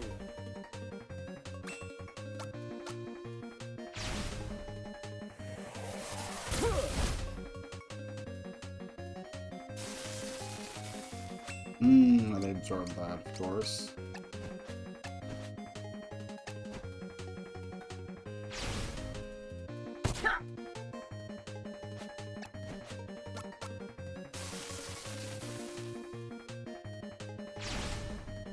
No. A lot of this is learning about your a lot of Captain Squares come down to learning about your enemies and how to most effectively get through each fight. There's a fair number. There's a couple fights that are pretty much just kind of toss-ups, if I remember right, too, since they're extremely lethal.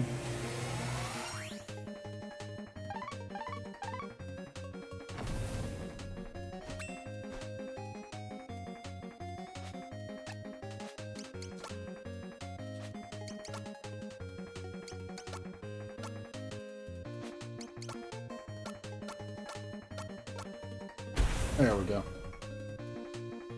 Stage clear.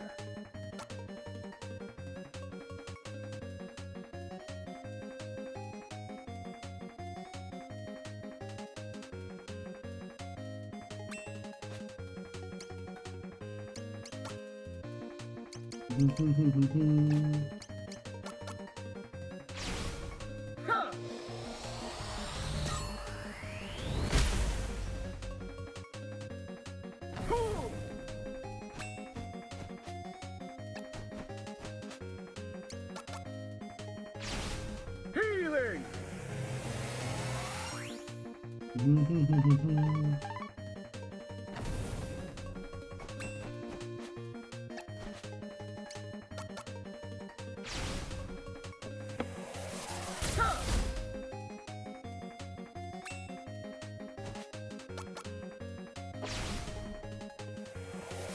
Plasma ball. It resists the damage, but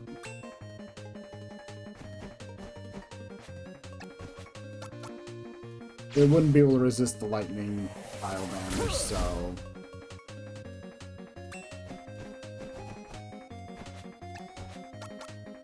Jeez, keep moving, huh? Plasma Good nose. ball.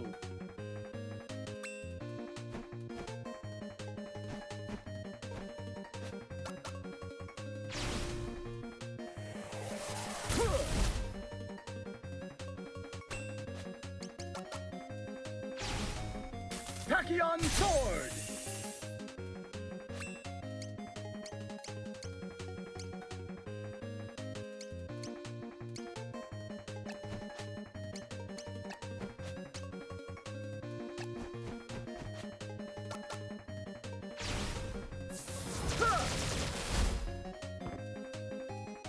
Oh, that works.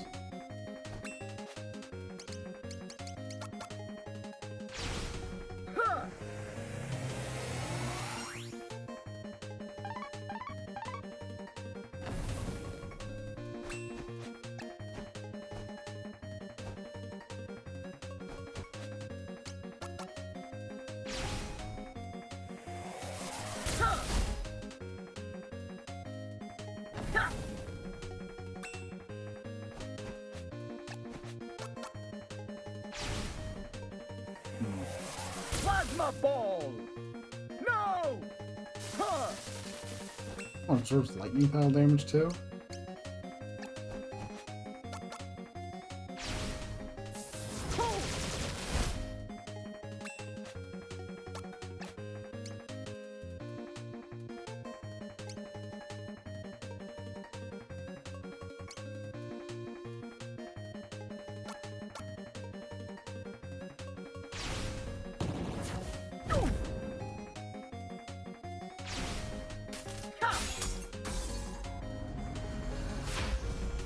No. Healing.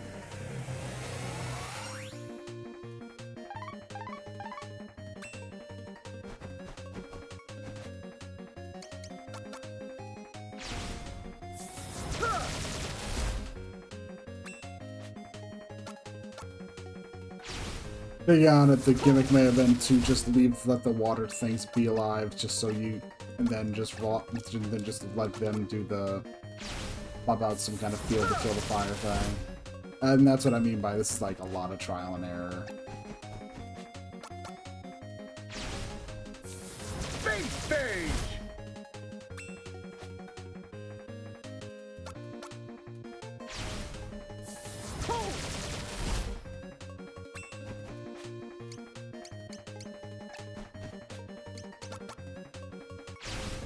Plasma charge.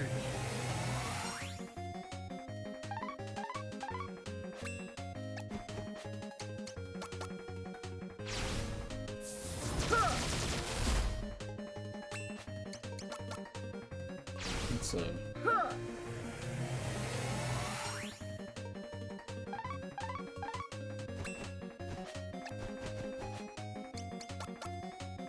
I mean, if the poison would just land, it'd be fine. But yeah, as it is, it's like it's immune to everything you can do, and yeah.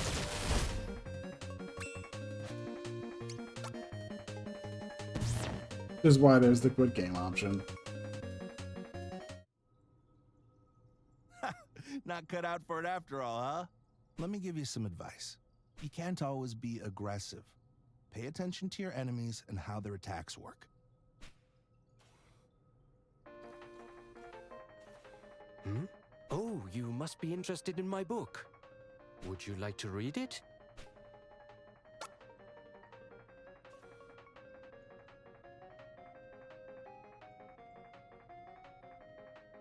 The Dawn of the Space Age.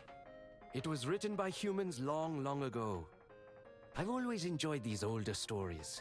They have an earnestness, an adventurous spirit that speaks to me.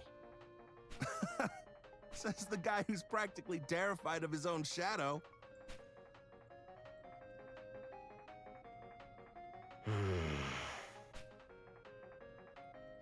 It must sound strange to you, seeing as how you were born on this ship, so to speak. I think you should learn as much as you can. Expand your horizons. Take a look around the ship and see if anything interests you. Don't just rely on humans to teach you either. Experiment. Try to do things on your own. Kato, does this bot of yours have any unique abilities or talents? Well, no, not as such. But they do have the capacity to process data and develop skills. Such as... why don't I teach you how to prepare coffee? Everyone loves coffee. Come with me, little one. I'll show you how to use the machine.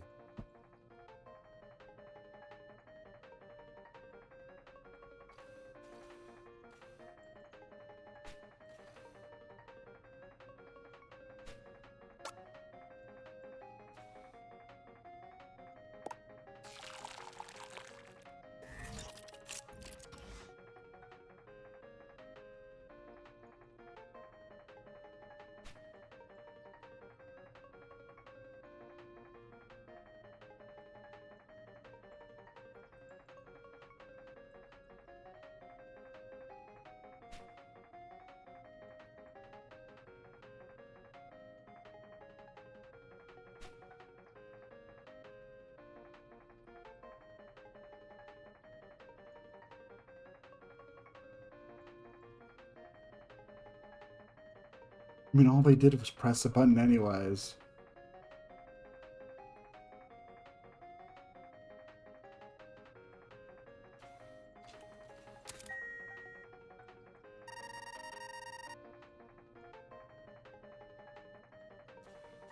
Hmm? Oh, you must be interested in my book. Would you like to read?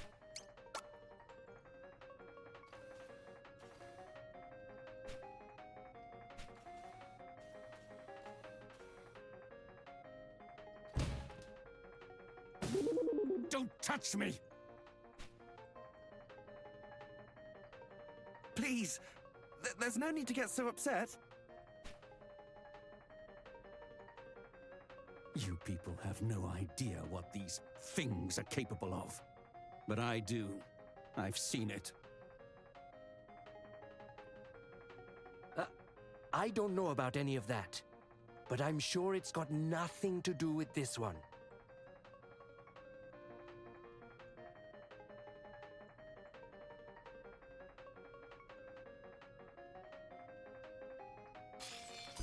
Hey, it's the captain. I apologize for keeping you all waiting. Matters with our contacts on Earth demanded my full attention. So, what is the status of our crew? Everyone is present and accounted for, sir. Good. Wait. What is that thing over there? That would be the robot I've been working on, sir. Fully operational, I see. You'll have to permit me a closer look later.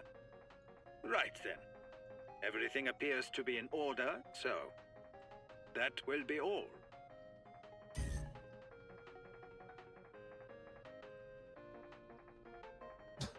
Hell of a briefing, huh? Spent most of the time gaming and waiting for it to begin and end just like that. You say that like it's a bad thing. Well, it is what it is.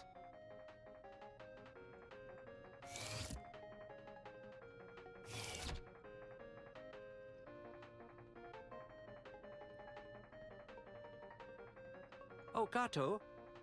If you want to get a look, come down to the cargo hold. At the behemoth? Of course! That'd be wonderful! Ah, but first I need to perform a brief inspection of the main computer. I'll head downstairs afterwards. Ah, you must be wondering. This is a transport freighter, and as usual, we've been tasked with making a delivery.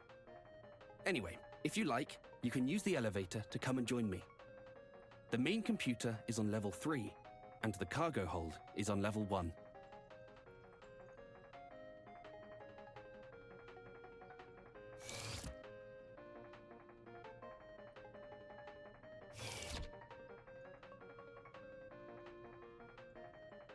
Bye.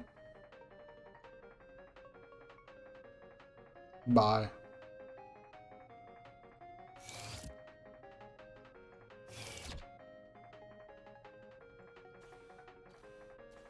Yeah, I completely spaced. What did he say? Go down to level 1? I think it was like go down to level 1.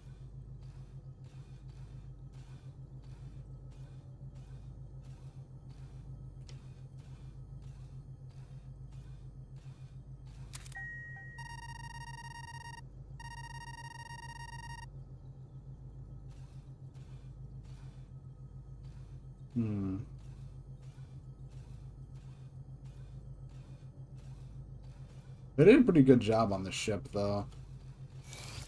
It looks pretty sci-fi in this. Like, they did a good job, like, all the, like, lighting effects.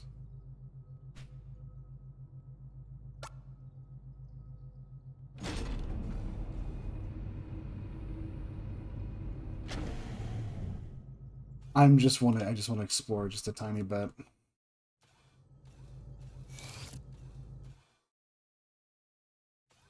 Mostly because I was curious what these two are up to. I'm glad you're here. Welcome to the bridge, the heart of our ship, or the brain, I suppose. It's pretty complicated, space travel, though Decimus did take care of everything while we were all asleep. I'm the signaler, by the way. I look after the communication systems, and I was just about to get to work.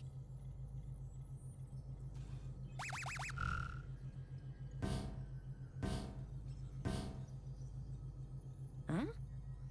That's funny. Everything all right?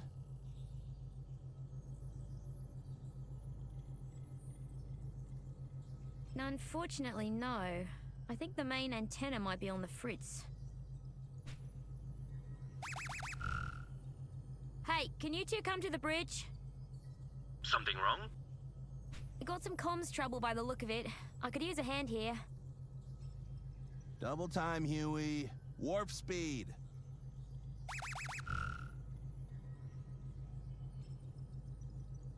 I can't put my finger on it. I've seen all kinds of problems before, but this is different. We're receiving inbound transmissions without issue, but outbound transmissions are another story. And you checked the sub-antennas? I did, and they're fine. It's a Watanabe hypercaster, made in Japan and everything. The main and sub-units are designed to function independently, so one going down shouldn't necessarily affect the other.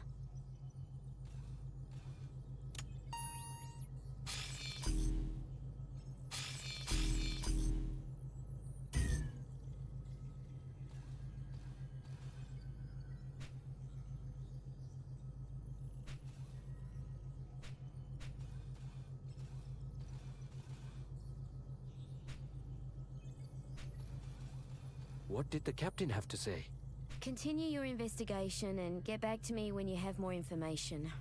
We'll settle on a plan then. Wait and see, huh?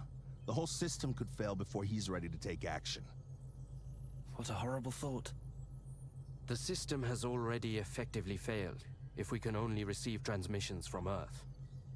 As it stands, we can no longer exchange information with them. We can only hope they have surmised our situation from our silence. Sounds like an excuse to do nothing. I'm heading outside to perform an on-site inspection of the array. Something probably came loose or got knocked out of position. Should be easy to fix once I get a good look at it.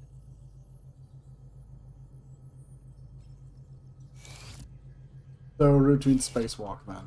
There's no talking him out of it now. So we may as well try and back him up.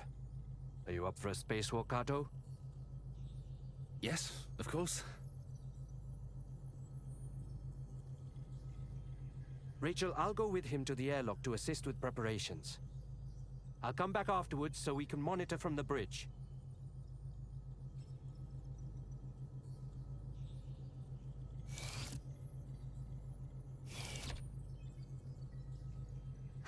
So close to home. So close. The last thing we need right now is to spend time alone together. Just the two of us.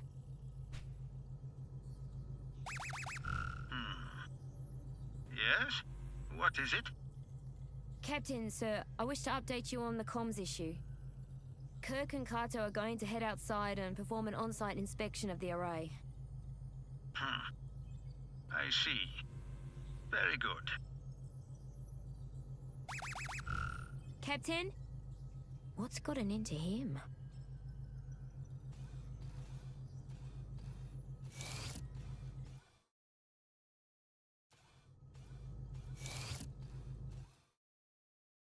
Let's go see how they handle a spacewalk then. It's level 1, right?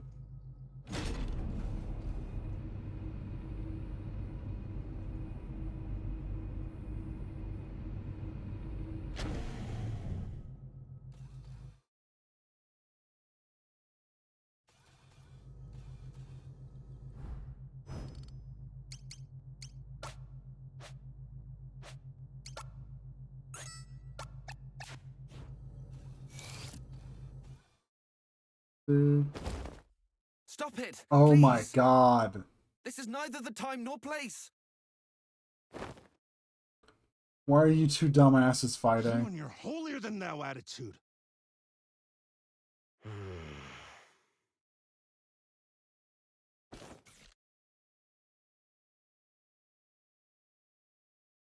Stay out of it, Bod. No. There you go again, losing your temper, hurting others. Got it all figured out, huh? Your problem is you can't take a joke. Always so damn serious. You're exhausting. It's a miracle Rachel humored you as long as she did. We're leaving. Try not to get sucked out the hatch when we go. Be a real shame that... Are you all right?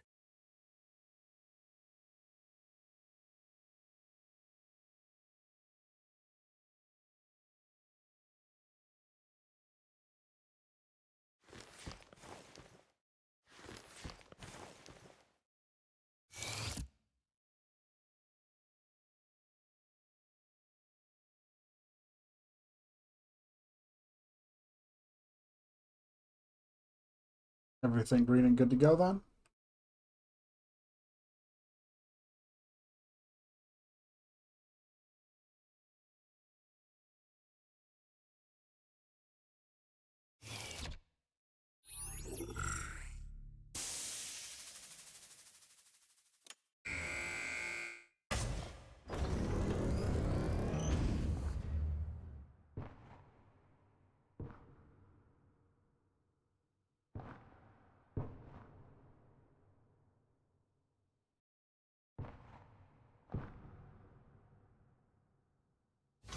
There you go.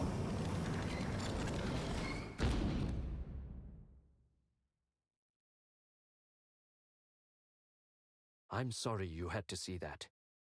People are a bit more complicated than machines, don't you think?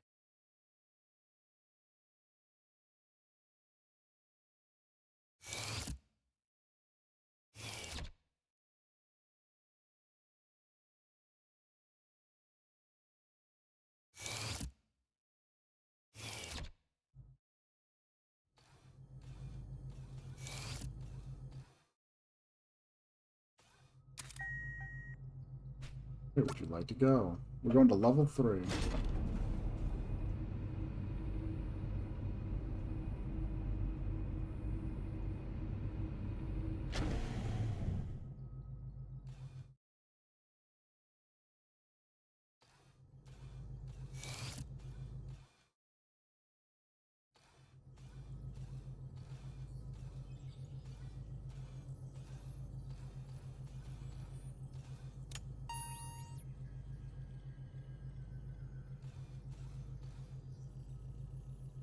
Rachel, they're in position.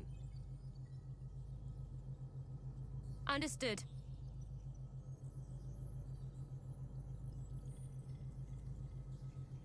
All right, let's get this show on the road.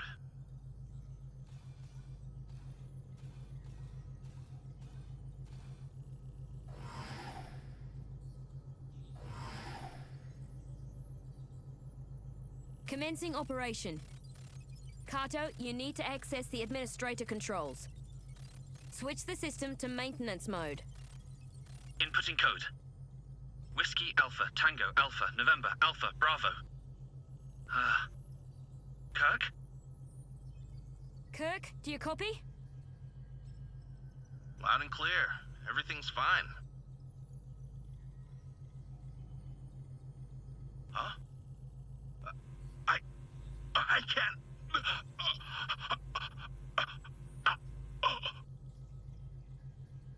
Kirk?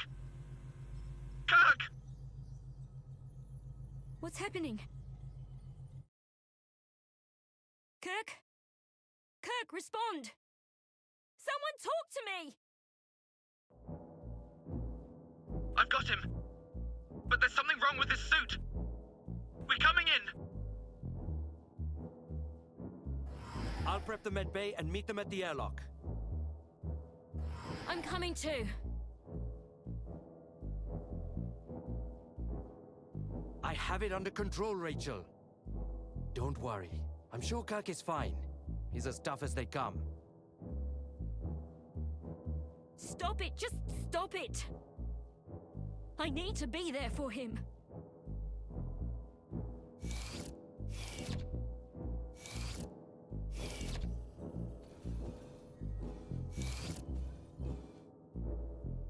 Alright, we have music now. You can probably guess what genre this is now, if you didn't figure it out already.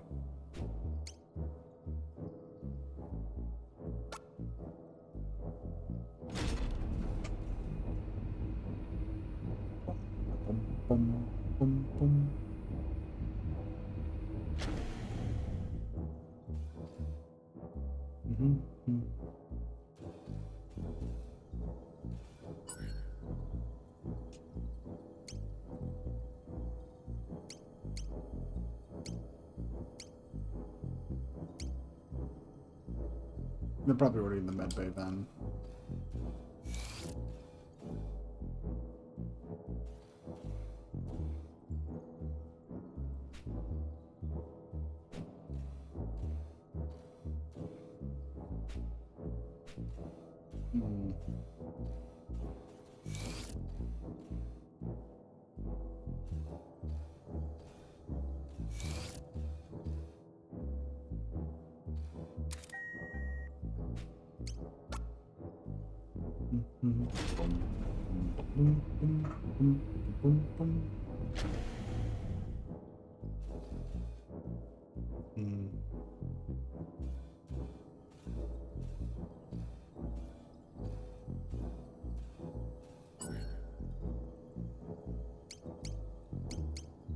And we go over here.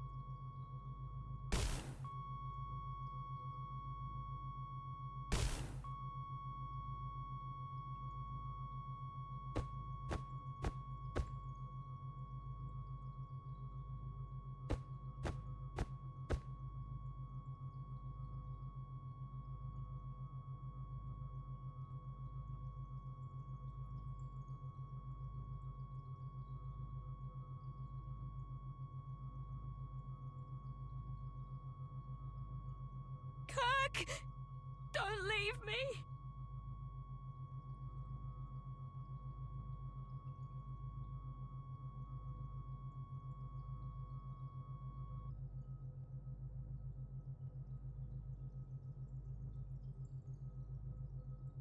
Where's the captain? Hey! Ah, yes, right. I'll go and get him.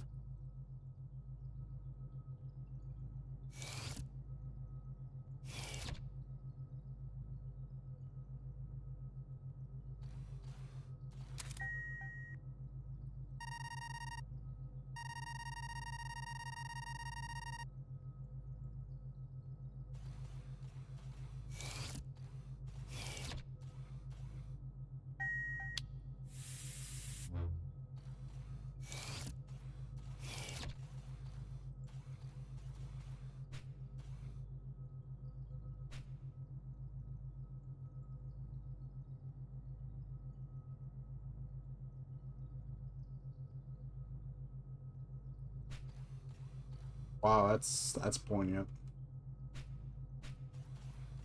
So, this accident was the result of a defective life support system.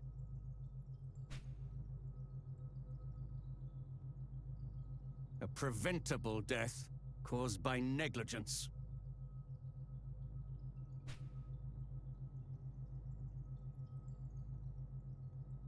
You're wrong. I triple-checked the suits beforehand. Shouldn't have been possible for it to just up and fail like that. Is that so? Then perhaps we must consider the possibility that it was not an accident, but the intended outcome.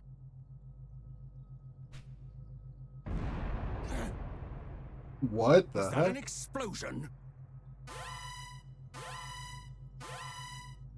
I sure hope not.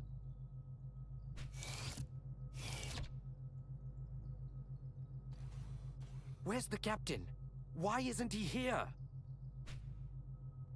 Well, I'm not quite sure. I tried repeatedly to contact him, but he wouldn't respond. What's wrong with you people? What kind of ship are you running here?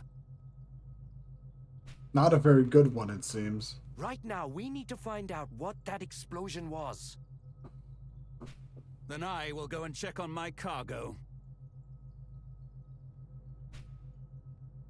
Look after Rachel, little one. She needs the company. Now more than ever. If something happens, you can find me on the bridge. He'll be on bridge. Darth will be checking on his cargo. I wasn't paying attention to Huey.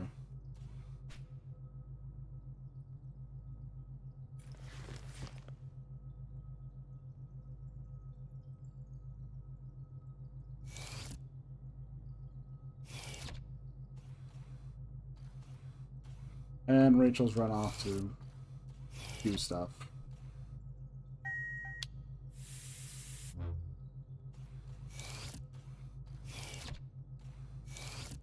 Kind of trying to be a bit quiet here since I don't want to entirely, you know, ruin the vibes.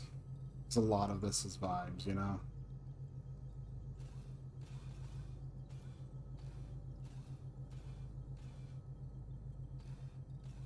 Hmm.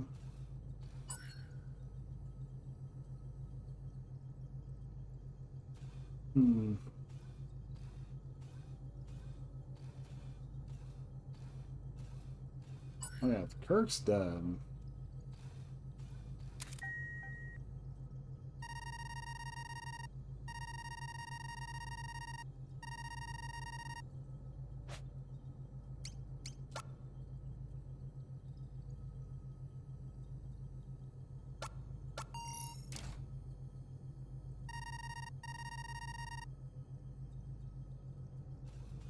Okay.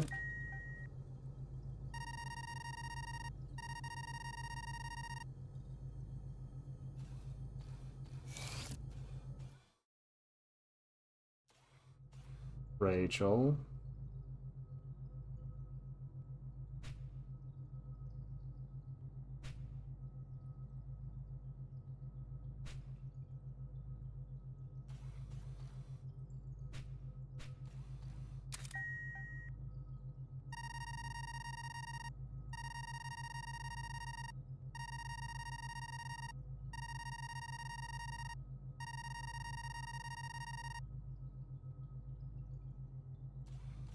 Hmm.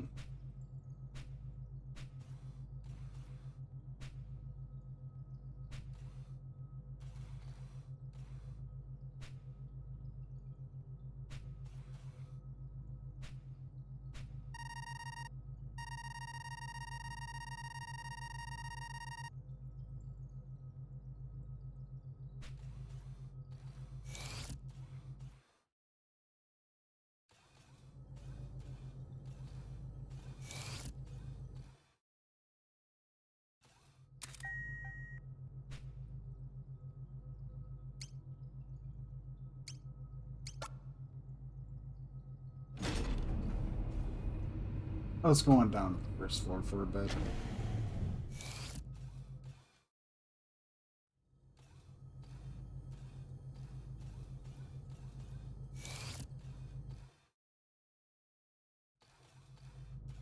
Hey, Darth.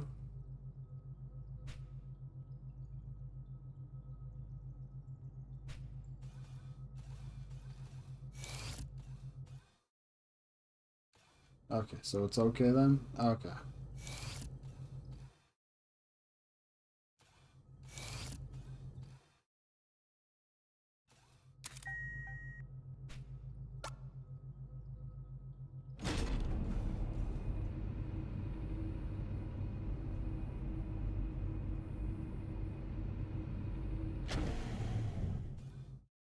There's some powerful vibes here.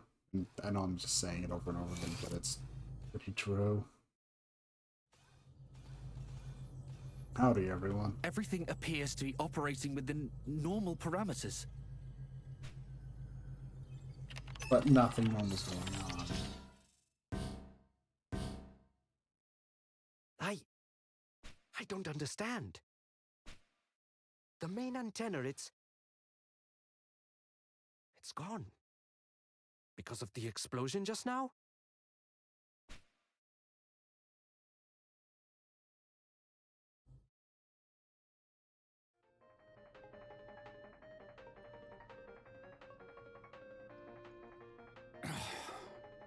Disaster after disaster.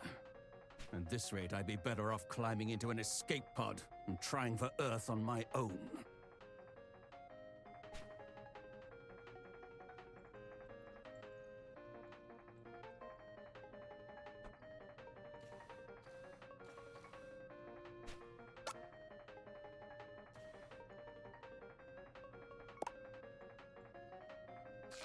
Certainly some coffee will help cheer people up.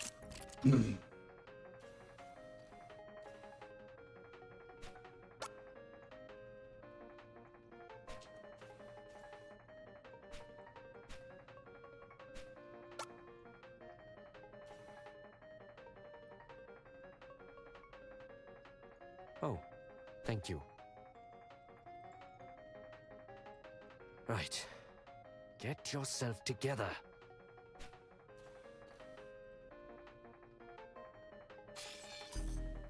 Captain! Sir, are you still in your quarters? Well, anyway, there's been an accident. And Kirk? I'm afraid Kirk is dead. What? Really? That's most unfortunate. This situation merits an appropriate response. He will be dearly missed. See to the preparations. I will make sure to attend. Wait, Captain! Your captain is a man of remarkable composure. He remains calm and collected, even after being told one of his crew has died tragically.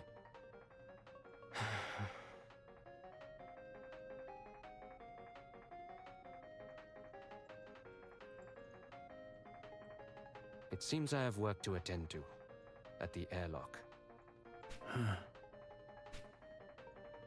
I suppose I could go and look around in Kirk's quarters. See if he had any prized possessions. Something to put in the casket.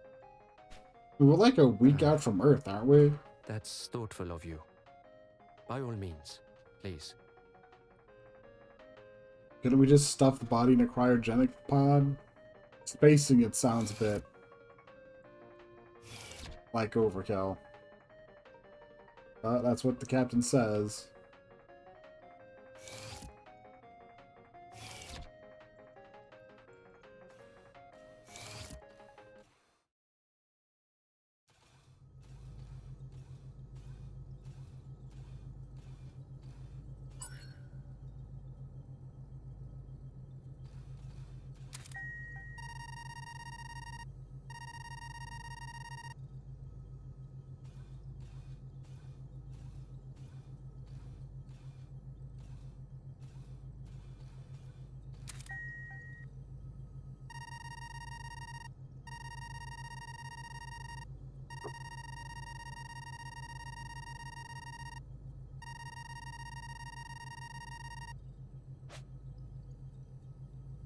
Okay.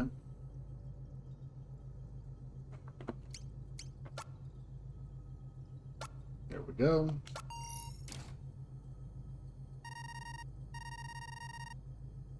You have been granted access. Let's go poke around in his room. Trophy collection.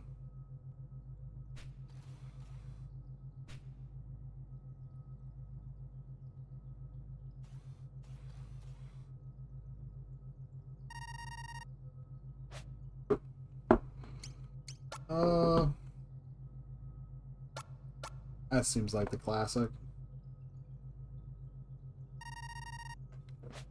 Ooh. Gasp.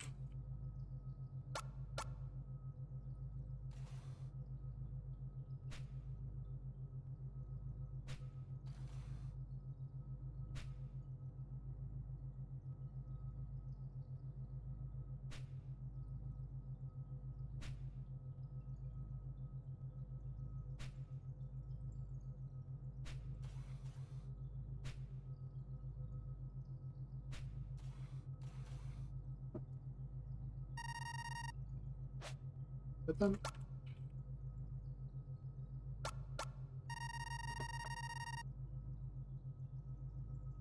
foot of the bed, huh? The memory card.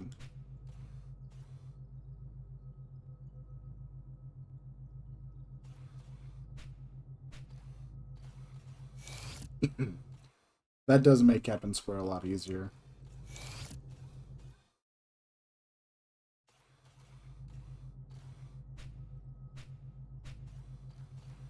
Hmm.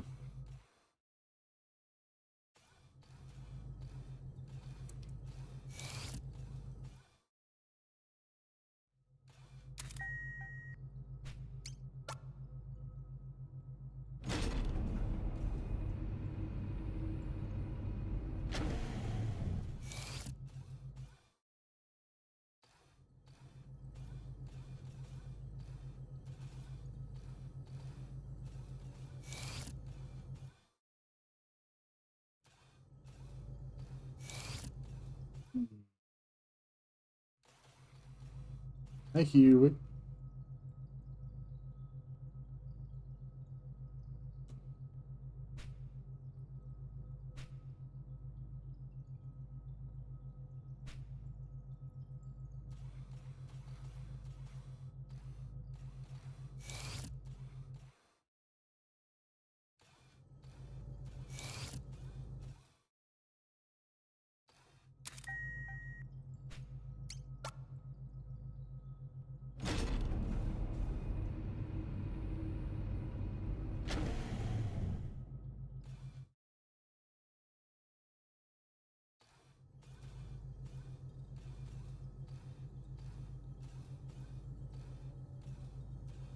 Mm-hmm.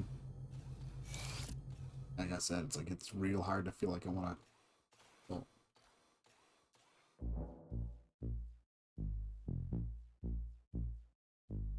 That body's gone.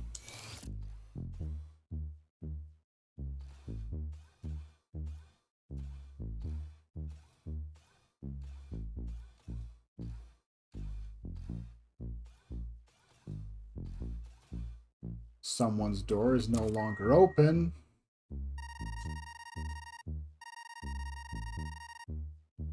Hmm.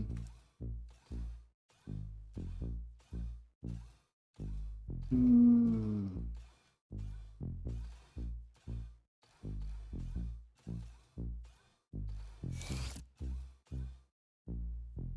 Now, the mystery here is pretty obvious.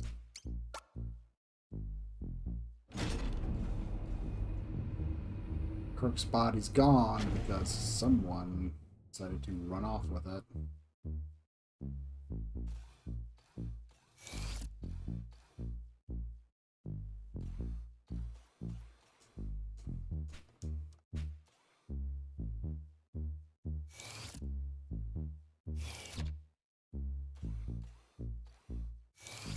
But there is something pretty funny about the idea of just walking in there going, oh god, do we have space zombies?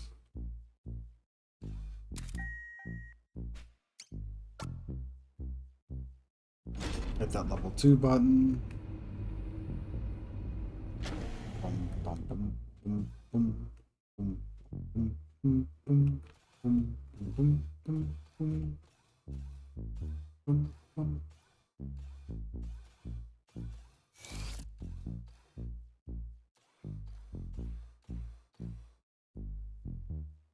What the hell is going on here? I'd like to know as much as you would. Wait, where is Rachel? Did no one contact her? Why isn't she here?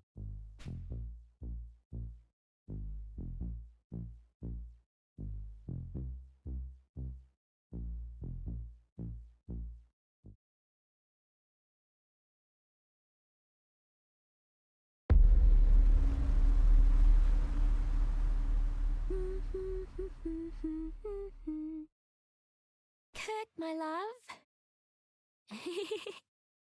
Still catching up on sleep, are we? That's fine. I'll have some fresh baked cookies ready for you soon. That ought to get you out of bed.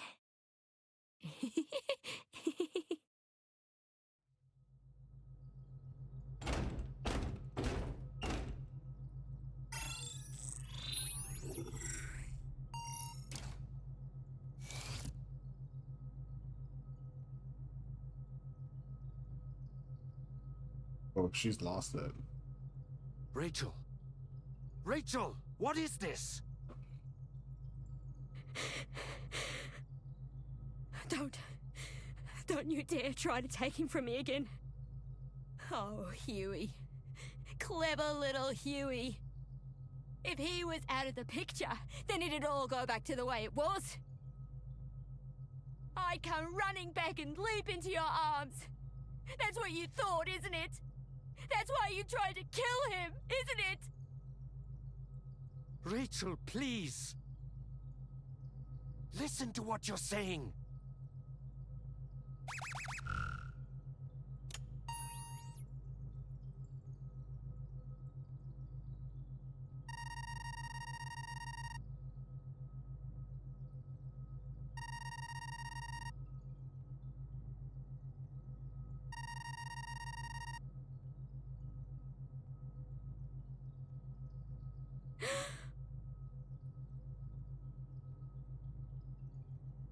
Rachel, stop!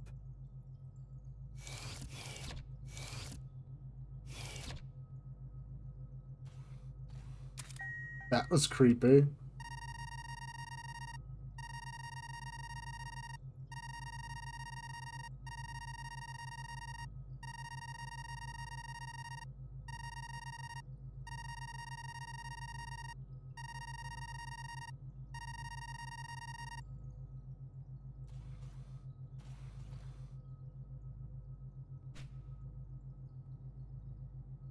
The memory foam not... What was that? The memory foam not only conforms to the occupants' bodies, but also uses electrical pulses to stimulate their muscles while sleeping and help maintain physical fitness. That sounds really cool.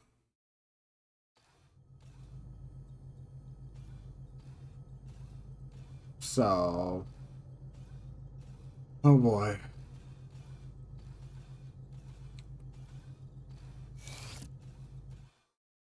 Although I admit half the reason I'm kind of staying as quiet as I am is also I know exactly what's happening and what's going to happen, so...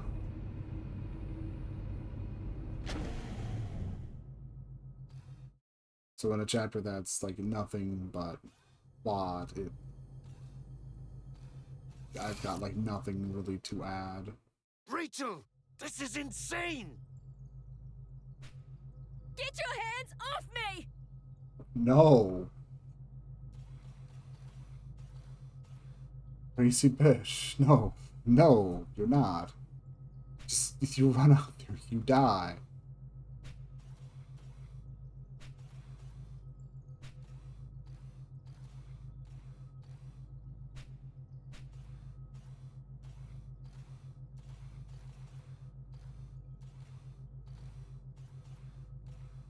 Everyone seems to have this under control, it seems.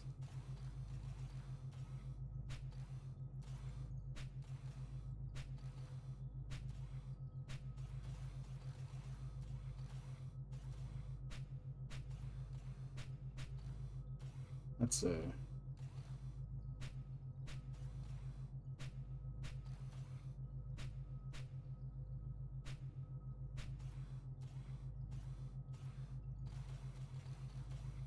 Okay.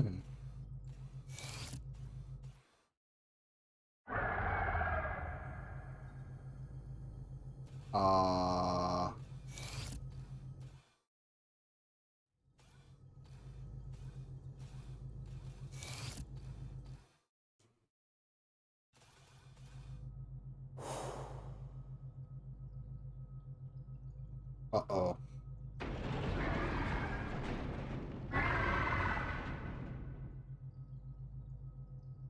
This is bad.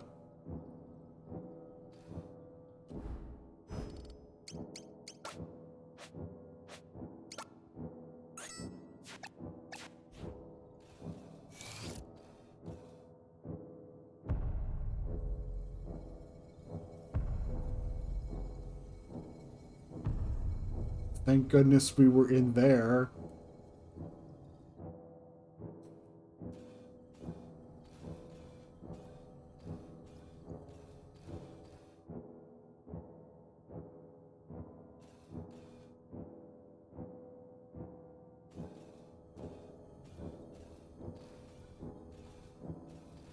If I want to, I'm gonna have to go around the long way.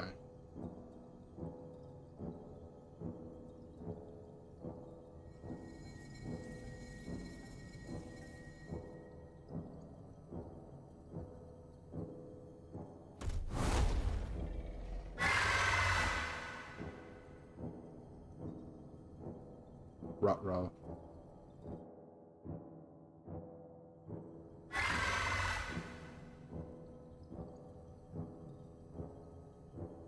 Oh good, a path back up. That door's been opened. Okay. Evading the behemoth. If you encounter the escaped behemoth while traversing the ship, run away as quickly as you can. If the behemoth catches you, the game will immediately end. You cannot fight it. We're just a tiny friend-shaped robot. There's nothing we can do.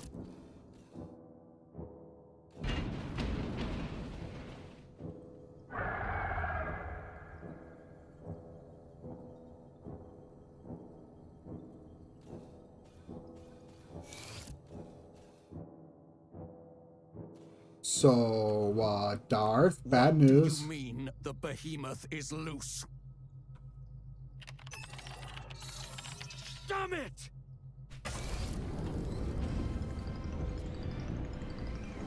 Rachel trying her best to kill everyone.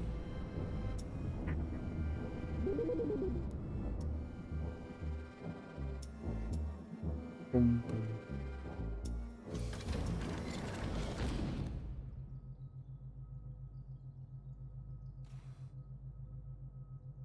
Are you all right?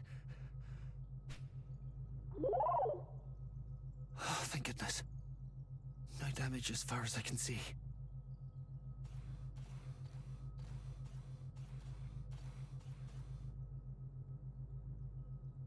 Okay. Now, look me in the eyes and listen very carefully to what I have to say.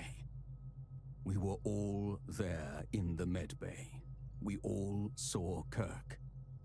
We all saw him on that bed and saw the system pronounce him dead. Okay? You remember that, don't you? I know it's hard to accept, but he's gone. No matter how much you may want to believe otherwise, that's the truth.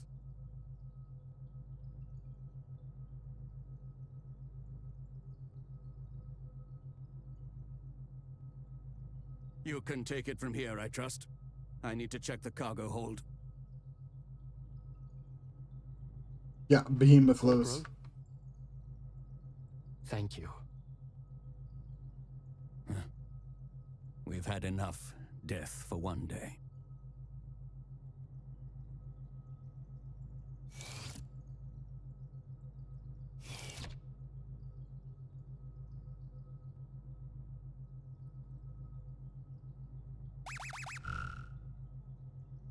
Darth here. The Clank was right. The container is empty. And to make matters worse, the specimen appears to have escaped the cargo hold. There's no telling where it's got to. Keep your eyes peeled and be prepared to run. Let's regroup at the elevator near you and head to the upper levels.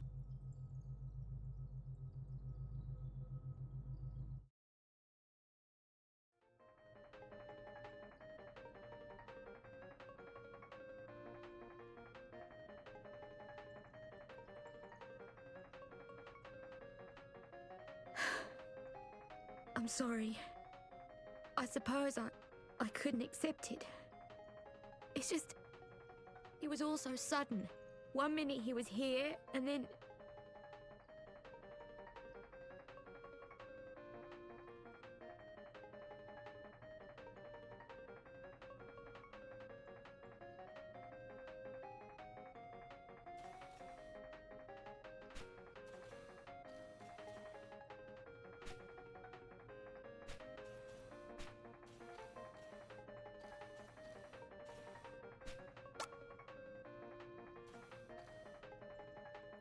Let's make some coffee.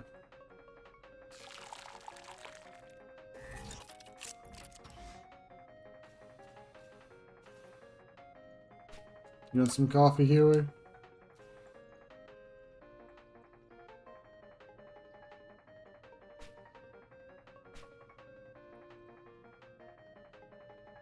How did it all go so wrong? What happened to us? Or maybe this is who we always were.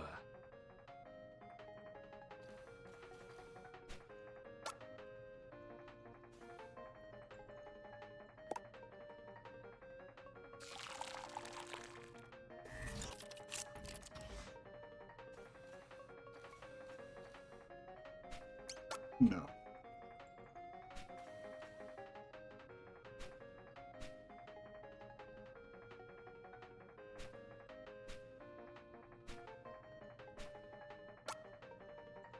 You want some coffee?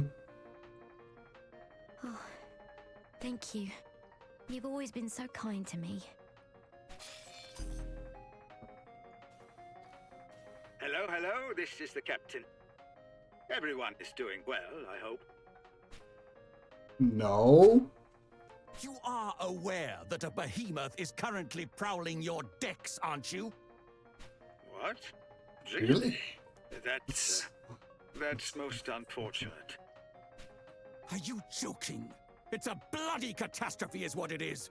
How long do you intend to keep huddling in your quarters instead of coming out and taking charge of this situation? What? Really? That's most unfortunate. What? Really? That's most unfortunate.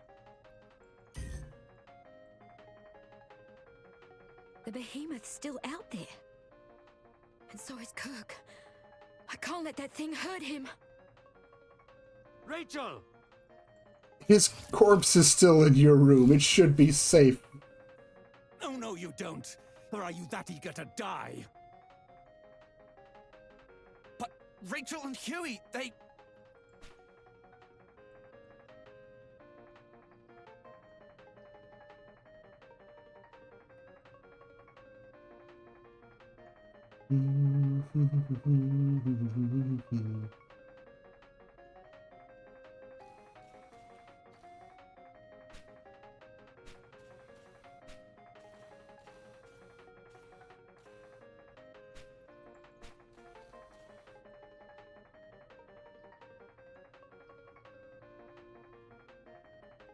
I'm sorry.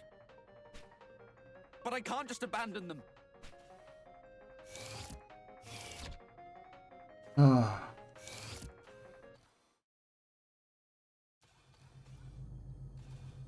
That's a claw mark, isn't it, right there? Oh, wow. Huey.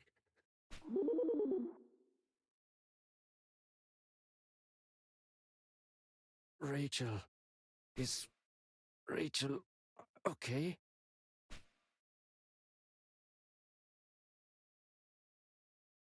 She's all right. You don't need to worry about her. What were you thinking? Running after her like that. And now... this. It's okay, Gato. It's okay. I didn't really have a choice. I think. Even now. After everything. I love...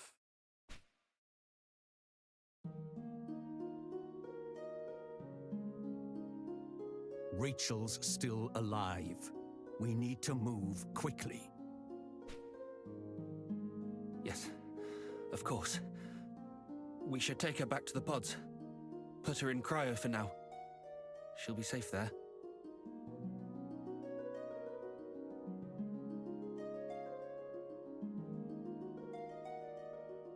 Little one, I have a very important mission for you. I need you to head to the interface room right away and speak with Decimus. We need emergency access to the captain's quarters. I realize I'm asking you to put yourself at even greater risk in what is already a terrible situation. But there is no one else, little one. Only you. Everything will be all right. I have to believe that. We'll get through this and make it back home together.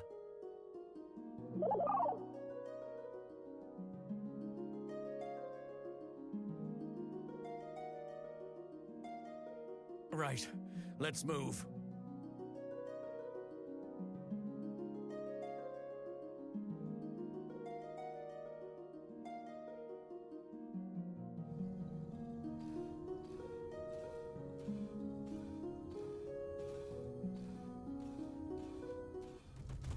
Good.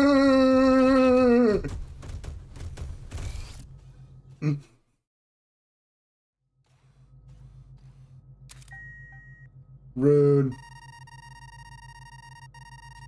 That's rude.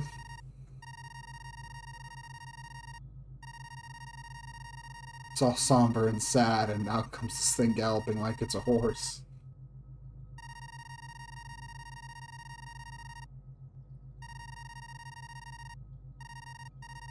Okay.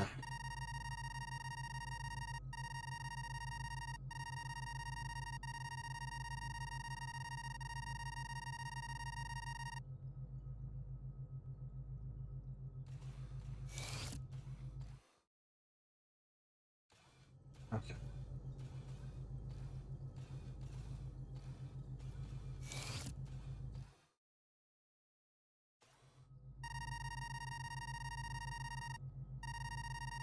Processing.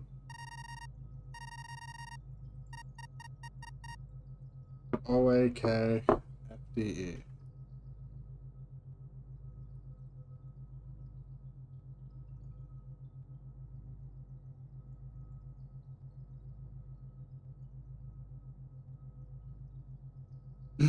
Okay.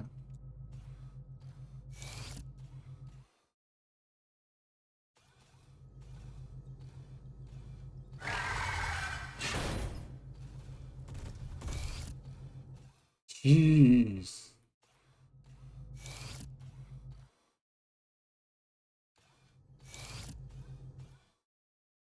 Yeah, now we get to the real hard horror moments of the chapter.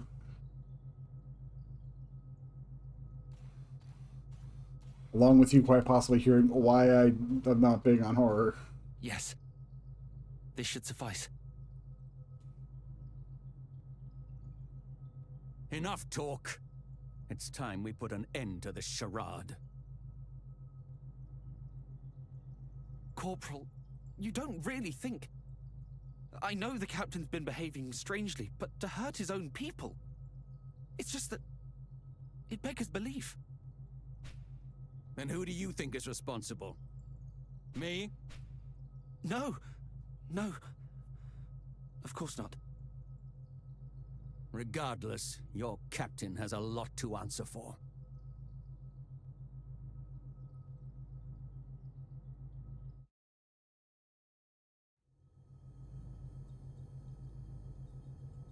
Well, here goes nothing.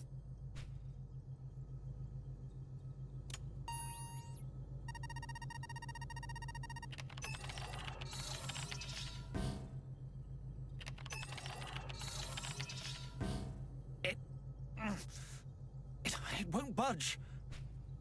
We don't have time for this. Just force the bloody thing open. Don't worry. I came prepared.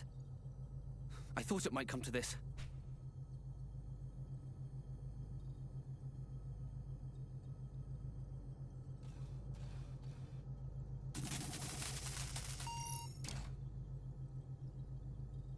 Here, little one.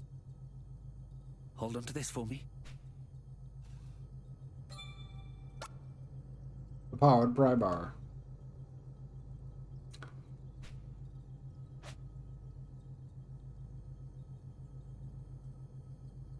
May only be used a limited number of times.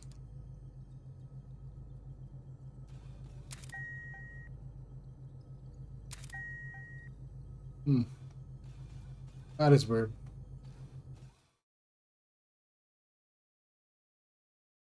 Captain! I thought so. The only ones still up and moving on this ship are you and me. No more games, Kato. What in blazes are you on about? How long do you intend to play the fool? You killed him. This is all your doing. That's ridiculous. For all I know, it could have been you. Me? I'm just a passenger. I have no connections to you people, no motive. But in my short time here, I've seen the tension, smelled the bad blood. I don't know what drove you to it, but I'm not surprised. It wasn't me, damn it! It wasn't me! Just shut up! You don't know me! You don't know anything about us! We didn't always get along, I'll admit. I'd be hard-pressed to call us friends, even. I doubt I would have exchanged 2 words with Kirk or Rachel if we'd met anywhere else. We're just too different. But even so, I didn't hate them. And they didn't hate me. I know that much. None of us. Not me, or the captain, or Huey. We're not murderers.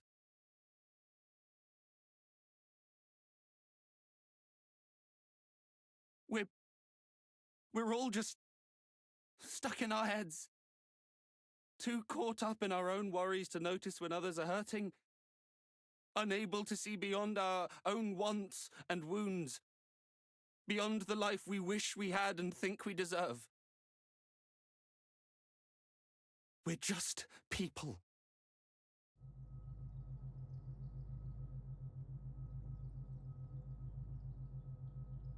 Hmm.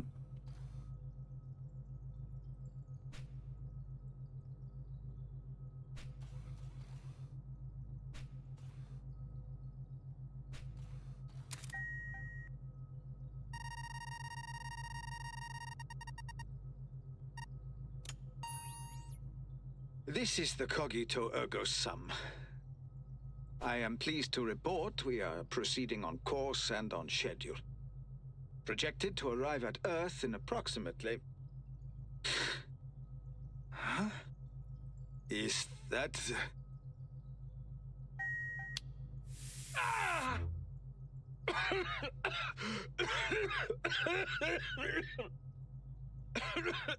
I need help in here! What the... Open, damn you!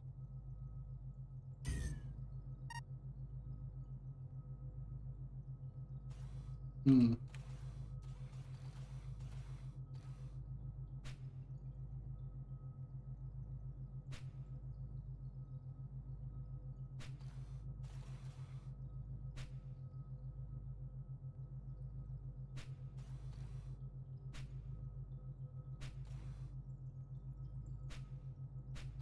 He really liked his horses.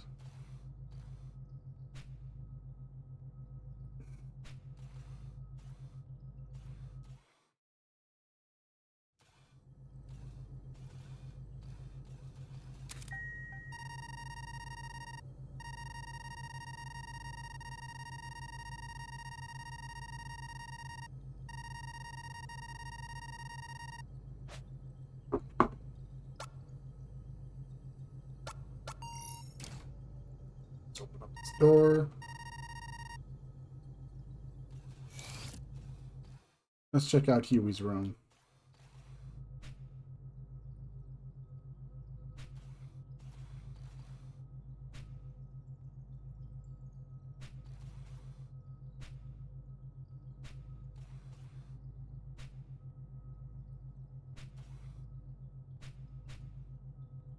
Book is resting on the pillow. Captain certification exam. Practice tests.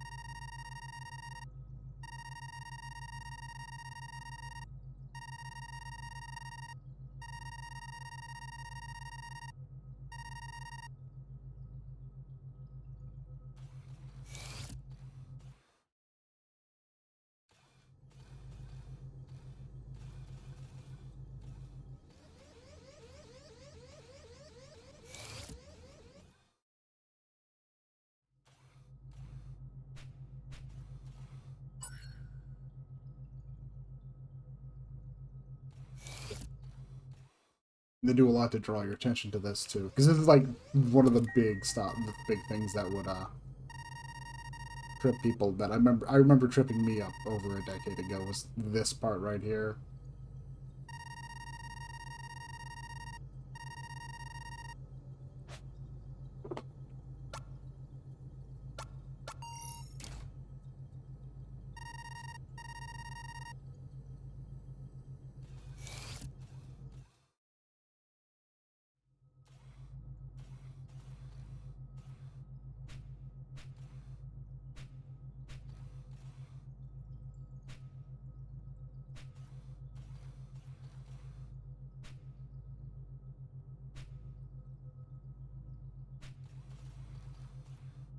Not surprised.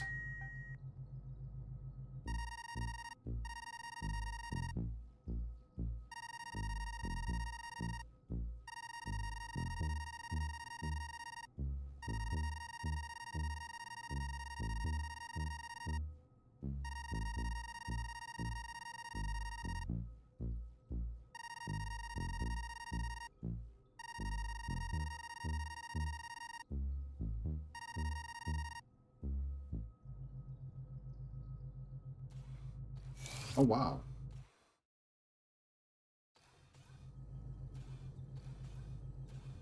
Did we get a nasty surprise up here? Okay.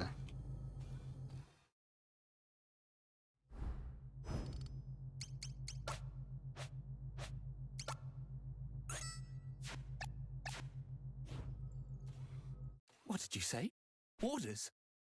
What orders? Of course. It all makes sense now. I knew you were up to something. Why else would the military bother chartering a civilian transport? This was your plan all along! Went snooping in my room, did you? I was right about you, Clank. You're all the same. All this to study your precious specimen. Every death, another data point.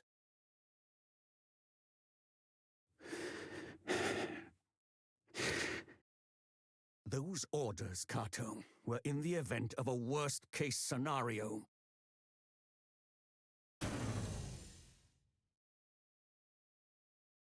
What now? It was you! You killed them!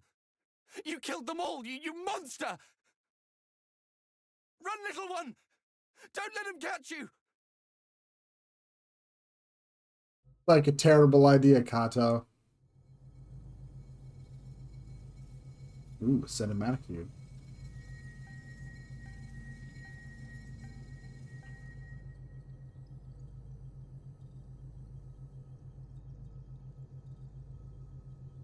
Look out!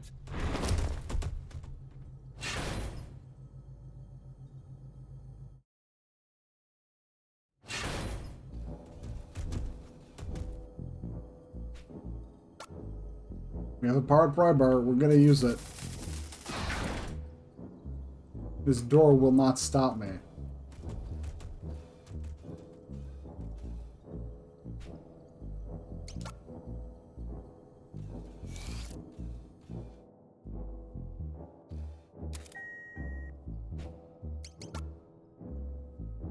Okay.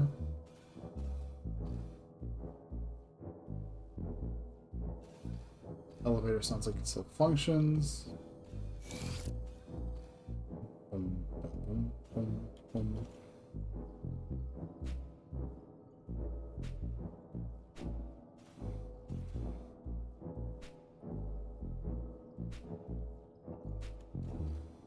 Okay.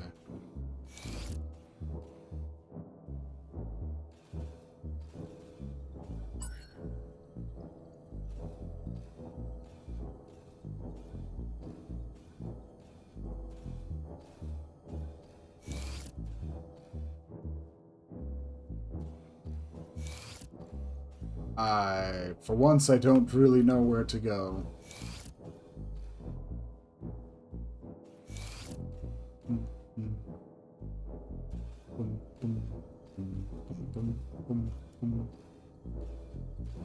This is where we got separated. Guess it would have been too much to hope that they would still be around.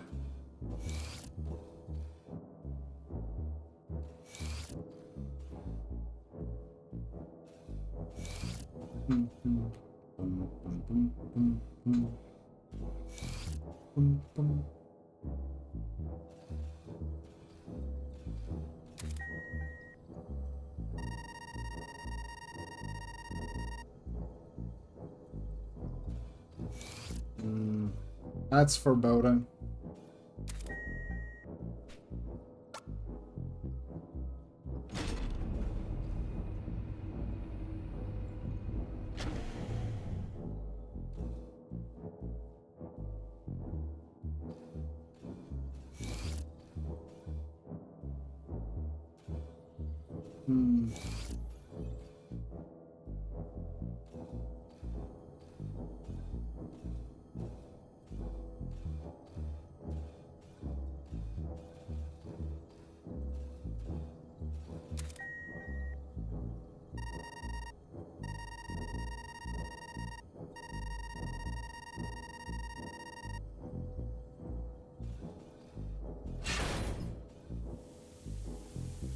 Oh.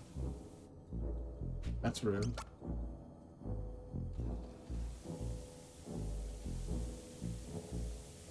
I'm gonna guess that stuff kills me.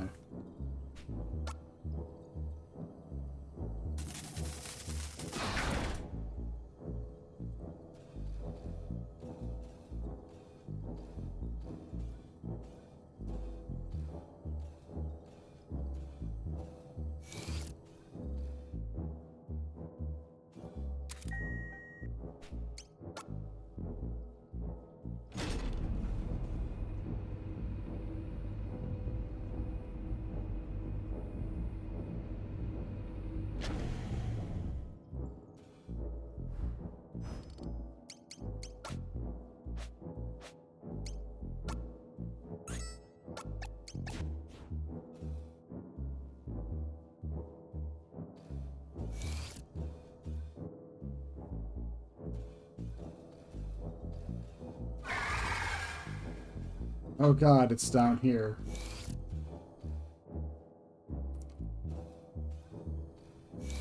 I'm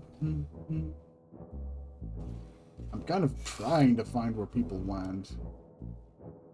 I'm clearly not having any luck.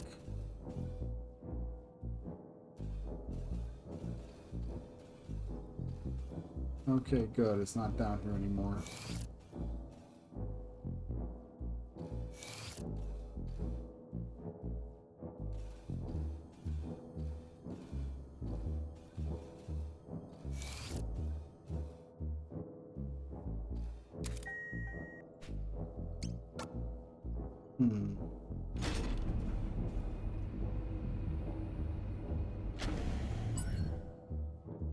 Let's see.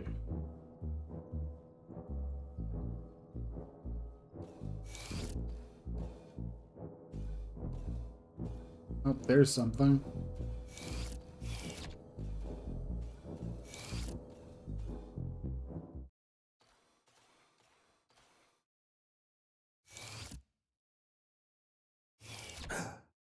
What the? So there's two of you. Whoa, Darth. An imposter! I bet you're the one who turned off Rachel's pod. I should have slagged you both the moment I walked in the door. Wait. Don't. My little one. My little one would never hurt anyone. You can't be sure that's not...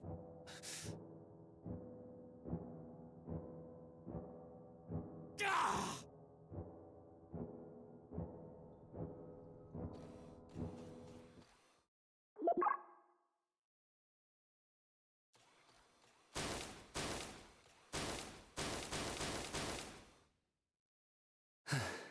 My little one.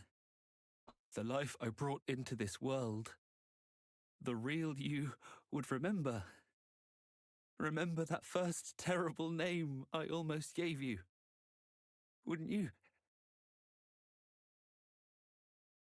Review memory banks. That's very kind of them. I wrote it down, though.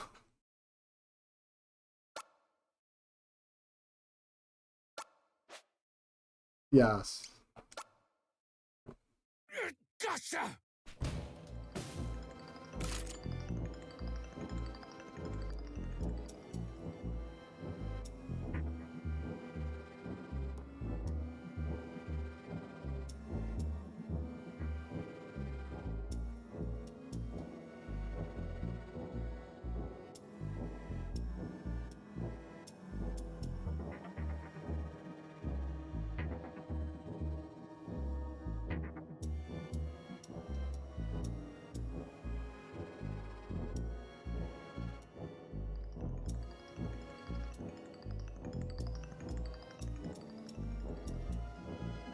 So, this is our murderer's puppet.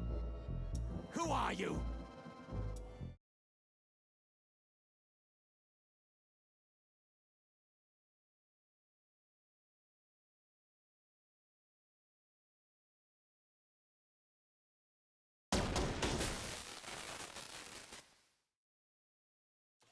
Katu, you know what it was talking about?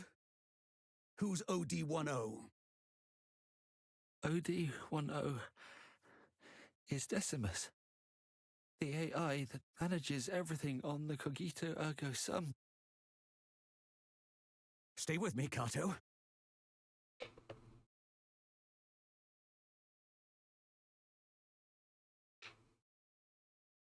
The control AI, you said.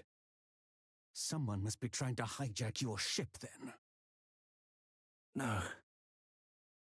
That's not possible. It's a completely isolated, self-contained system. I can't even apply an update unless we bring it in for maintenance. So, what are you saying? That the AI itself has lost its mind? I have no idea. But in light of everything, we have to consider the possibility.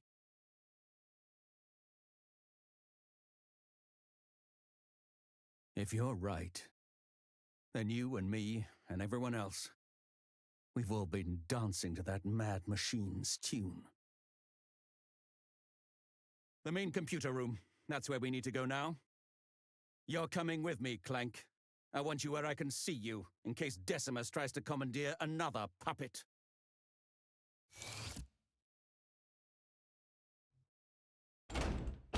I mean, we're definitely safer with him than not with him. Well, it was worth a shot.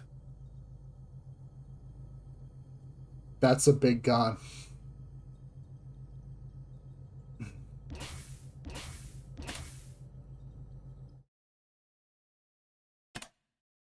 Oh, nice. The loading tips are now saying that.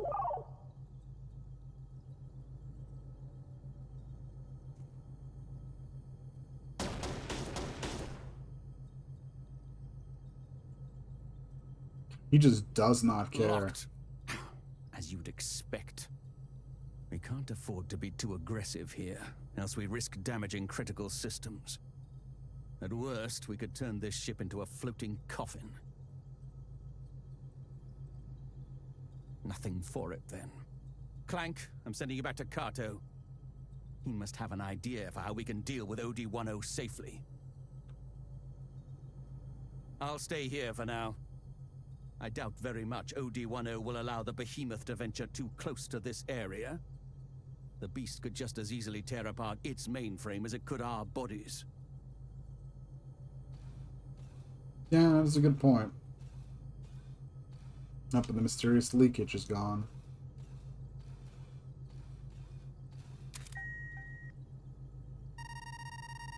Yada, yada, yada. Yeah, I get it.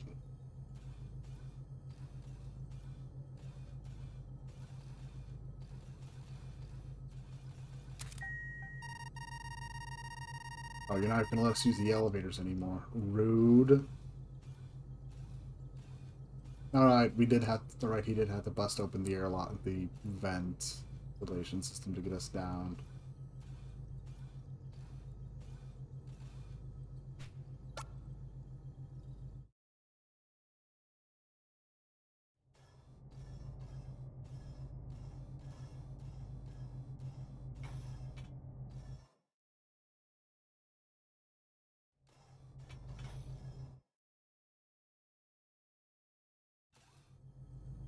Okay.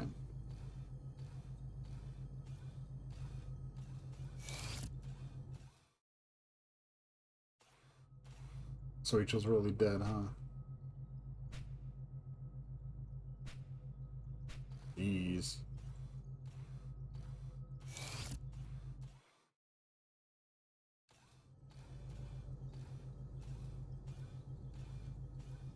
Hi.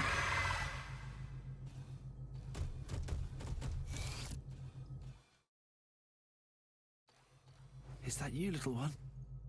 What are you doing back here? How to deal with OD-10 without damaging the ship. You don't understand.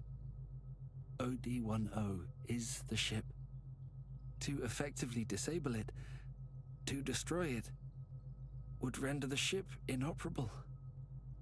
We'd never get home. Although, you are a robot. Indeed, with your integrated functions, you might well be able to breach their defenses. Yes, but to even have a chance, you'd need to route your connection to the interface room through an unmonitored terminal. Oh, of course. I know which one would work.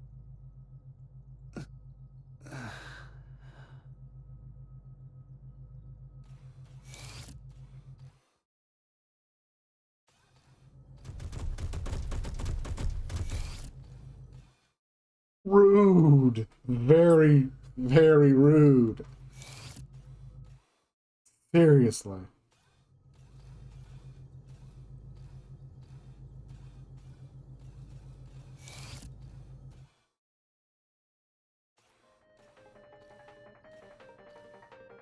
Everything can be turned off because of ODO, but guess what?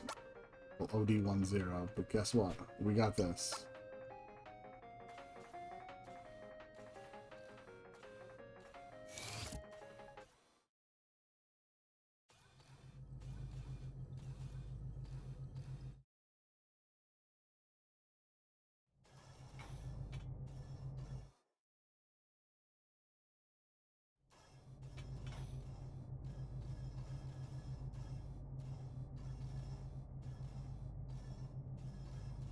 Hmm?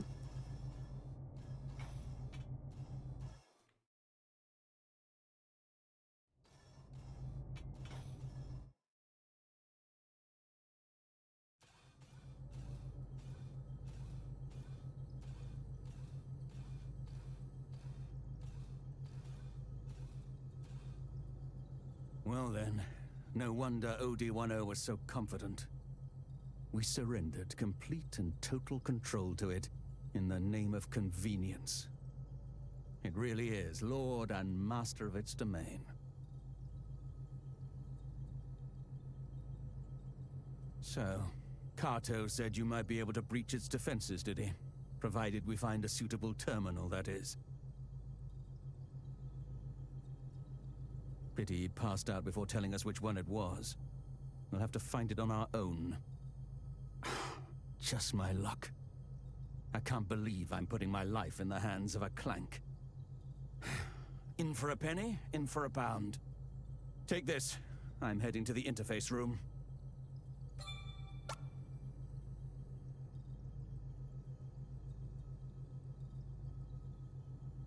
Very carefully checking the quarter before turning.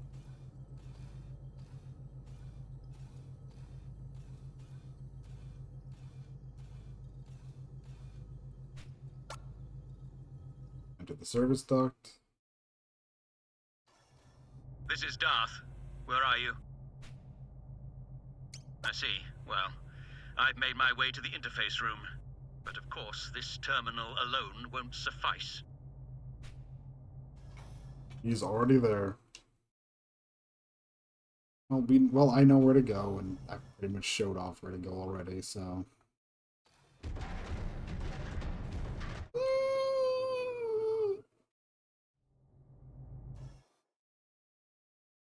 Did I unload it? Are we good? I think so.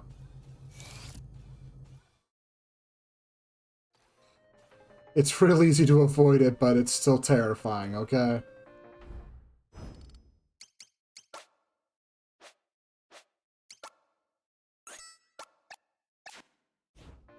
This is Darth. Report. Seriously? Of all the places? Then again, maybe. That's it! The game console! That must have been the terminal Kato wanted us to use. Sit tight. I'm rerouting the connection.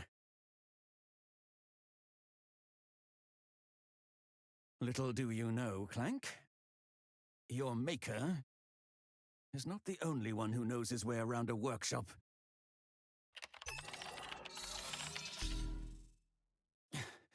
I finished. Come on!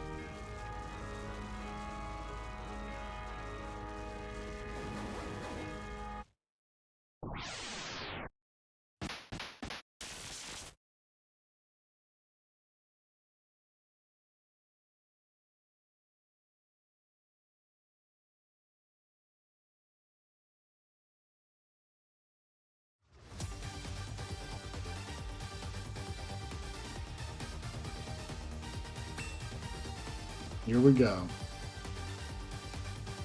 Also, little food for thought to think about. Our good buddy Darth is having his own big decisive battle against the Behemoth.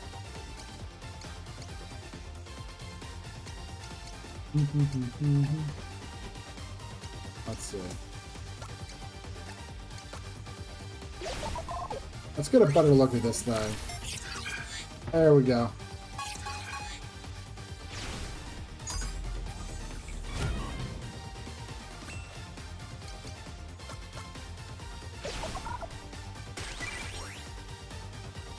This fight in a lot of ways is pretty hard to lose, but it's still got some catches.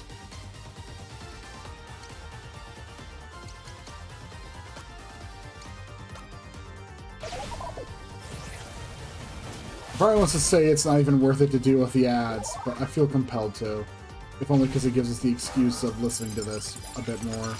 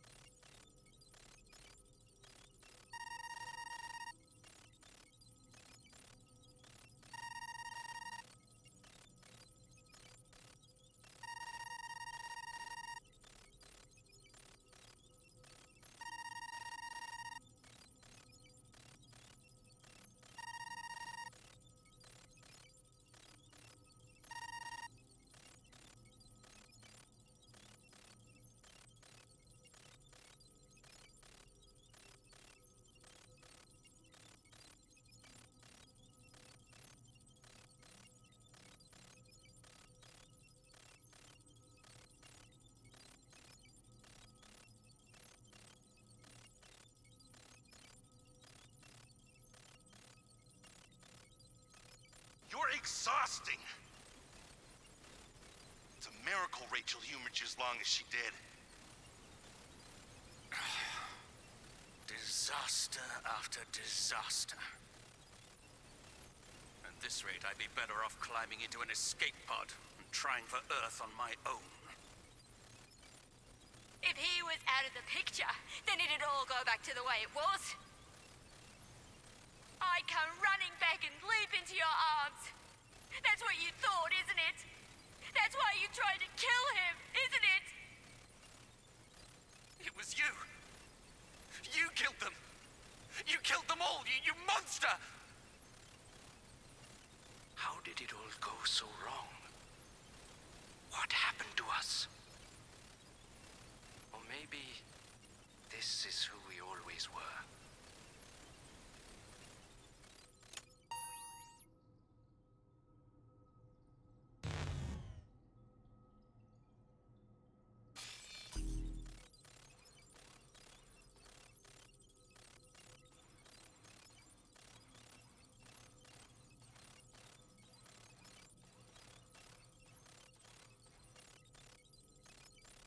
Welcome aboard the Cogito Ergo Sum. This automated message has been prepared to brief you on our ship's most distinguishing feature. That's right. This transport freighter comes equipped with the latest iteration of our patented AI control system. The OD-10 is so advanced that it can operate the ship without any human input. Rest assured that in the unfortunate event of an emergency, you can count on the OD-10 for constant support. Of course, under normal circumstances, the OD-10 is so unobtrusive that you'll forget it's even there. Should you wish to learn more about the OD-10, please don't hesitate to speak with one of our representatives. Safe travels!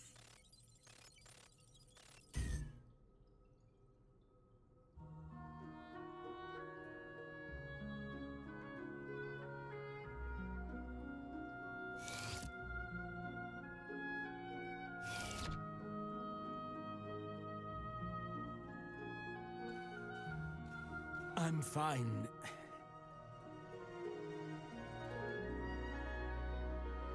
Wouldn't be much of a soldier if I couldn't live through this much. Though I expect my days of off-world travel are coming to an end.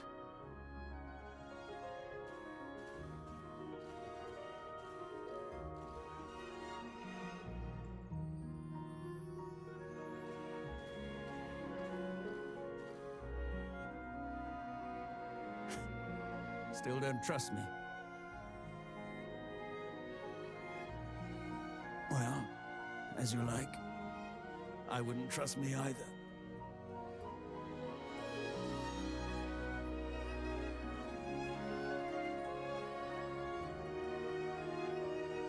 You probably don't know, but there was a great war some time ago, when I was young. Some time ago, I say, but I remember it like it was yesterday. The terror, the violence. They fought with clanks, machines stronger and swifter than any man. Smarter, even, driven by AI.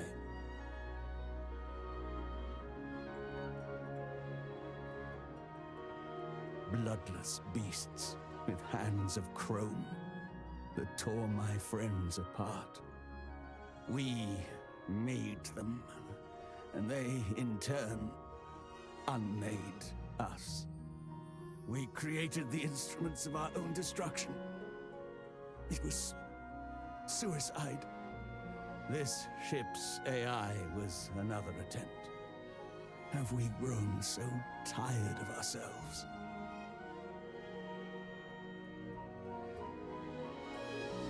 You're lucky to have been born here, on this ship. Better here than one of our factories where we make weapons of war. Huey encouraged you to learn, didn't he?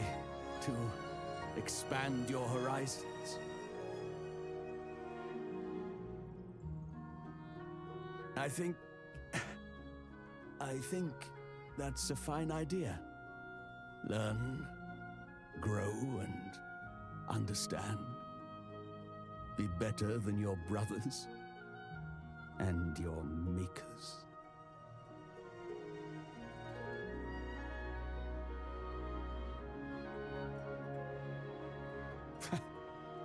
Giving advice to a clank.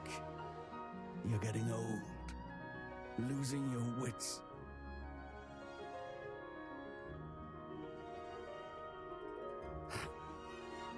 I see it now. What Kato sees in you. What gives him unwavering faith in your potential. Your humanity.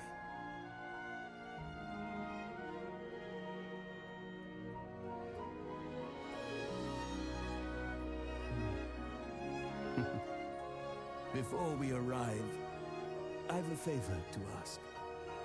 Would you be so kind as to make me a coffee?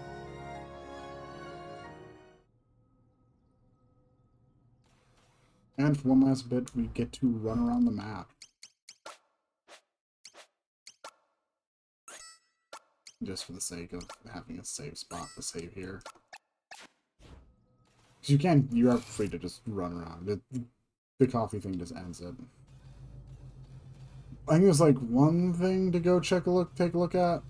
Like, I'm not keen on seeing all the, you know, everything that can be seen in the game, because I've seen it already. And also, there's probably people who've done far better jobs of showing it off, so, yeah.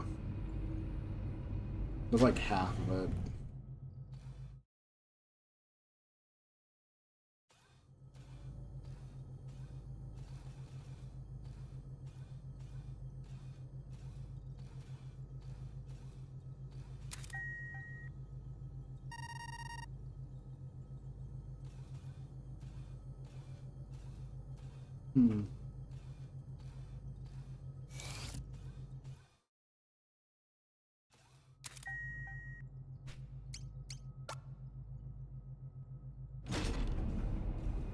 But also, once we're through the credits, I'm in stream, so this also that we're almost I'm like, yeah.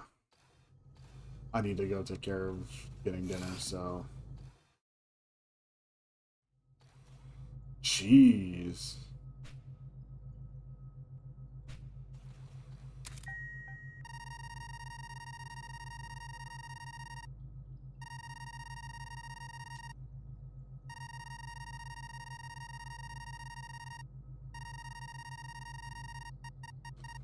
Judge. There we go. Also, look at that. That blood also looks really cool in this lighting. But yeah, it's like I said during the big boss battles, Darth was having his own dramatic fight against the behemoth.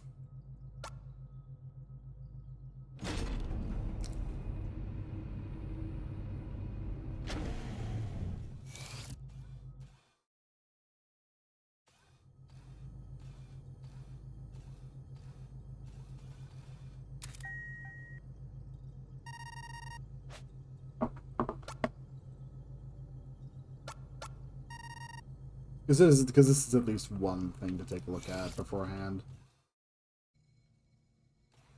First off, get to actually see the room, and yeah.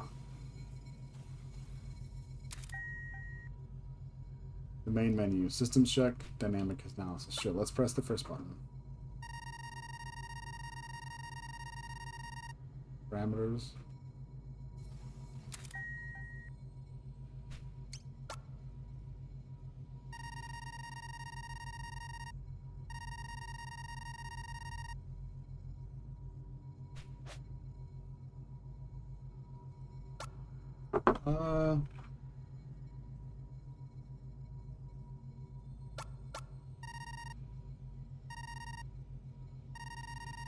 In cohort dynamics assessment. No, ratings are relative to previous assessment.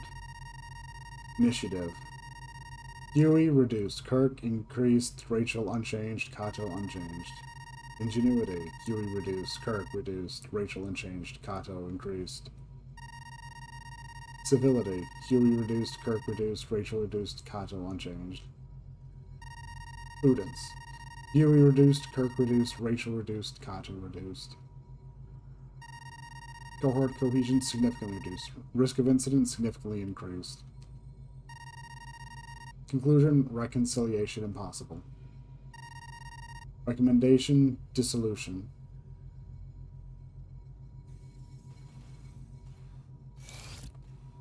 Yeah.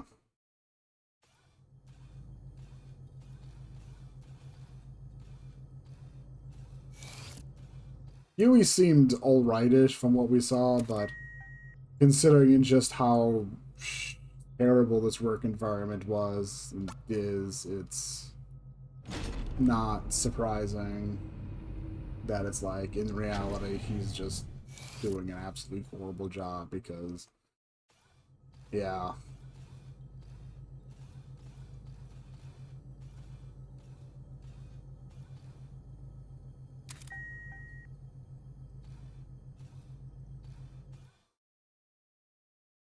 I think there might be something around here somewhere.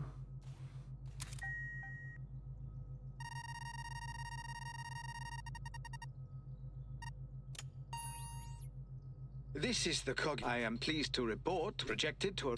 Huh? Is... What the? Guess not.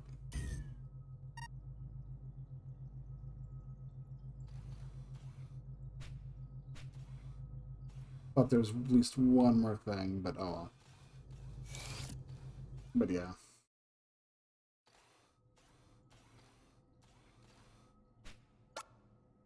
Let's make Darth his coffee and end this.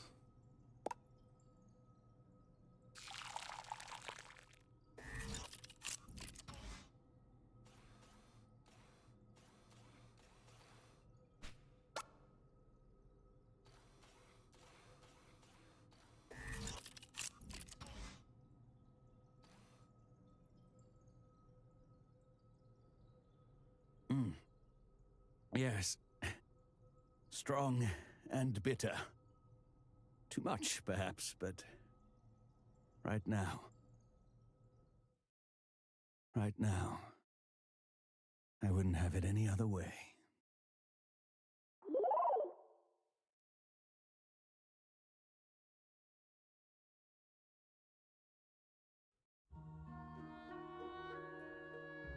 Yumi Tamamura. I really should just look up who all of the character designers are. That way I could at least say something more than just going, yep, that's who this is. That'd be at least a bit more... maybe I'll do that for next Saturday. But yeah. If it's not obvious, this is just a game that's like just a number of vignettes. You know, short stories. It's nothing too long. They're all pretty much, you know, they're nice short stories. Which is something I do really like. Dragon Quest VII is my favorite Dragon Quest, and half of it's just because it's Vignette City around the clock, so... yeah. And this chapter, and I feel this chapter does a great job of just showing off, and it really did do a great job of showing off, letting the voice actors do just a fantastic job. Because they did it, they were fantastic.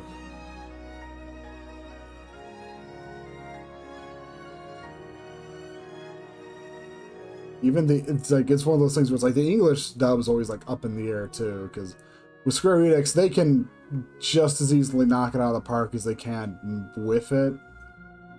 Triangle Strategy is a great example. And to be perfectly frank, the problem with Triangle Strategy isn't the English VAs, it's the direction.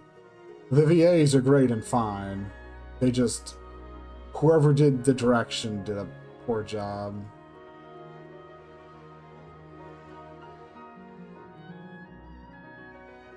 But some things just can't really be dealt with, so...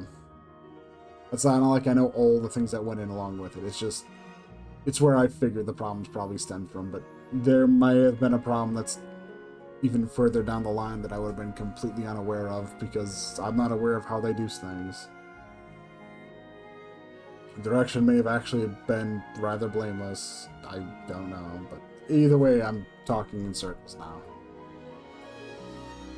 One of the really nice things, though, with this chapter is it's a fantastic use of, you know, just a lack of music for a lot of it.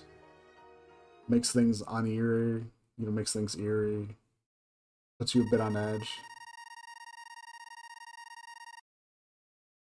After action review, mission redacted. Contact lost during transit to Earth. A distress call received at redacted. Vessel was found drifting redacted from Earth and successfully recovered. The xenobiological specimen confirmed lost. Critical failure of AI control unit key factor. Results of investigation pending. 4 crewmates confirmed lost. Hor Bishop, ship's captain. Kirk Wells, helmsman. Huey Trumbull, chief mate. Rachel Klein, signaler. Remains recovered and secured by team. Yoshiyuki Kato, engineer, currently undergoing treatment for injuries sustained during incident.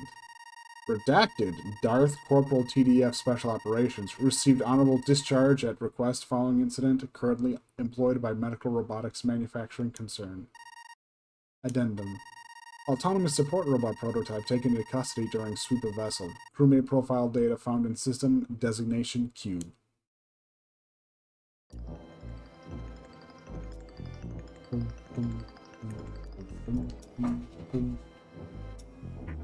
This chapter's great. Remake definitely did it a lot of favors, and just... I'm sure plenty of people will not care because you are not in that much danger, but I still get spooked by it. I am not good at dealing with horror. So you give me your horror chapter, and I'm gonna be like, oh crap. Like, if I ever play Vampire the Masquerade Bloodlines on stream, you'll get to see me freak out at the hotel. Don't know if I'll ever do that, though. Finish. It's a beautiful, like, yeah, it's a beautiful look, too.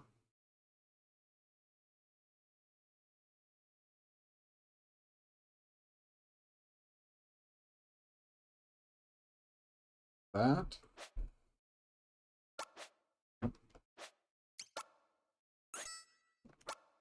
With that, I'm done for the day. I really have stuff to go do. It's funny, because I was thinking, this will clearly be a 2-stream game, but it's like, no, this is like going to be at minimum 3 streams, which is fine. It is perfect for, I do feel it's a perfect fit for how I prefer Saturdays to be, so I'm glad about that. Anyways, let's see. Is there anyone I can or should go raid?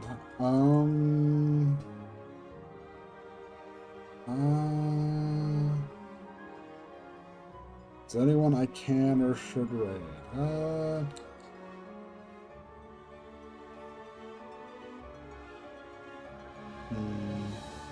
don't know.